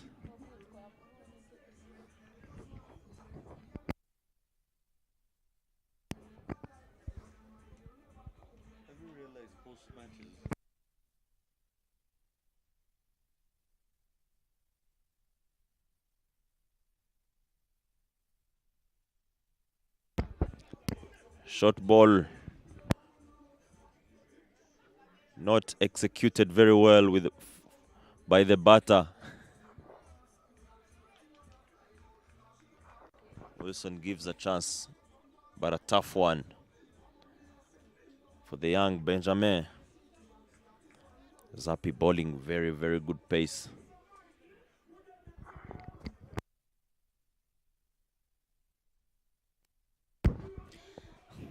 Very good fighting from Zappi, and lovely to see how is he going through his bowling. Now it's only 12 land that given away in his 5th over.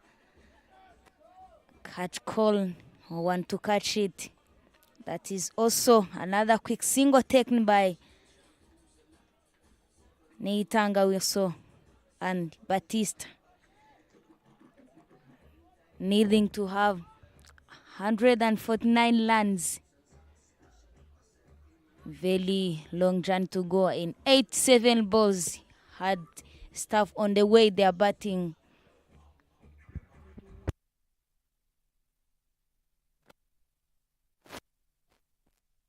Swing and miss there. That is happy for you. When he gets up on you, you can't face his ball. He is always trying to do what all possible ways can do for confusing and challenging the batters. Lovely to see it executed in coming tournament, Namibia. Another lovely, but now it's going away. It's a wide. Zappi not happy with that.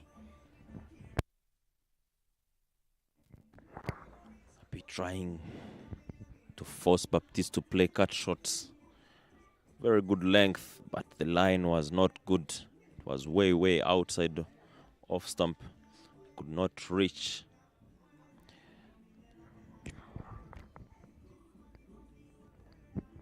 Let's see how he comes back. Full ball. Baptiste misses it completely.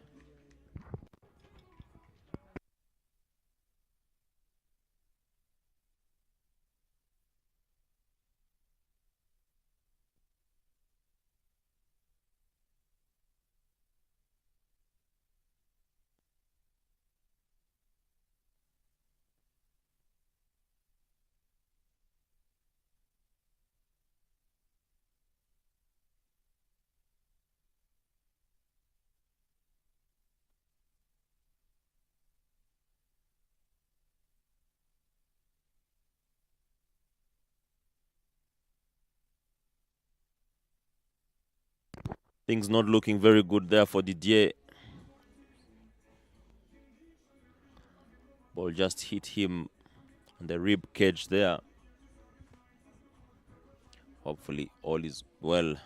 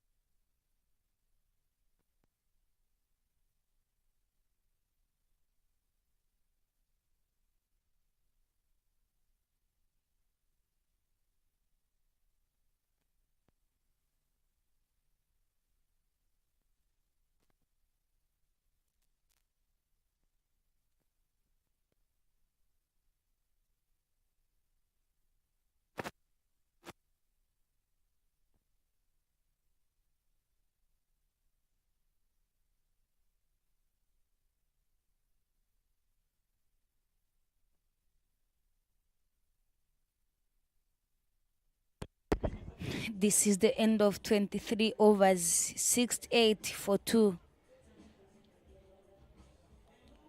Kizmana Batista 4 of 28 deliveries, and Wilson set 6 of 69 deliveries.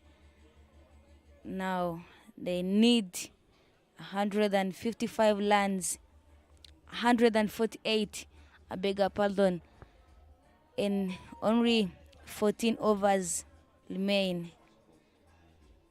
18 balls, 84 balls to get those score. By how they are batting, it's a hard task to them, but if they change the gear, it can be also easily to them, because they have a lot of wicket, and what they have to go through or to go with, it's only lands, not to keep the wicket, because they can also win the game by chasing this score, not having the wicket in hands. Elik Neomugaba comes on the attack. A very big appeal. Finger laced up. That is the end of Wilson Niitanga. Bad news on Zonic side. Losing this, Wilson having 36 runs in 69 balls, 1-4, and only one maximum with strike rate of 52. If you could see that on the replay,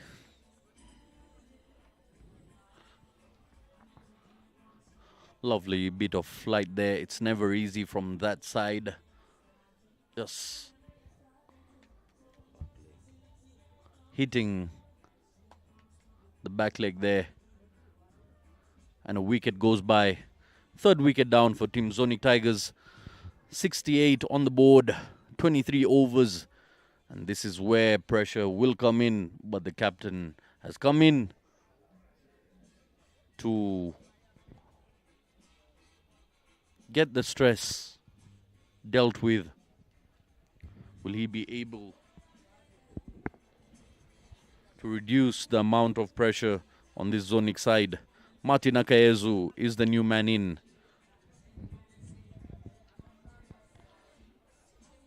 A long innings comes to an end for Wilson Nitanga. The man who comes in, none other than Akais Martin, 4 matches, 3 innings, highest runs. It's only 17 runs, average of 7 per game. Now he needs to charge on and get his team home by getting this last win of the last game of the tournament. That can help them to have a good note, also not getting there in second division. Eric Nyumugabo coming from a different side now to Martin Akayezu. Starts off aggressively, and that will be a boundary off the first ball. Excellent beginning for the captain.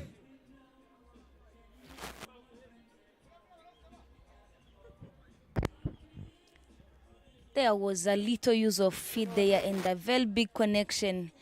Not so much power behind, just connection helps him to get the first boundary of his first ball. That's what they need to this moment, to play a careless cricket but skillful one to get this win.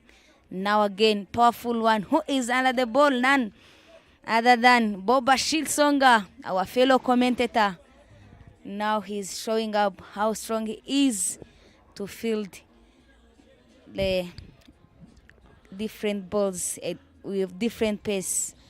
I believe the tactical approach applied here by challengers is to keep Hakizimana Jean-Baptiste on strike. They will pick up 2 runs comfortably. Good running between the wickets there. The ball was played in the deep. To long off. Past the covers there. Takes it on to the leg side. It will be just a single. An excellent throw from the deep.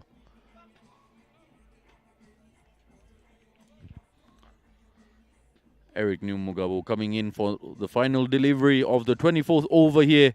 76 runs on board, 3 wickets down. Team Zonic. Does he pick up his third of this delivery? Let's wait and see. Martin Akayezu, who started off with a boundary, he's facing. Lovely effort there.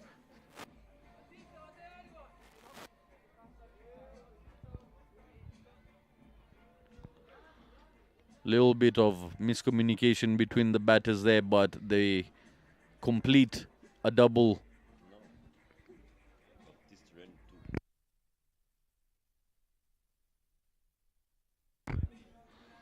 They complete just 1 run there in the end. 24 overs done, 77 on board for the loss of 3. Hakizimana Jean-Baptiste on 7 after having faced 30 deliveries. Martin Akayezu on 6 of 3. Lots of power hitting will be required by the captain himself here. Are we in for some fireworks during daytime? Let's wait and see. Martin Akayezu tried the same approach his previous game and had to depart for a 0 as he topped edge 1 straight to the bowler himself. Zapibi Menyimana back into the attack, in for his 6th over from the airport end. Now this will be the competition worth watching. Zapi against Martin, both national team players. The heat is on. Starts off with a slower one and just guides it down to third man. That is very good placement from captain himself and very well delivery of Zapibi Menyimana. He is using his mind for just giving away. Another good delivery there, swing and miss, but he's not knowing where the ball pitches, just to go through the motion. But that's how good bowlers go for the batters, act like Batiste, who is on 7 in such 1 deliveries. Well beaten there by pace. Was in no position to play that ball. In fact, lucky enough didn't get some body, some meat behind that. Clubs one. Down the ground for a maximum. What a shot that is by Hakizimana Jean-Baptiste. After long time, he's connected one. It was in the slot and gave it full treatment. Stand and deliver. Absolutely clubbed. Must be feeling extremely well after that connection. Rosine, what do you have to say about that hit? He was very patient all along, and that's what he was waiting for. And fortunately, he get it. Very nice to see. Just made a sweet sound once it left the bat. Music to the audience ears. Just the crack of the willow. The sounds every cricketer likes to hear apart from the bowlers.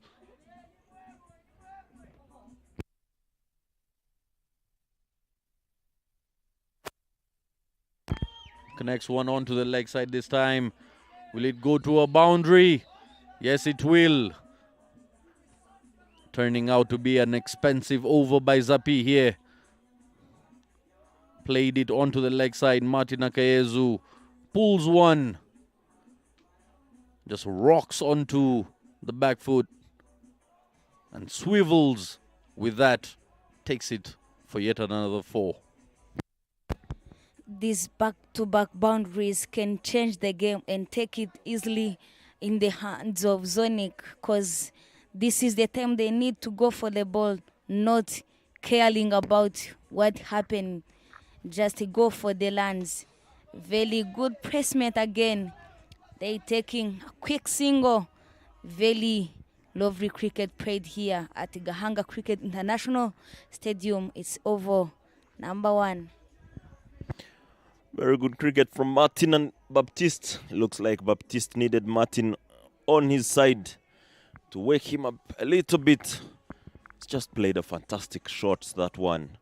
Straight to the screen. And I will tell you what, if they continue doing this in the next 2-3 overs, challengers will need to pull something out. And talking about that, we talk about the tactics in who to bowl to who and from where. And that brings in a bowling change from the pavilion end. Ugandan international Siraj Subuga will be up against Martin Akayezu, Rwanda international. But this time round, they are here for franchise club cricket. They are here, Ugandan international Siraj featuring for Challengers Cricket Club as Martin captain Zonic. Martin has been in the moods of hitting the ball in the last 2 to 3 days. And Siraj is one of those bowlers who likes the challenge and picking wickets. In case he does pick this one, the celebration will be very big. But Martin also is not an easy one to take on. Siraj to Martin. One-man appeal from the captain of Challengers. But Christian thinks that's not going to hit the stumps.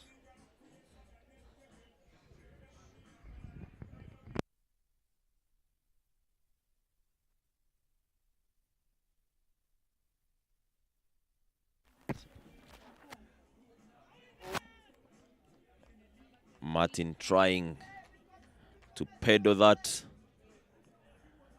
Siraj bowling at many of the quickest pace. Bowling a little bit very flat and quick. He's not looking for turn. Even though there is a lot of turn on this wicket.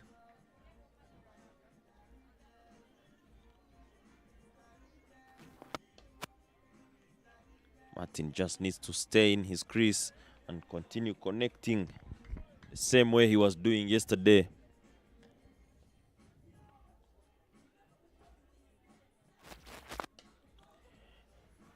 Plays that one on the leg side.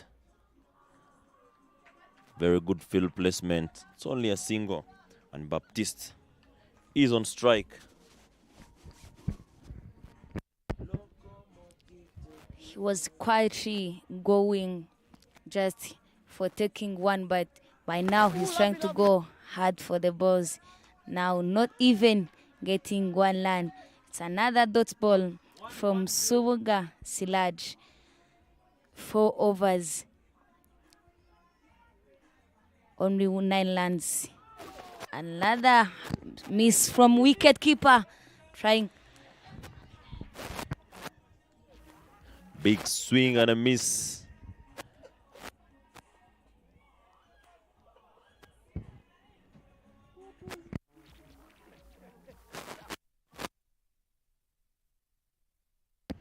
Siraj comes in and bowls a very good over, which went for 2 runs only.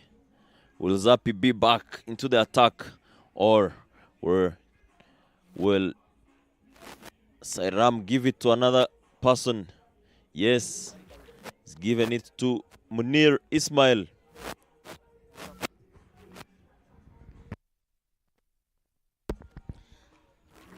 It is a partnership of 24 in 17 deliveries.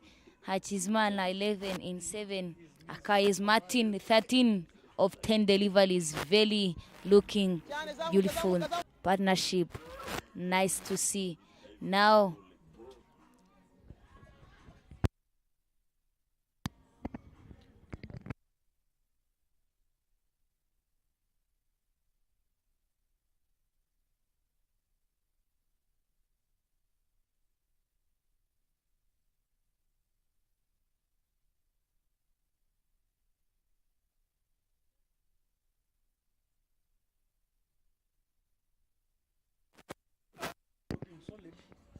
Baptiste trying to hit it hard with the sweepers in place.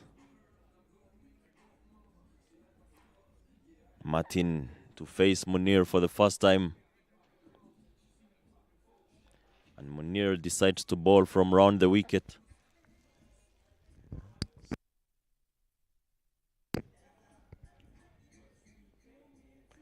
Gives it full swing of the arms. Will it reach the boundary?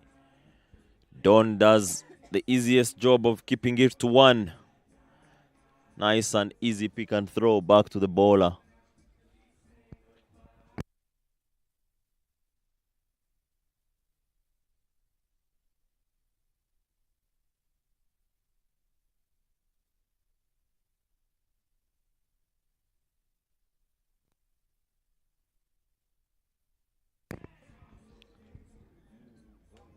Baptiste gives it another shot. Ganji does the fielding. They happily take 2 runs.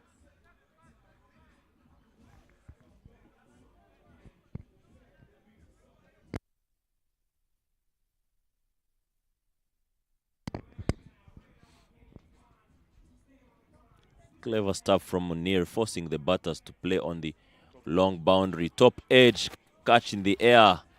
The easiest Bob can take. And that is it. Second catch during the tournament.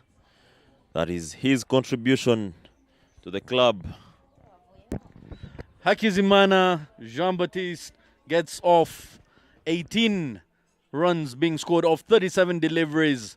And who else to take the catch but the Rasta man himself, Bob Bashir Songa, with the Shikhar Dhawan celebration there. Have a look at that. Easy as you like it. Celebrations straight away. Cool as a cucumber underneath that. And the 4th wicket goes down for Team Zonic Tigers, 96 on board. A good little partnership was building up there between Martin Akayezu, the captain, and Hakizimana Jean-Baptiste. Now they've got Nyonshuti Eric. Nyonshuti Eli joining the captain out there in the middle. 4 matches, 3 innings, 73 runs to his name. Highest being 43. That lets you know he's capable of batting. Can he support his captain out there in the middle and keep the momentum going? that Batiste left them with. Nyonshuti Eli, Rwanda's under-19 player, class of 2022. He's a decent player with a bat. Can he help his captain by just rotating the strike? He is capable of that. And how close can they reach in this chase? What's really interesting, Landry, is how long will it take for Nyonshuti to adapt to the conditions on offer here? The pitch is turning, a wide given there by Munir Ismail. It's turning a lot. So the spinners need to pitch the ball in the right areas if they're to get the most out of their bargain. Definitely, they need to bowl at the right areas. I was just talking about how Munir is forcing them to hit the long boundary. Bowling off spin, the ball turning into the batter. And considering that we are using the farthest pitch on the square, they will be looking to hit the long boundary. And it gives it more chance. Drop and run. Munir with a wild throw. But a very good backup from Evod. And that keeps it to just a single. One thing I like about Martin is how he is counting. He knew that that is the last ball of the over, and he wanted to face the next over. Drop, run. That was a single anywhere in the world. Very, very well executed there. Soft hands. It's quite rare you find me talking about someone like Martin Akayezu using soft hands. It's someone who goes hard at the ball on most occasions. But this time around, captain being sneaky with that one single. I think it's always positive to see change in someone. Positive changes especially. If you look at the way he batted from last year's East Africa Trophy, he was one who waits for the ball to be connected. Went and played so many tournaments, but he looks a different player. Exactly what we are talking about. A different player, running hard, working hard for the runs.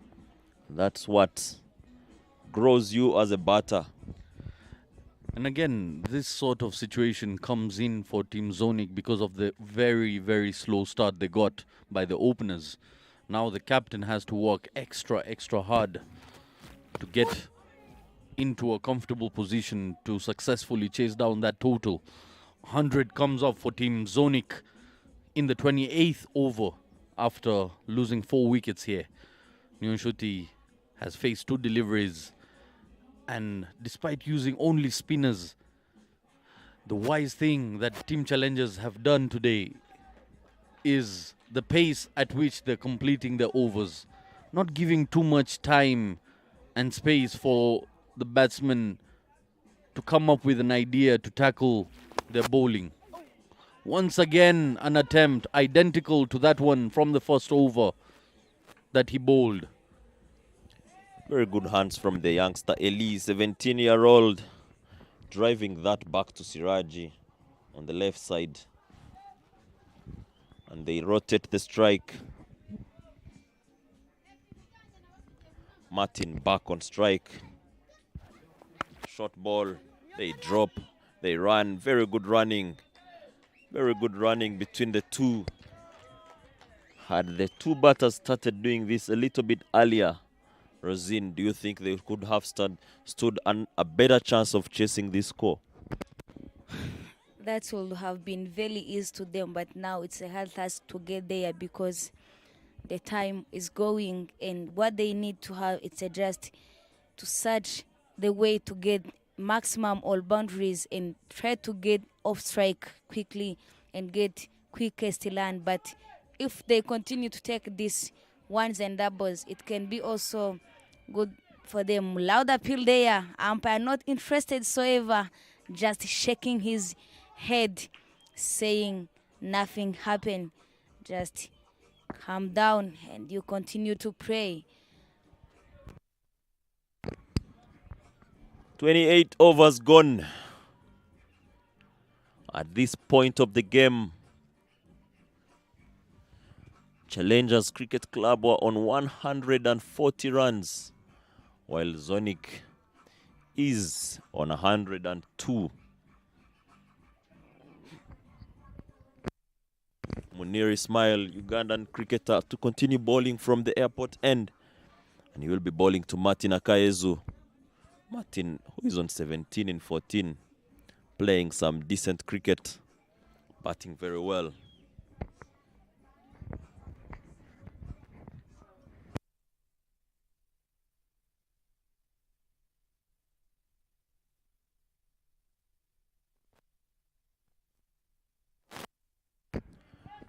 He opens up and plays that one behind the bowler. And it will be 4 more runs for Zonic Cricket Club and Martin Akayezu. Looks very calm.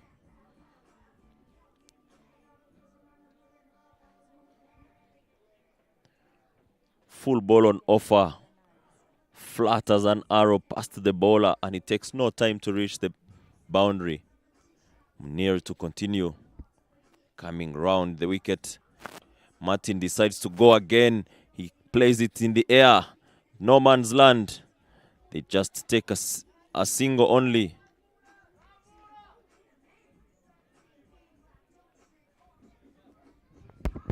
If you can hear the sound from the dugout, they're all asking Martin about stretching his arm and give them a quick lands by hitting a maximum, and if he can manage to get them quickly and a lot of time, he can do that. But the cricket, most of the time it doesn't go in the way you want. It's just executing what you have, not what you want.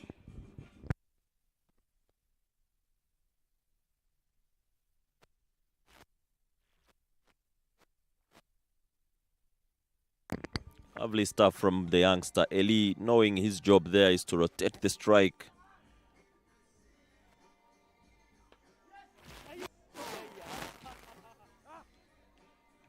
Plays that one straight back to the bowler.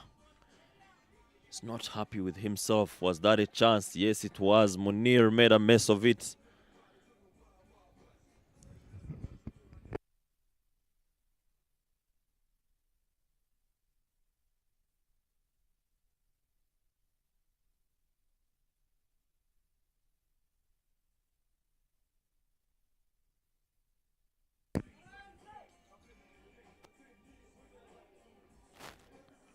Pace off from Munir, and it beats the batter completely. Over 29 gone.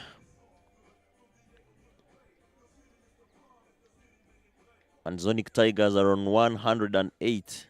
You can see there the young Israel ready to walk in the park and score some runs for his team.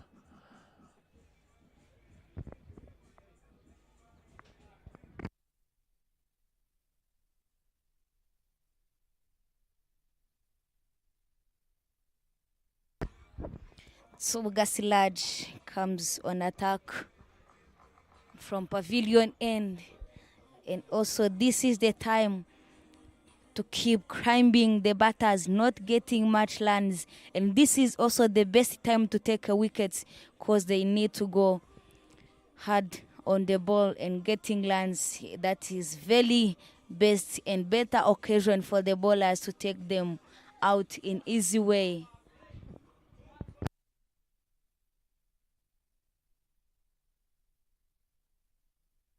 Siraji back into the attack.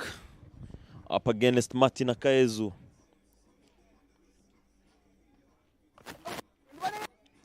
No connection.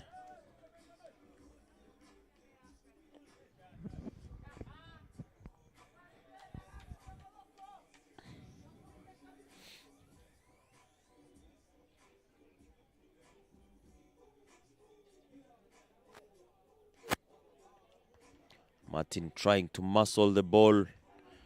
He's missed 2 completely.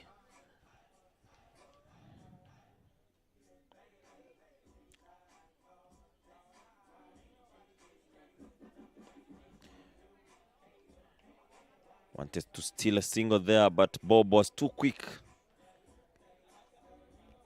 to stop that one and throw it back to the bowler. Challengers going through their overs very quickly.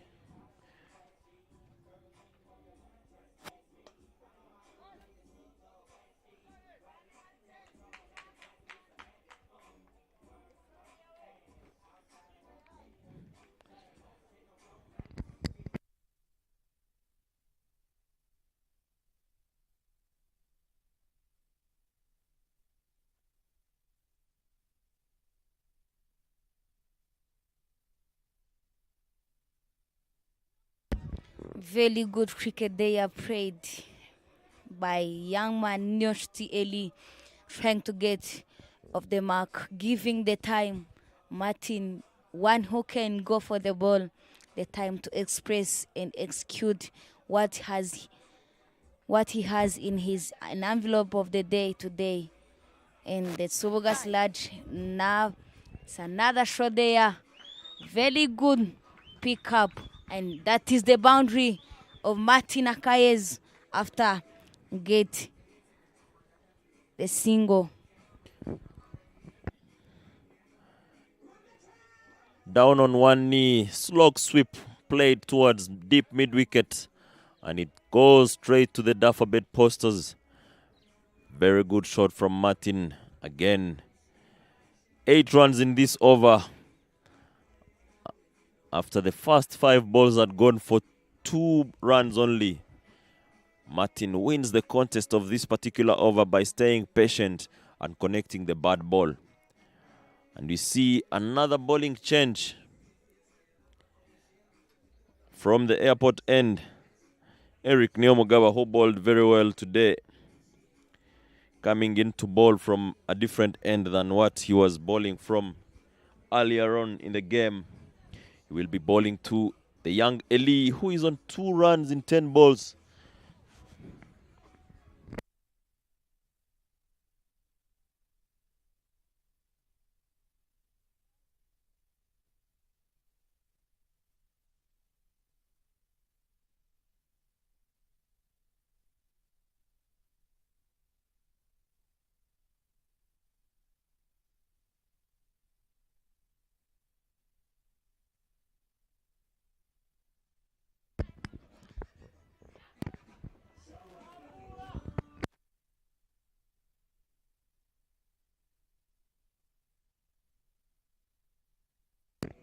Eric Neo bowls the first one, dot ball.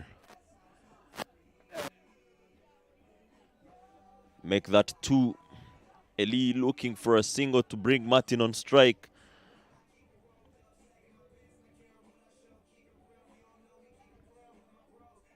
Full ball driven back to the bowler. Make that 3 dot balls. Usually say dot balls, 3 dot balls bring the wicket. What will happen? Lovely shot from the youngster. Got on one knee. There's a chase going on. Benjamin running very hard. Will that be a boundary? No, it won't be. Wild throw from the youngster. They take 3 runs off that. Make that 2 runs because umpire Hirwa Eric thinks there was 1 short run.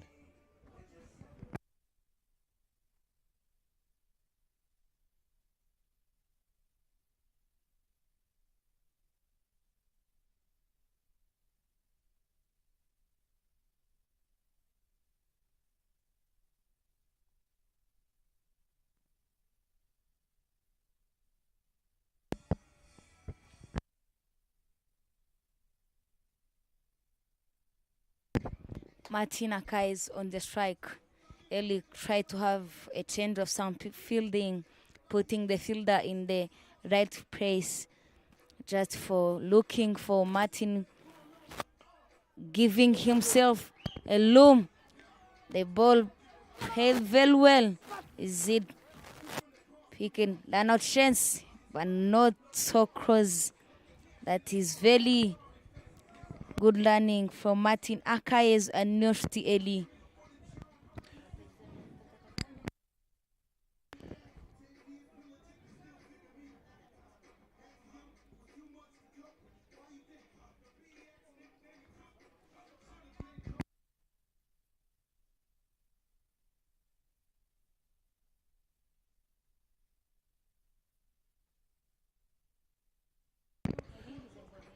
31 overs gone with only 6 overs remaining. Zonic Tigers need 96 in 36 balls. Siraj Nsubuga coming back to ball to Martin Akayezu, who is on 30 in 22. He's been batting very well.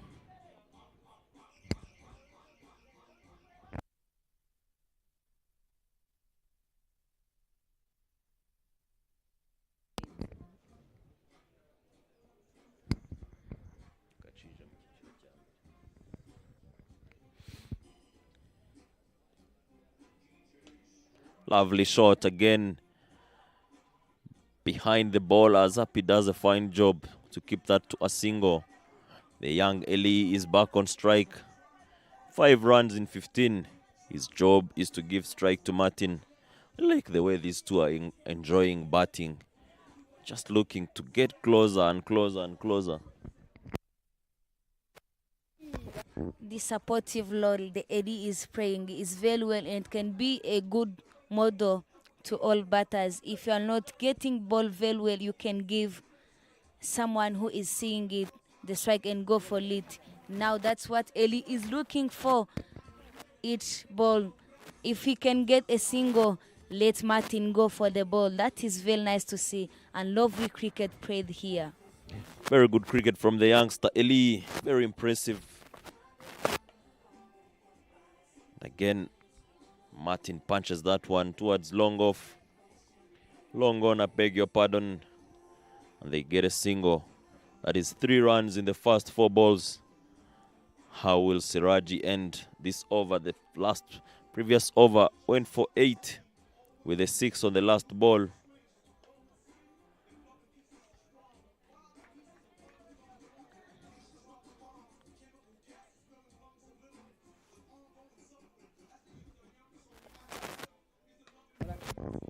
Another good placement there, but no way to get a run. But that is a good moment to stay there, because that was the end of 32 overs, 122 and 4 wickets.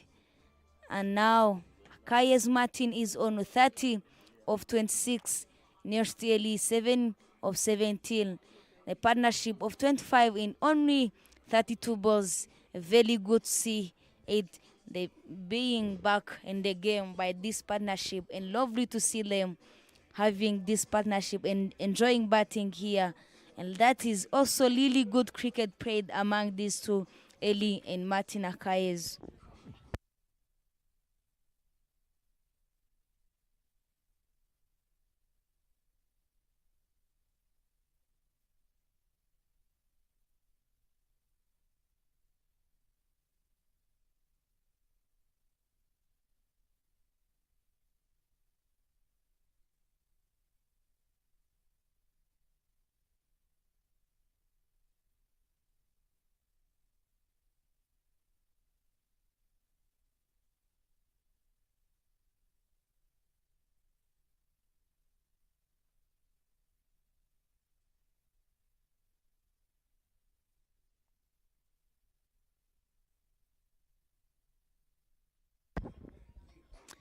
Munil comes back on the attack.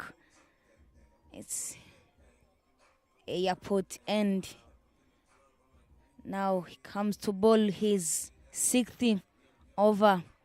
Only 20 runs given in his 5 overs, and he managed to pick up 2 wickets. Lovely structure from him. And now he's just playing with the ball, knowing this game, it can be there also win they can get in their low.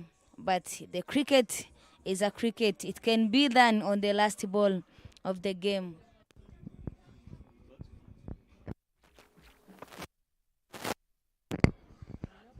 Will that be a chance?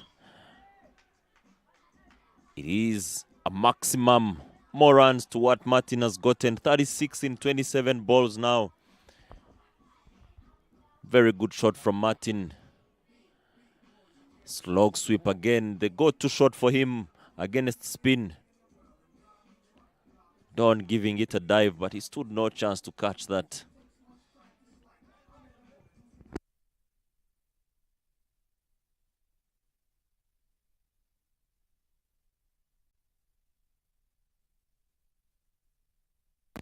He skies one in the air. There are 3 people under it. Munir calls for it, and he catches it himself. Like that caught and bowled by Munir Ismail. What has been an exciting innings from Martin Akayezu comes to an end. But he did bat very well, especially for someone preparing to go to Namibia tomorrow. He's done a fantastic job. That Swickel brings in engine of the team. One young man, Muksha Israel. He had a baptism yesterday, Landry. That's also, let's see how Jesus is now moving in his blood. And is it going to go in his way, or he's just celebrating his baptism also? Now Israel comes to take on his team. Very possible. We know him. He can also hit the maximum and different boundaries. Yeah, exciting weekend for the youngster. Getting baptized, coming in and bowling a new ball. Look at that. Martin wanting to go above the fielders. Mistimed that. And a fine catch from Munir Ismail.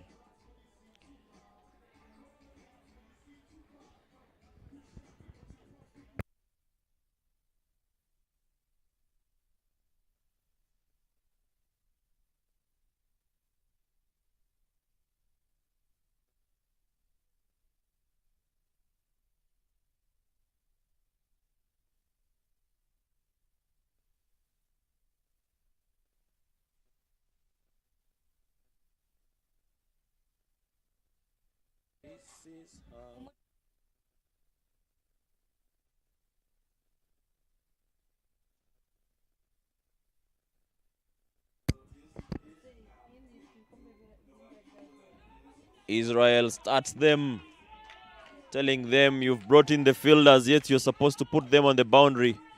Connects that one and it goes for a 4. Full stretch of the arms.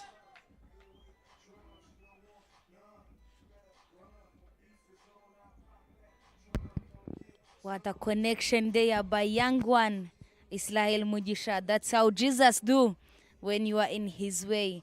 And also, we can say it like that, but you have also to work for it. And you go and praise the Lord by having this festival and having a big maximum by Israel, getting it in Ismail's over. Swing and miss there. Very good comeback from Munil Ismail. Lovely to see. What a competition here among bowlers and batters. Lovely cricket and nice one to see. Oh, lovely pickup from Israel. Goes on one knee, connects that on the leg side. And the whole dugout of Zonic Tigers have something to cheer on. Lovely shot. Lovely looking shot. What an impressive one. Very well pressed and well picked up. Impressive cricket and impressive game to see here. That is very possible for him to get his lands easily. And now swing and miss again. No match. He want again to go there, but not each and every ball. It's a just knowing line and length and when to go from that shot. The show boy, as Innocent Daula calls him, you cannot take anything away from him. The man loves entertaining people, whether with the bat, with the ball, or when fielding. He's just walked in. He's already in 8 runs in 2 balls. At this particular stage of the game, Challengers was on 179.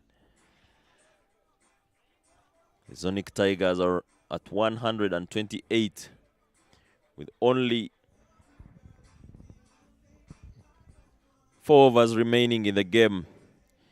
Siraj Nsubuga comes back into the attack.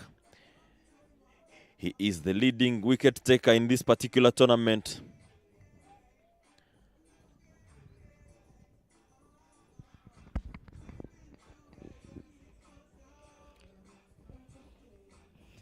Now it's 80 runs needed in 26 balls. Possible, but hard task to them. Quickest run and the chance of run out. Yes, it is. Israel. Eli getting out by being run out by wicket keeper. Good throw there from the fielder. Now he was on 17 balls, strike rate of 41. Eli hard luck, and you go and watch your fellow players playing.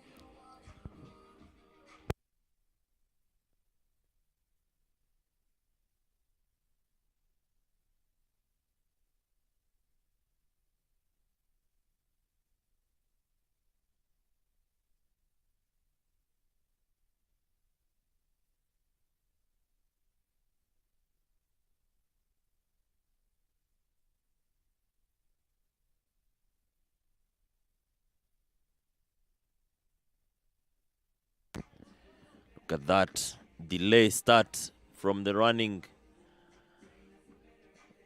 The run was there, but the batter took a little bit of some time before start running. And that is it. That's the end of Eli Nyonshuti in this particular fixture. And in walks the same class of under-19, Rwanda under-19 2022. I beg your pardon.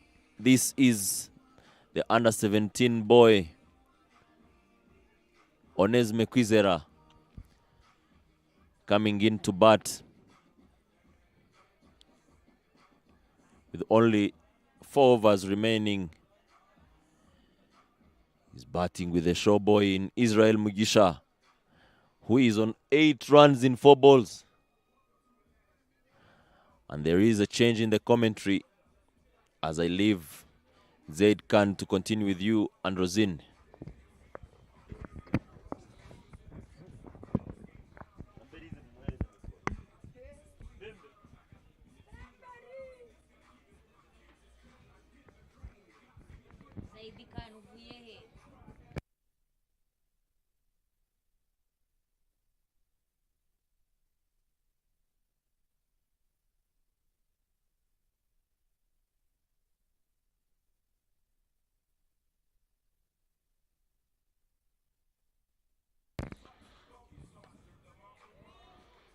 Six wickets down, 136 on board. 33.2 overs. We're into the 34th over here. It's getting extremely tight for Team Zonic.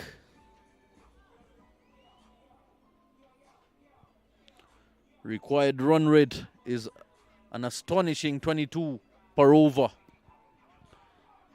Needless to say, it's more like pulling off a miracle to win this game from here on. 79 in 20 balls. Do you think it is possible? Do let us know, as all our online viewers are checking out these games live.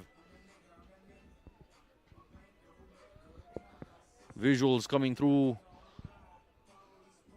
Rwanda Cricket Association and Dafabet Premier League, our proud sponsors.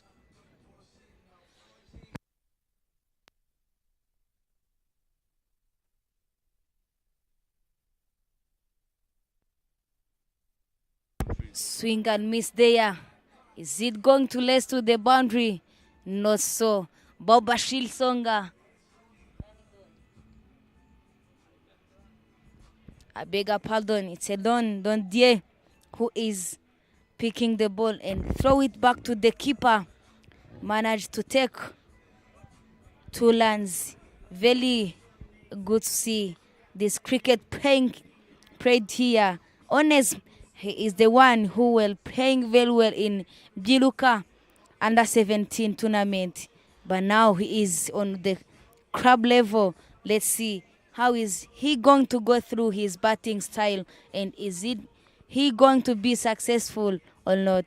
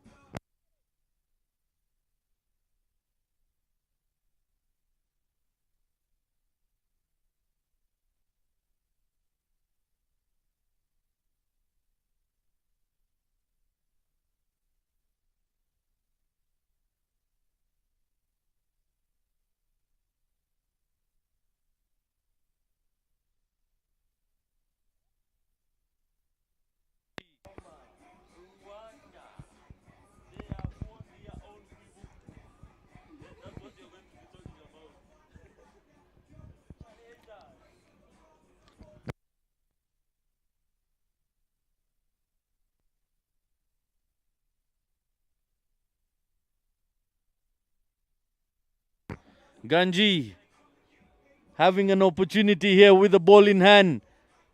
Previously, he had a bat in hand. Excellent to see the youngster being provided the opportunity to perform. Let's wait and see what can he provide. Starts off with a good delivery. Nowhere to go for Mugisha Israel.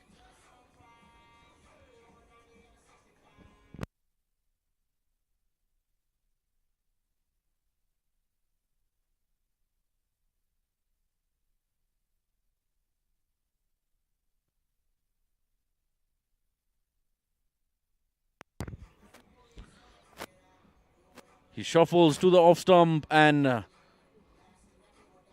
very, very mischievous of Mugisha Israel. But what an effort by Evod.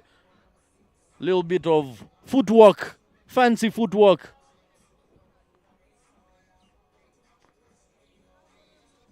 Reminding me of Ronaldo. Not Cristiano Ronaldo, but the old Ronaldo after his retirement. Still got the footwork though. Saved valuable runs for his side. Tries to smash it and has smashed that for a boundary. Ganji has been punished off the third delivery here. Beautiful looking shot that threw everything at it. Mugisha Israel is in a hurry. 76 in 16 balls. They can only get it close, but not over the line from the looks of it. And this is also a good bowler to pick and to hit because he doesn't use to bowl a lot. That is why Israel might take responsibilities and go for him because nothing to lose here. 8 runs needed in 3 overs, 0.3. No way. Very well pressed, but miss of the ball. If he connected that ball, it should have been went to the boundary, not taking a second, but now he misses it. Trying to walk across the line of the delivery there and misses it completely. Trying to be sneaky, trying to scoop that ball in the vacant region behind him. But Ganji is sticking to his line. Yes, one boundary. Oh, beats him completely this time around. Excellent bowl. Well appreciated by his teammates. That one odd boundary is expected from a part-timer, but he's bowled very well in general.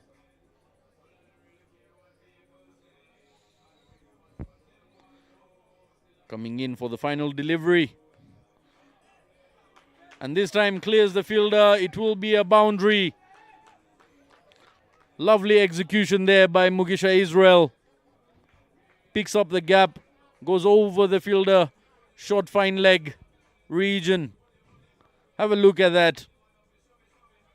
Pulling out the Natarajan shot. And also he praised it in a movement way. Just going like, I saw the ball, what I need. It's also connect with the bat and he makes sure that it passes over the fielder. Very nice. Lovely cricket from this young man, Israel Mugisha. Now, 68 runs needed in only 12 balls. Z. What can be your final score to these Zonic Tigers? Well, you can't really say because after a very, very long time, we've got to see Bob Bashir Songa bowling. And that tells you how high above our team challenges are at the moment. They have the luxury to experiment in such a sort where Bob, of all people, used to be a fair bowler back in his days, but hasn't touched bowling figures in quite some time. Starts off with a balloon delivery. Tosses it.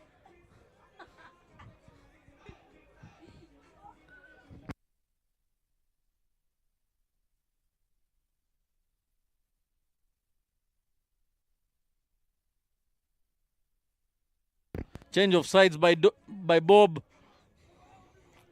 And I wouldn't be surprised if he picks up a wicket, because bowlers like Bob tend to pick up wickets. Just teasing the batsman at the moment. Extremely flighting the ball.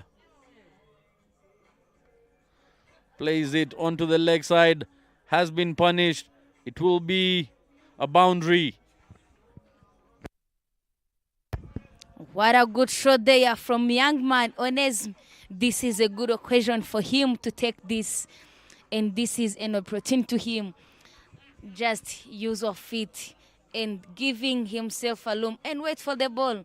Very good connection behind that the ball that lays it away, giving him a first boundary on his name. Very good cricket to that young man. Wait and connect.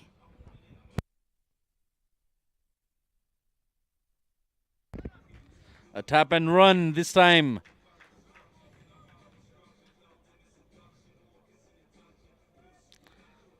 They pick up a single. 7 runs have come off this over so far. Bob Bashir just tossing it up. Let's wait and see. Can he cause any damage?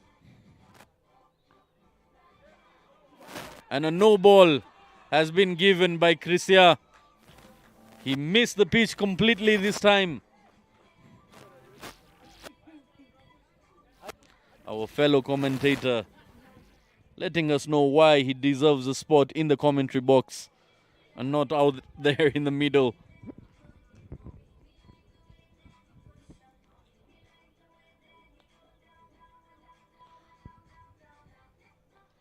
You have been talking about challengers get above the Zoning Tigers. Not only that, they are also a champion of the day. Up in the air. Is this a catch? It has been dropped, but it was a free hit. It wouldn't matter.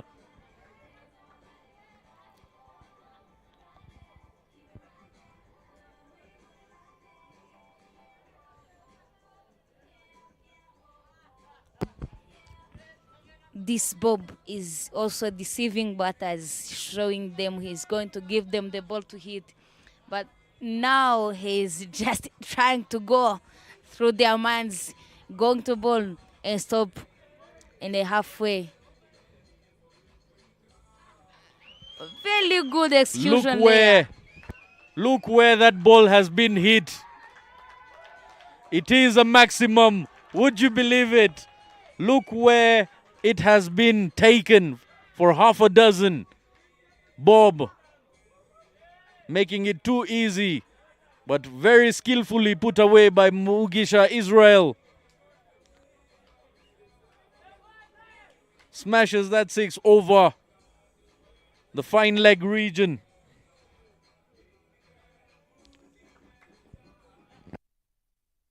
With that, we come to the end of a very exciting Bob Bashir Songa's over.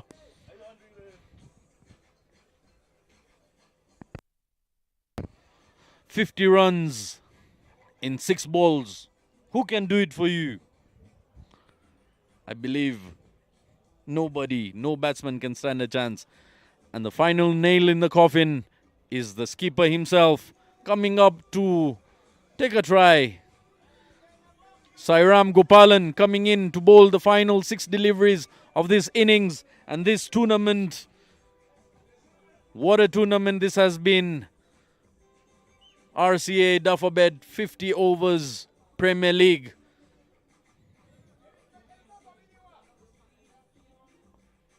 Coming through our proud sponsors, Duffabet.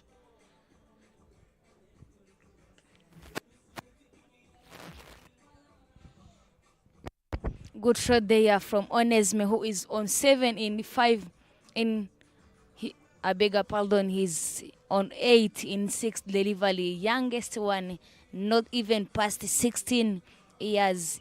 He is only 16 years old and try to make sure he is playing for his legion and for his club. Now another huge hit, but nowhere to go. It's only single taken. Very nice to see how fighters are zonic.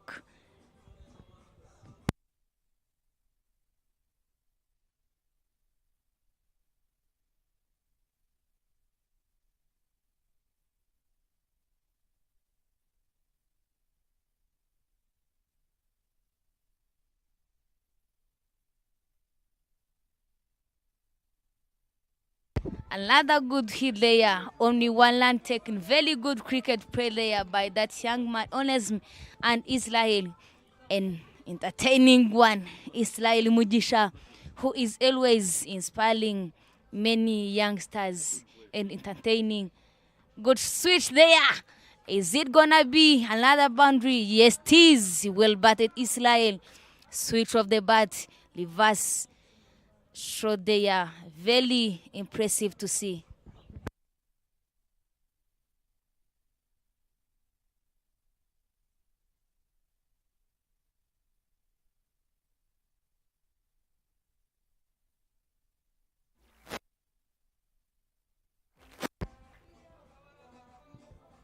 Another ball tossed up in the air, but only one also taken. Very good cricket. I will keep saying it because they are very patient enough and good entertainers today. Israel and Ones also giving us a wild ball shown up by tallest umpire of our RCA, Elik. Another good shot there by young man Onesm.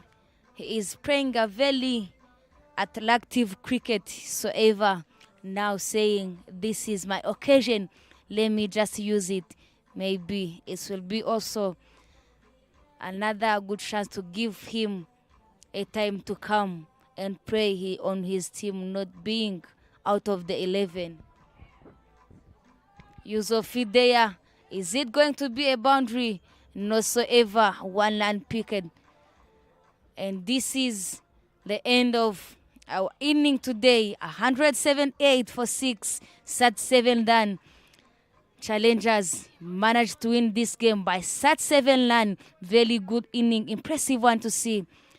That is also the champions of this RCA 50 Overs Premier League, sponsored by Alphabet. Thank you, all our viewers.